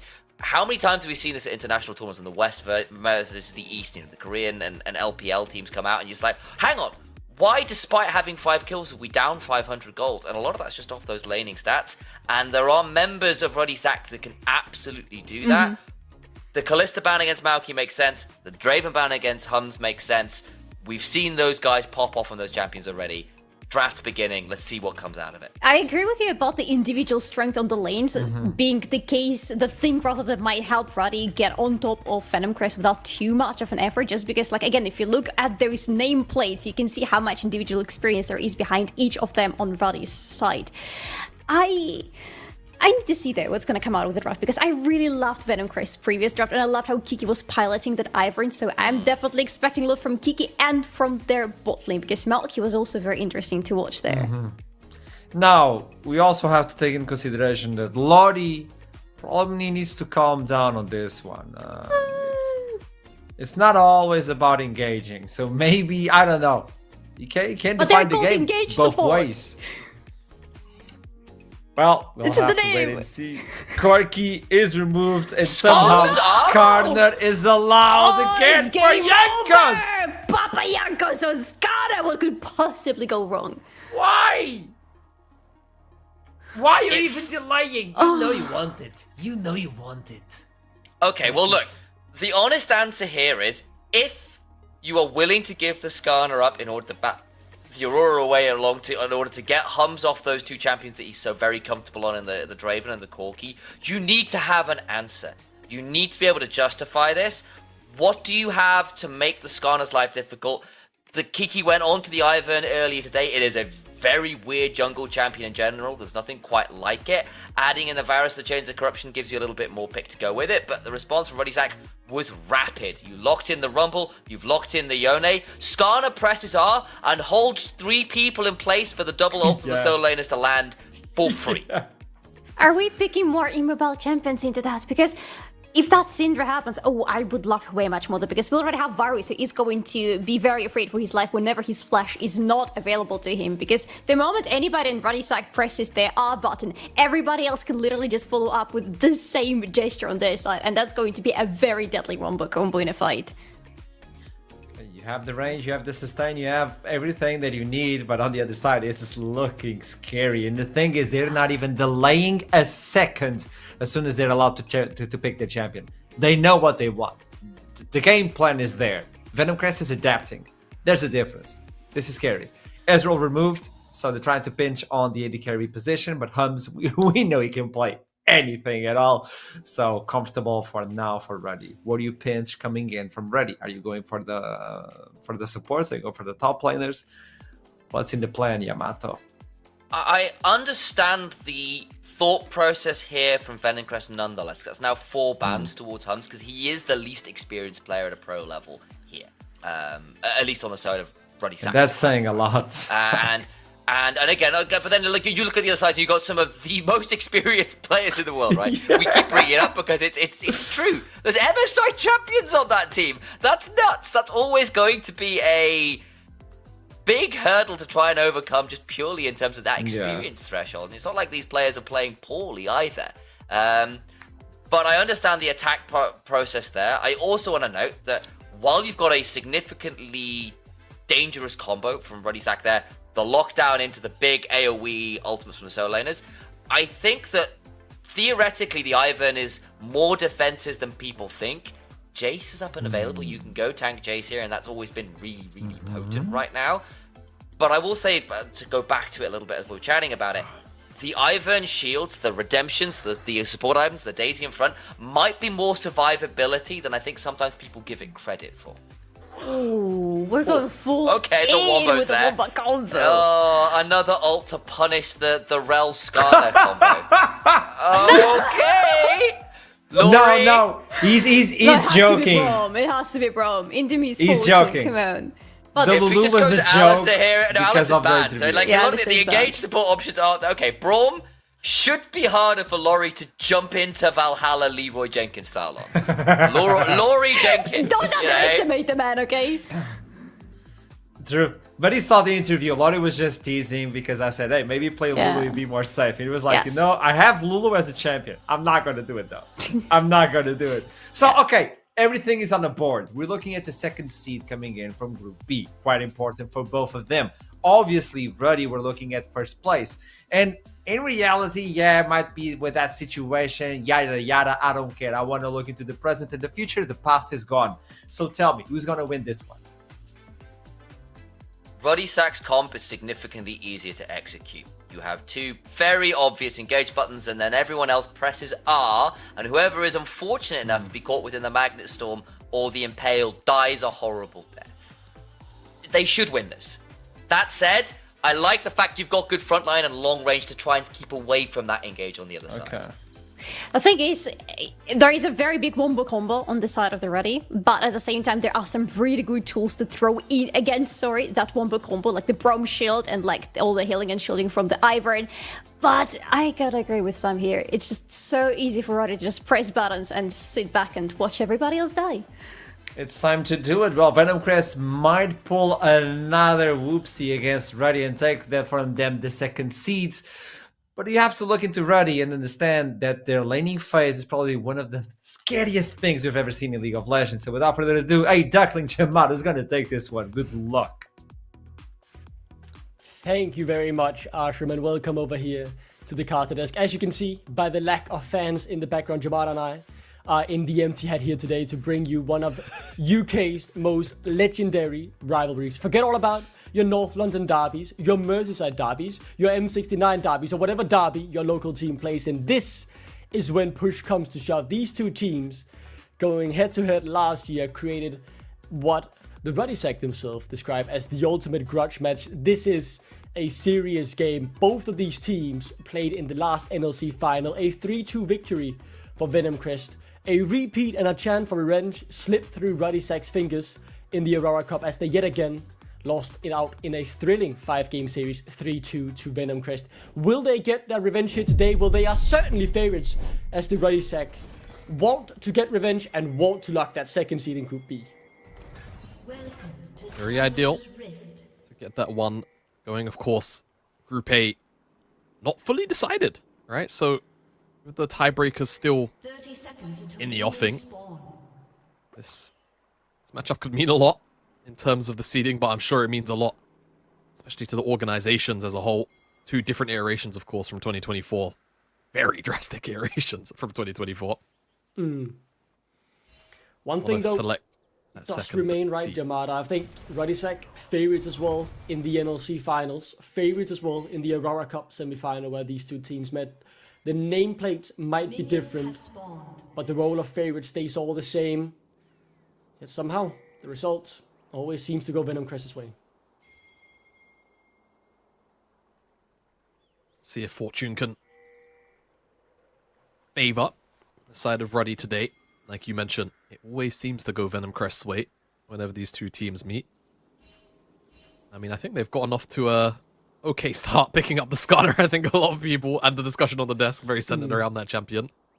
As far as I know, not sure it's even still gone through yet in the LPL. It has just had a 100% ban presence. I mean, it is crazy broken, and Yanko's probably one of the best junglers in the league, if not the best jungler in the league. I think, though, the clear strategy for Venom Crest, right, is to unsettle Hums and try and play through the rookie, snowball a lead from there, and let's see what happens then, right? I can see their idea, but leaving open Skarner, it's a hard argument to come out on the winning end of. Yeah, I mean, it's because they've gone for the Ivern, right, in response. And Ivern has been, you know, I suppose to some been seen as maybe the only jungler that can really answer him. Most of it just comes from, you know, shielding, redemption, the general scaling of Ivern, and kind of the play pattern of Skarner coming through the wall. It makes you a very easy target for the root caller CC. There are plenty of things that Ivern does really well that can definitely hamper the play pattern of Skarner. We'll see how the matchup 1-to-1 transpires as Laurie's looking for an early roam over to the mid lane, and it might actually be completely unknown to Ruddysack. Yeah, I mean, Lofty does kind of mess up a bit with the Q, getting a minion instead of getting more poke on Leader, but this is still a, you know, fine little trade he's getting himself into here, unless Leader responds back well. Good damage, actually, from the Ruddysack mid laner as they're, you know, brawling it out already in the mid lane. Again, what does the second seed really mean, Jamada? Well, the answer is quite clear. You avoid Nord. The loser of this game will play Nord in the first match of the playoffs, while the second seed, we don't know who they'll play yet. It depends on the tiebreakers that will be played tomorrow, but you avoid both Nord and Lost Retonus. Lost Retonus will play against DMG, but you avoid Nord, and that is still a hugely important heading into playoffs.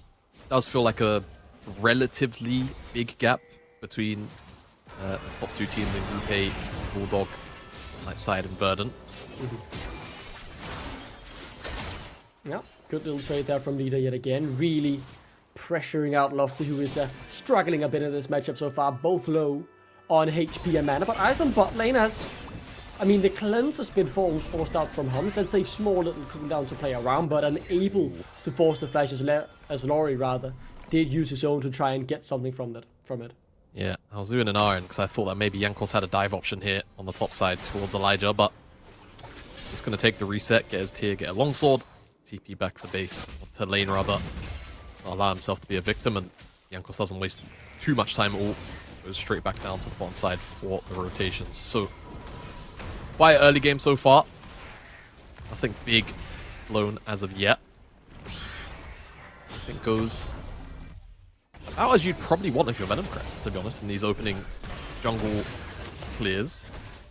Again, when you've got something like Hui, you've got Braum, you've got Ivern, obviously, as well. So much utility.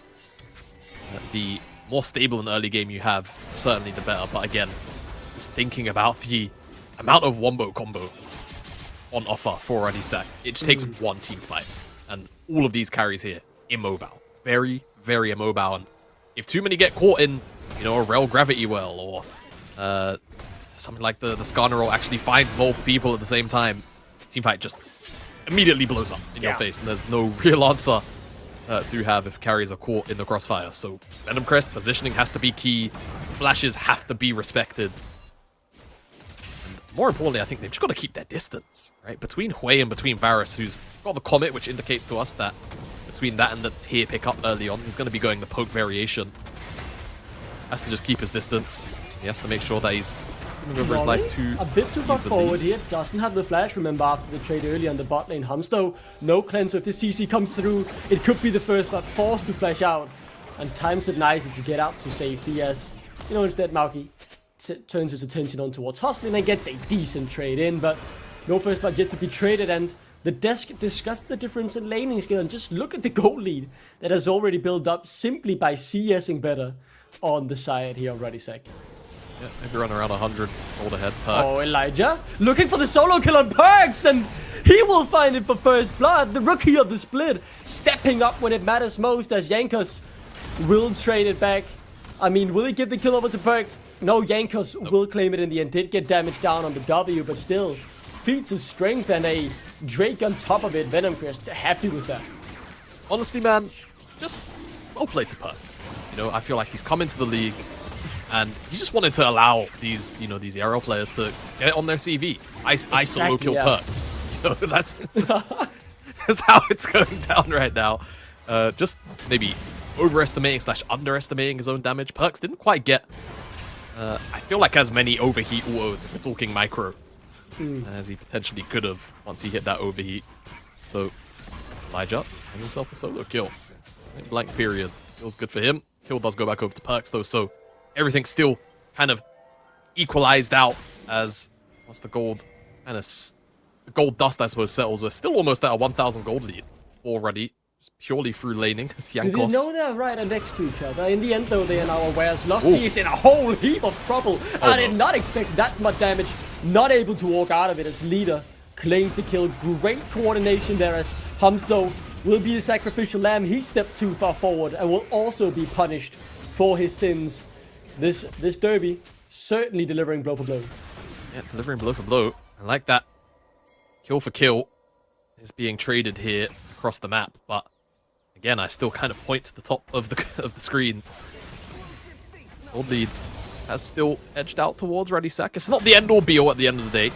Gold isn't everything when it's at these kind of incremental numbers for the time being. Of course, objectives were traded evenly earlier. 6 grubs, or rather 3 grubs, for that Hextech Dragon. And we've seen the power of grubs tonight already, right? Showed off mostly by Rich Gang. And, I mean, in fairness, actually, Ruddy earlier on tonight in the 3rd game of the night. Just being able to win a fight and then pushing a tower of 6 grubs with multiple people, the difference in damage is very, very night and day. I think that's a very good point, and it's certainly something we will be keeping our eyes on.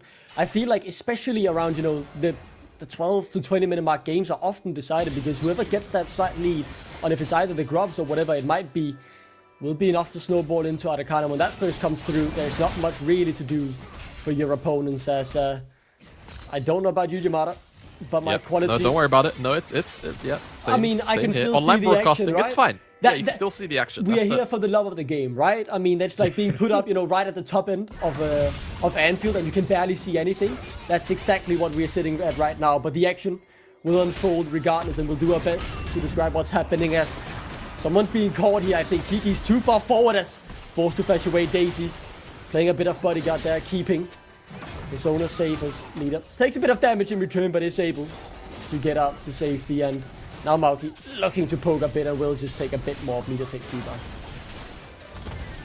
the worst thing in the world. They're able to escape everyone involved. Actually, we need to look at the top side, because Perks just used his ult, and he's chunked out Elijah, but... Yeah, but I saw Maybe we again. Mauki, how did he find leader? He sniped him out of nowhere, but Jankos snipes them right back in the fight. Really exploding now. Will the shields here be enough as Mauki desperately trying to kite back, but the CC is massive. Still, though, alive as Jankos forced to flash to close the gap, and now it's got a bit of a wet noodle fight, but this Skarner deals so much damage. He's broken as Jankos picks up the double kill. Yeah, I mean, we're starting to see why Skarner is very frequently banned on this patch at the moment. 301. Jankos has been in very favorable positions, of course, but he's going to be able to pick up his heart steal pretty promptly as he's making his way to the top side now. He is being matched again by Kiki. Yeah. Perks. Elijah. Perks. The shock blast goes wide, and the solo kill won't be found. Instead, it's a delivery into the already incredibly fed Jankos. I mean, he's taking it into his own hands to carry Rudisek, right? I mean, look, I've worked with Perks before on the LEC broadcast. Lovely fella. Now I'm starting to see just why. So much generosity on the Rift. Couldn't quite hand it over this time. That's crazy. As it was a really nice snipe from Mauki to secure leader there, but then the rundown from Jankos a little bit too much, and Skarner's ramping damage with the passive and all the rest of it. Percent HP, CC. Can't be saved. Support of Venom Crest. Kiki lies that shield. The game certainly delivering, right? These two organizations having gone head-to-head multiple times last year. Very different strategies each in terms of how they build their rosters and the names they have on it, but Venom Crest have found their success in the NLC with going with these rookie lineups. Kiki plucked out of the French scene. Mauki, Laurie, essentially the same, right? Having played on a team together down in some local French tournament. Last time they did that, I mean, they got some names who have now won the NLC in Lenny and Theokak, so Venom Crest continuing to stick with that strategy, and so far, I mean, it's paying off, right? They are playing up against these world-class players on Rudisek, but still, Perks with this, or not Perks, rather, Jankos with his big lead, now looking for 6 scrubs. That would be very deciding in this game, it feels, or at the very least telling about who's in the driver's seat. Will be indeed. If Ruddy can pick up all 3 of these grubs here, it'll feel really good. You get yourself the second feat of strength. They gave up the first blood earlier on. Like, you call out Skarner a little bit too strong, positioning too good for this Rudisek lineup, and I guess they're gonna just yield. They're gonna move over to the Dragon, so it looks like they'll at the very least cross map. Lofty's getting a bit of free time down here, so things are definitely swinging like a pendulum for the time.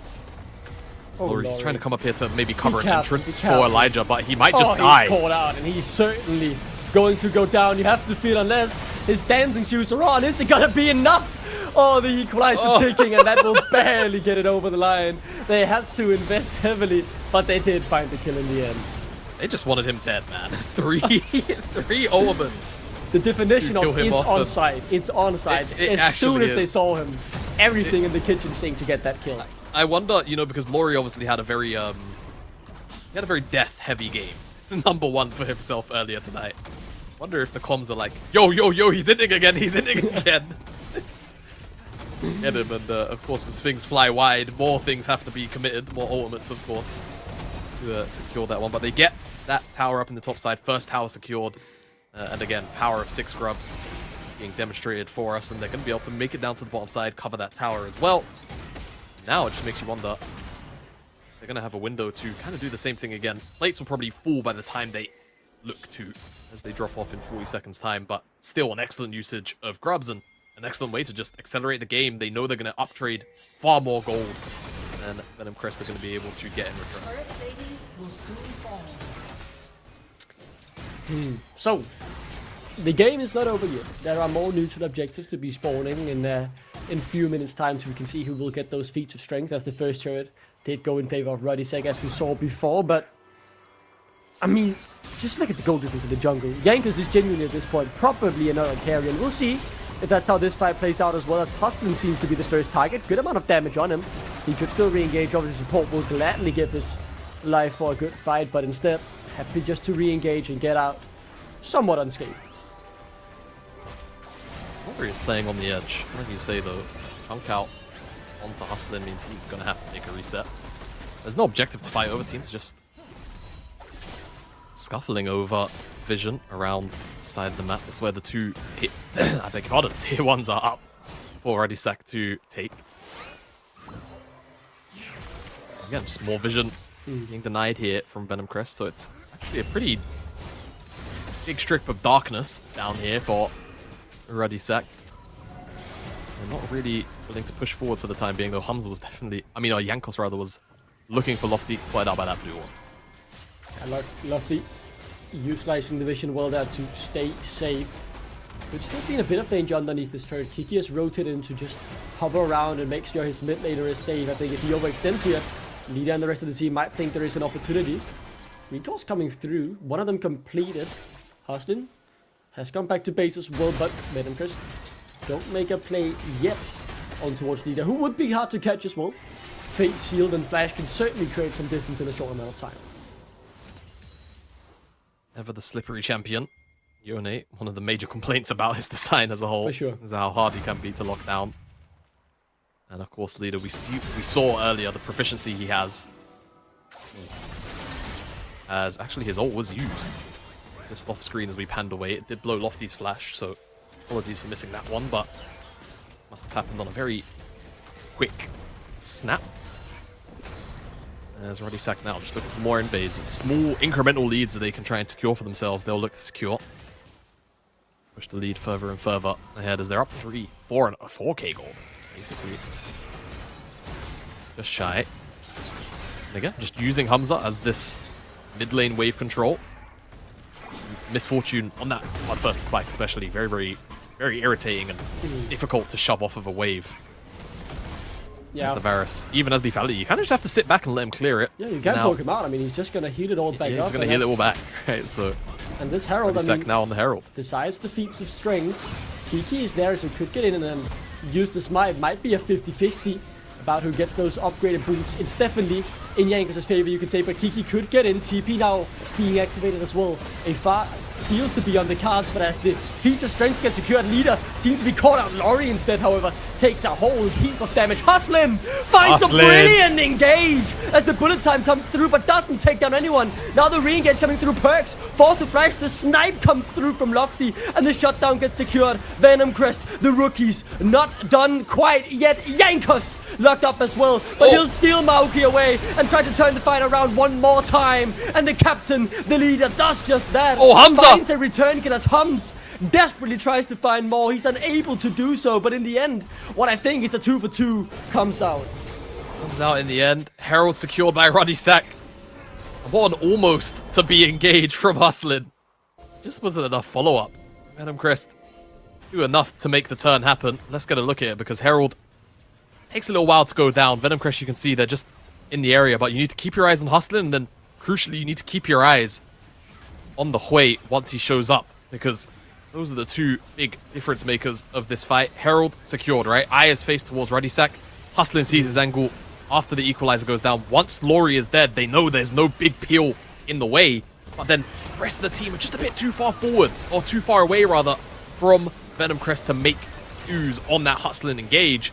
And that turnaround damage from the Hui was huge. Everyone clumped up inside of the ultimate. And very good, well-timed ultimate here from Jankos. Impale onto the ADC of Venom Crest. And for a second you think Hamza with this AoE slow from the Skarner could maybe open up, but can't quite go far enough as Leader sidesteps that QW. And now we're back out onto the map for another objective. The first two dragons were secured by Venom Crest, so this could be Soul Point picked up.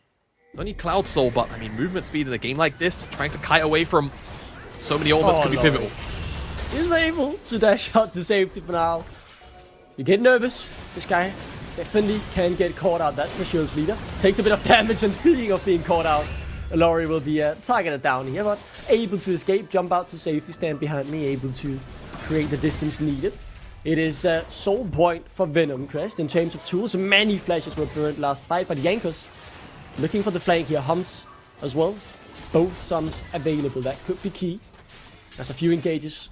Has the flashes as well to look for those opportunities, but instead, Venom Crest eyes shift towards the mid lane as the equalizer will come through simply just to clear the wave, and what will end up likely being a free Drake here just for Radisak. Jankos gets out over the wall as well, and they get out. Get the Drake. That's daylight robbery. True heist. not much else to add, really. And They get the turn as well, I mean. And they get the turret. It's the crucial thing, really, to kind of say in response is Venom Crest don't even find a cross map anywhere. So there's not even really a positive to say about that. It's just take it away by Ruddy. Good job by them all around.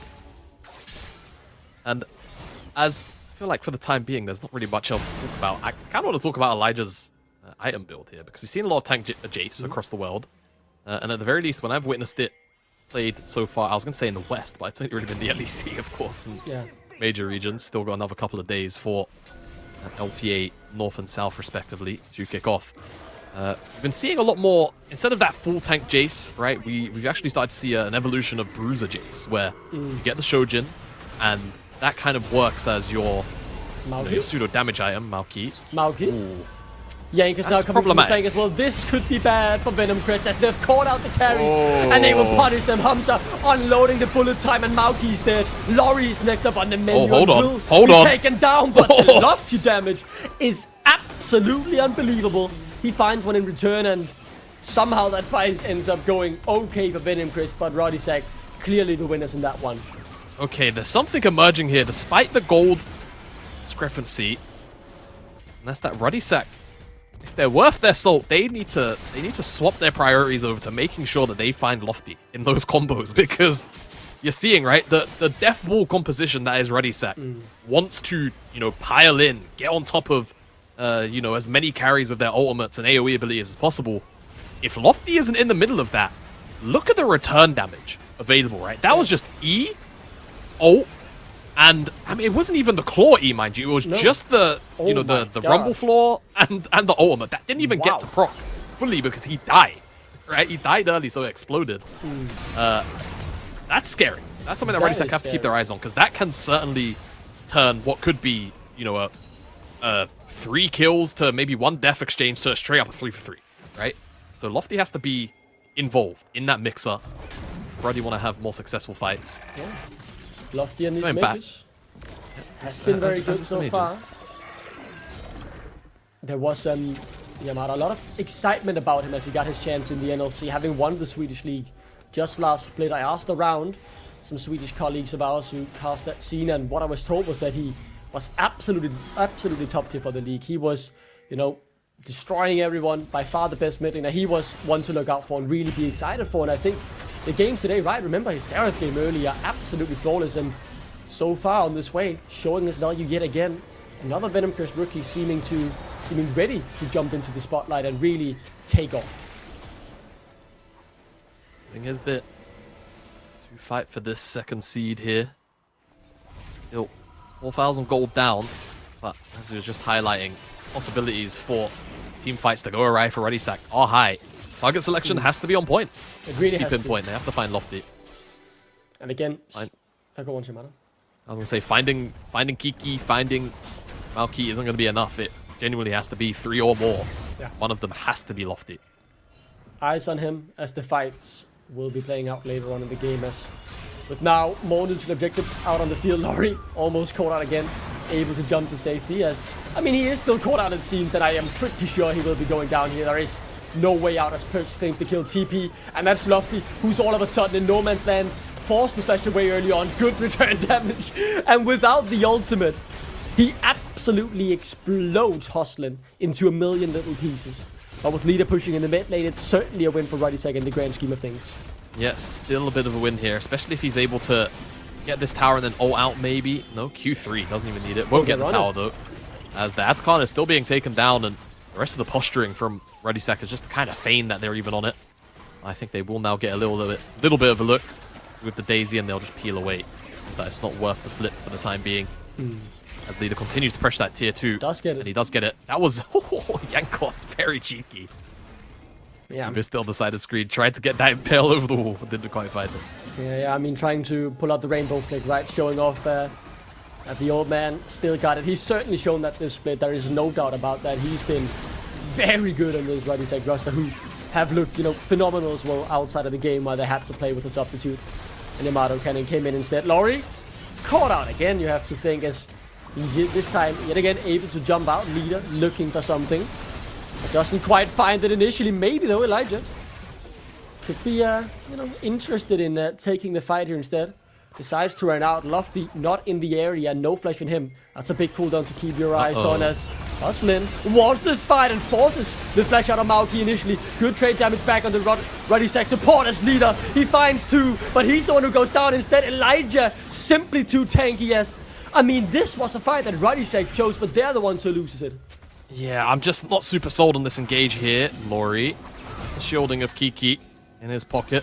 But now Lofty's here, and they're still at a 4v5 disadvantage, Ruddy, so Venom Crest can definitely look to step forward a little bit, though they're lacking some ultimates. They have Lofties. Yeah, Elijah's TPing in, and look at the damage from Lofty. Yankers, I kind of want to say the carry is solo and should be taken down. The fail, flash, and a massive shutdown on towards Elijah. But the key prize, though, is that soul point here for Venom Crest. They'll claim it without any contest from Ruddy Sack. Yes, Venom Crest, 4k down, continue to find fights.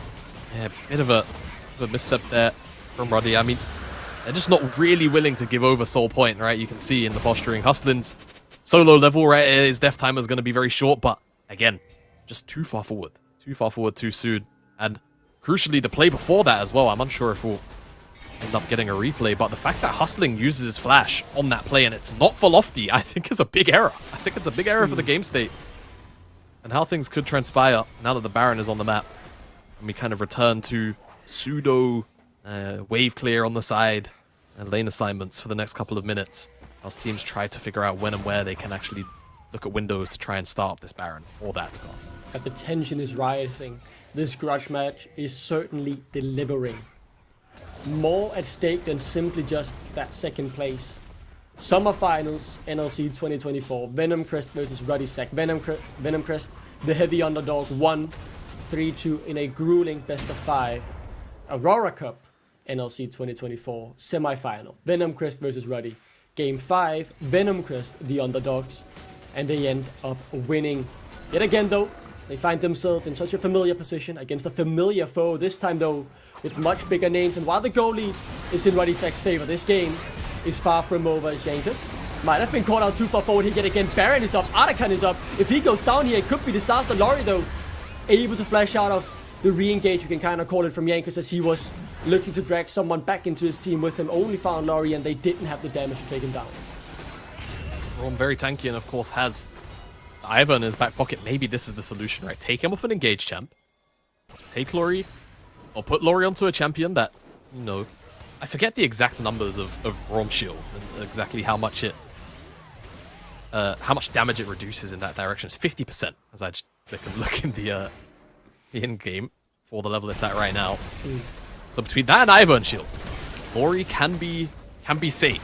He can actually not die with these phase checks. That's what Venom Crest have figured out the secret source is. Given Laurie definitely having a bit of a rough day, as I poke fun, but yeah, it's still going to be a very important part of how Venom Crest end up potentially winning some skirmishes or team fights as this game goes further and further in, just by being a body right in front of some of these abilities. Try and prevent his carries from dropping. Yeah, he's certainly a team player, there is no doubt about it. A bit like Healy saying, doesn't fear his death toll going up or his KDA looking bad. If he does it for the good of his team, you can obviously say sometimes maybe he's a bit too overeager to put his body on the line, but you know, as a support, I'll never complain about someone willing to take a bullet for me, and Laurie will definitely do that for his team if it means just saving one of his teammates. Absolutely he will. Showing that now is Ruddy Sack definitely want to start this Atacon up, and they will. And the positioning from Venom Crest is all going to come from this bottom side of the river, dropping. so I mean, it's dropping low.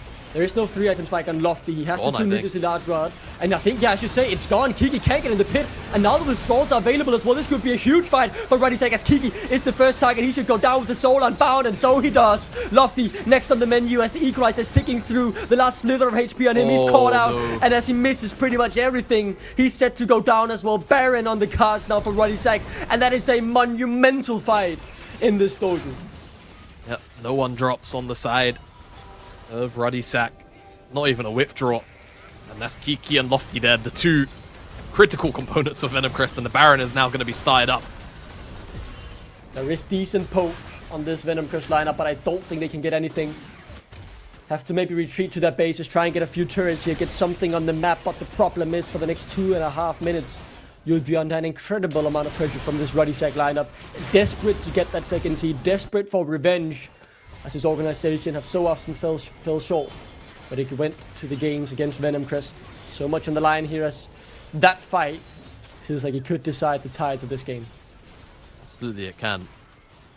That's can't taken very quickly, and look at Leader, how quickly he goes towards Kiki, knows that if he can kill the shield giver, then the rest of the team is going to be significantly squishy up. Switches targets over to Lofty, but doesn't quite have enough time in the tank to lock him fully down. Equalizer a little bit short on damage, and I'm actually surprised the ultimate here. It also looked like the ult from Lofty missed too, but does connect as, here you go, Venom Jankos Crest. hustling, looking for plays. Yeah, can't afford to be caught out here, right? We'll keep our eyes on the target, but Jankos knows exactly who to target there. Massive pick. 44 seconds without the shield. 3 item spike now from Lofty, but he's not level 16 yet. Baron up, withdrawal up. This is a Ruddy Sack lineup ready to go for the win here. You have to feel just 30 minutes in. They got the one fight in their favor, and they will be clinical once they have that lead. Oh, what can Venom Crest do? The rookies. Backs against the wall, will have to find something, but the withdrawals, still so much time on them. I mean, what can they really do? Lofty's called out and he's taken down. Leader still alive, not even withdrawn quite yet. Maoki doesn't have the damage. Elijah doesn't have the damage. The Nexus target turrets are in their sight as the withdrawals now coming through. The cooldown on them might run out in a few seconds, and maybe it's something Venom Crest can play around. But look at that engage from Hosnin. Maoki, Lori down, and blink and you'll miss it. Ruddy Sack get their revenge, get the second seed, and they will show up here in day number 2. What a brilliant performance here today as they win the grudge match and they get that revenge. Curse officially broken by Ruddy Sack. And I mean, like you allude to, it's been a very big grudge match for the last 12 months, almost more, and it comes down to leading 2 world champion, or well, you know, MSI if you want to call it, you know how it goes. So look, what I'm saying is that's what it took to take down Venom Crest. Jokes aside, feels good to be Ruddy Sack, right? Lock in that second seed. Yes, you don't quite know who you're playing against in the next portion of the NLC, but of course it means completely avoid tiebreakers, no tiebreaker scenario, which I think was never on the cards for them anyway. But of course, second seed means no Nord matchup, crucially, right? No potential Nord matchup, and now you get to just very peacefully wait to see how those tiebreakers from Group A unfold. Yeah, no underestimating how big of a game that was in terms of both the standings and getting that sweet old revenge. This Ruddy Sack lineup really scaling in to the seeding stage, you could say, right? A slow start with that substitution in game 1, but after that, they've looked great, and closing the game out so quickly after just that one big fight, that is a sign of things to come. I'm excited for this lineup. They're looking in shape, and I think there's one thing that has been learned as well. Just ban Skarner against Jankos, man. He cannot be allowed to have it. No. Not against Jankos. Just ban it. Just ban it, right? Let's not even cross wires. Just make sure it's never up. We saw why Jankos didn't even necessarily have a phenomenal game in terms of like how he actually played, right? That is just the baseline impact of having Skarner on the map. Keep it banned on red side. Don't let it go through. It's not worth it unless you are quite literally an Ivern team. Like the Ivern guy. Don't do it. Yeah. Not worth it. I think those are good points. So, just to round out here from the casting desk today, before we send on to the analyst desk, this does mean that Ruddy Sack get the second seed. We don't know who they play against yet. Will be decided tomorrow. And Venom Crest, the team full of rookies and the defending champions, will be playing up against Nord in the first round of the playoffs. More about that and more about all the matchups we now know in the post-game show with Ashram and the boys.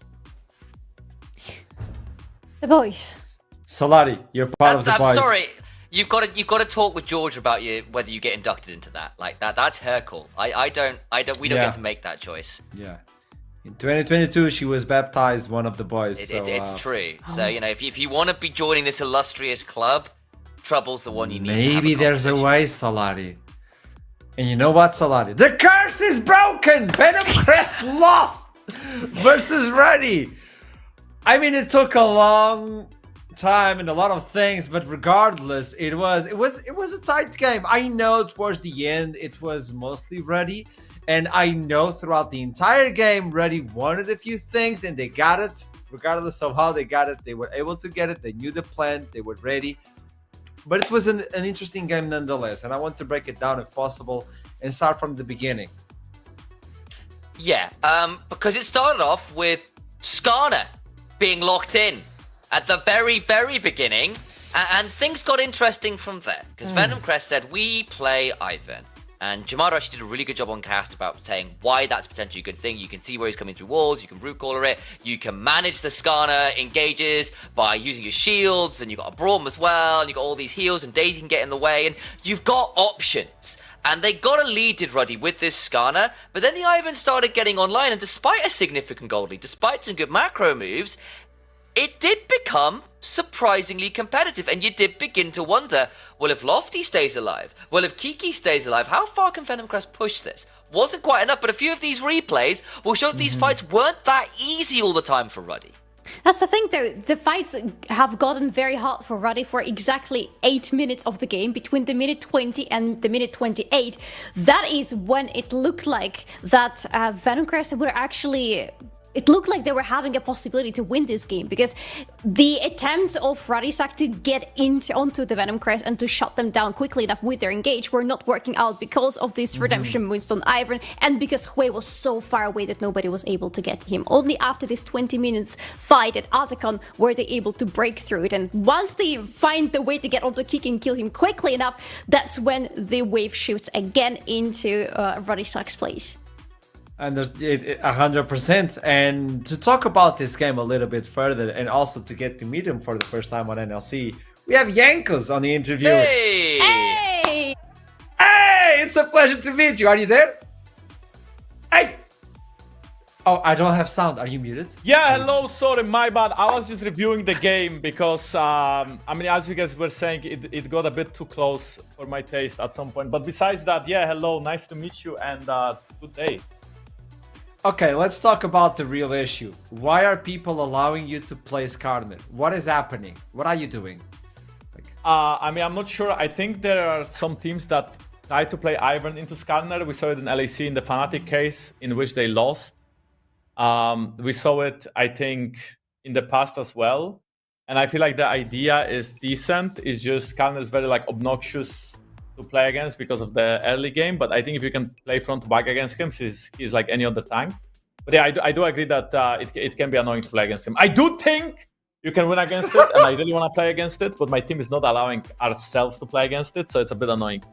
My team sucks. That would be a limit testing, like to play versus Skarner. I like that idea. Maybe into Fearless, maybe you'll get that opportunity. But tell me something. Hope so. 3-1, and instantly you were VOD reviewing this. It's not the start that you wanted, but it's also kind of spicy, isn't it?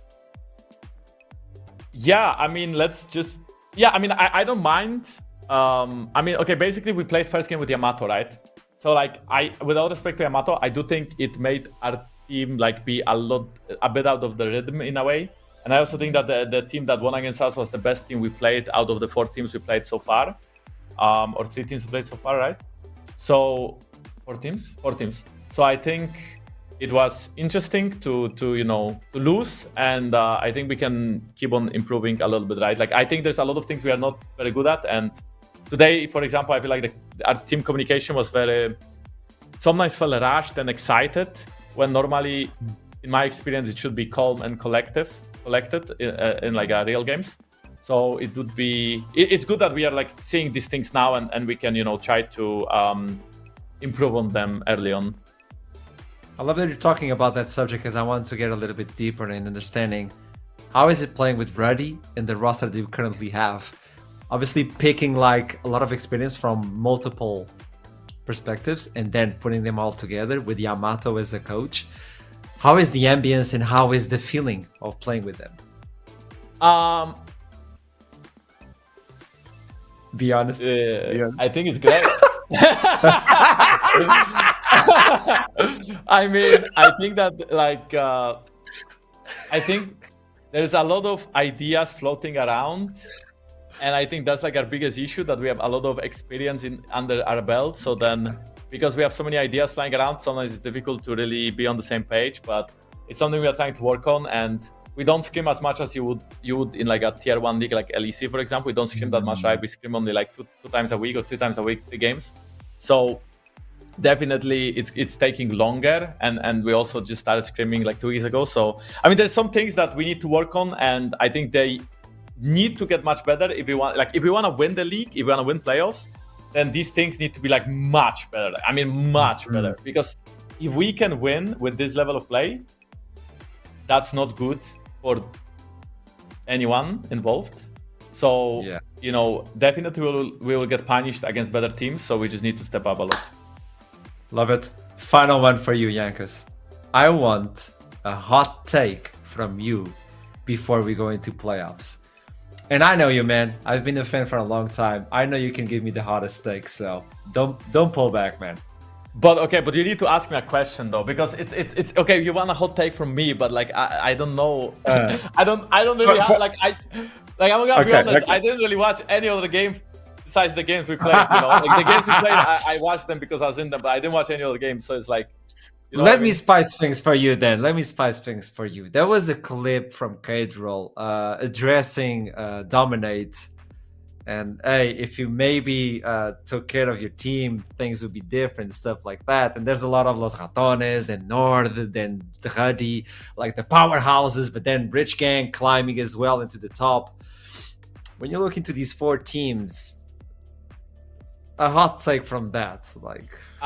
Okay, I mean, I think I saw the clip, I think, on my stream, and I kind of disagreed with Cadral because I felt like we, compared to Los Ratones, we didn't have like as much time as they did, especially that they already practiced for like the Red Bull tournament in December, right? So like we did lose a game, but we lost a game with the Yamato on like a solo lane.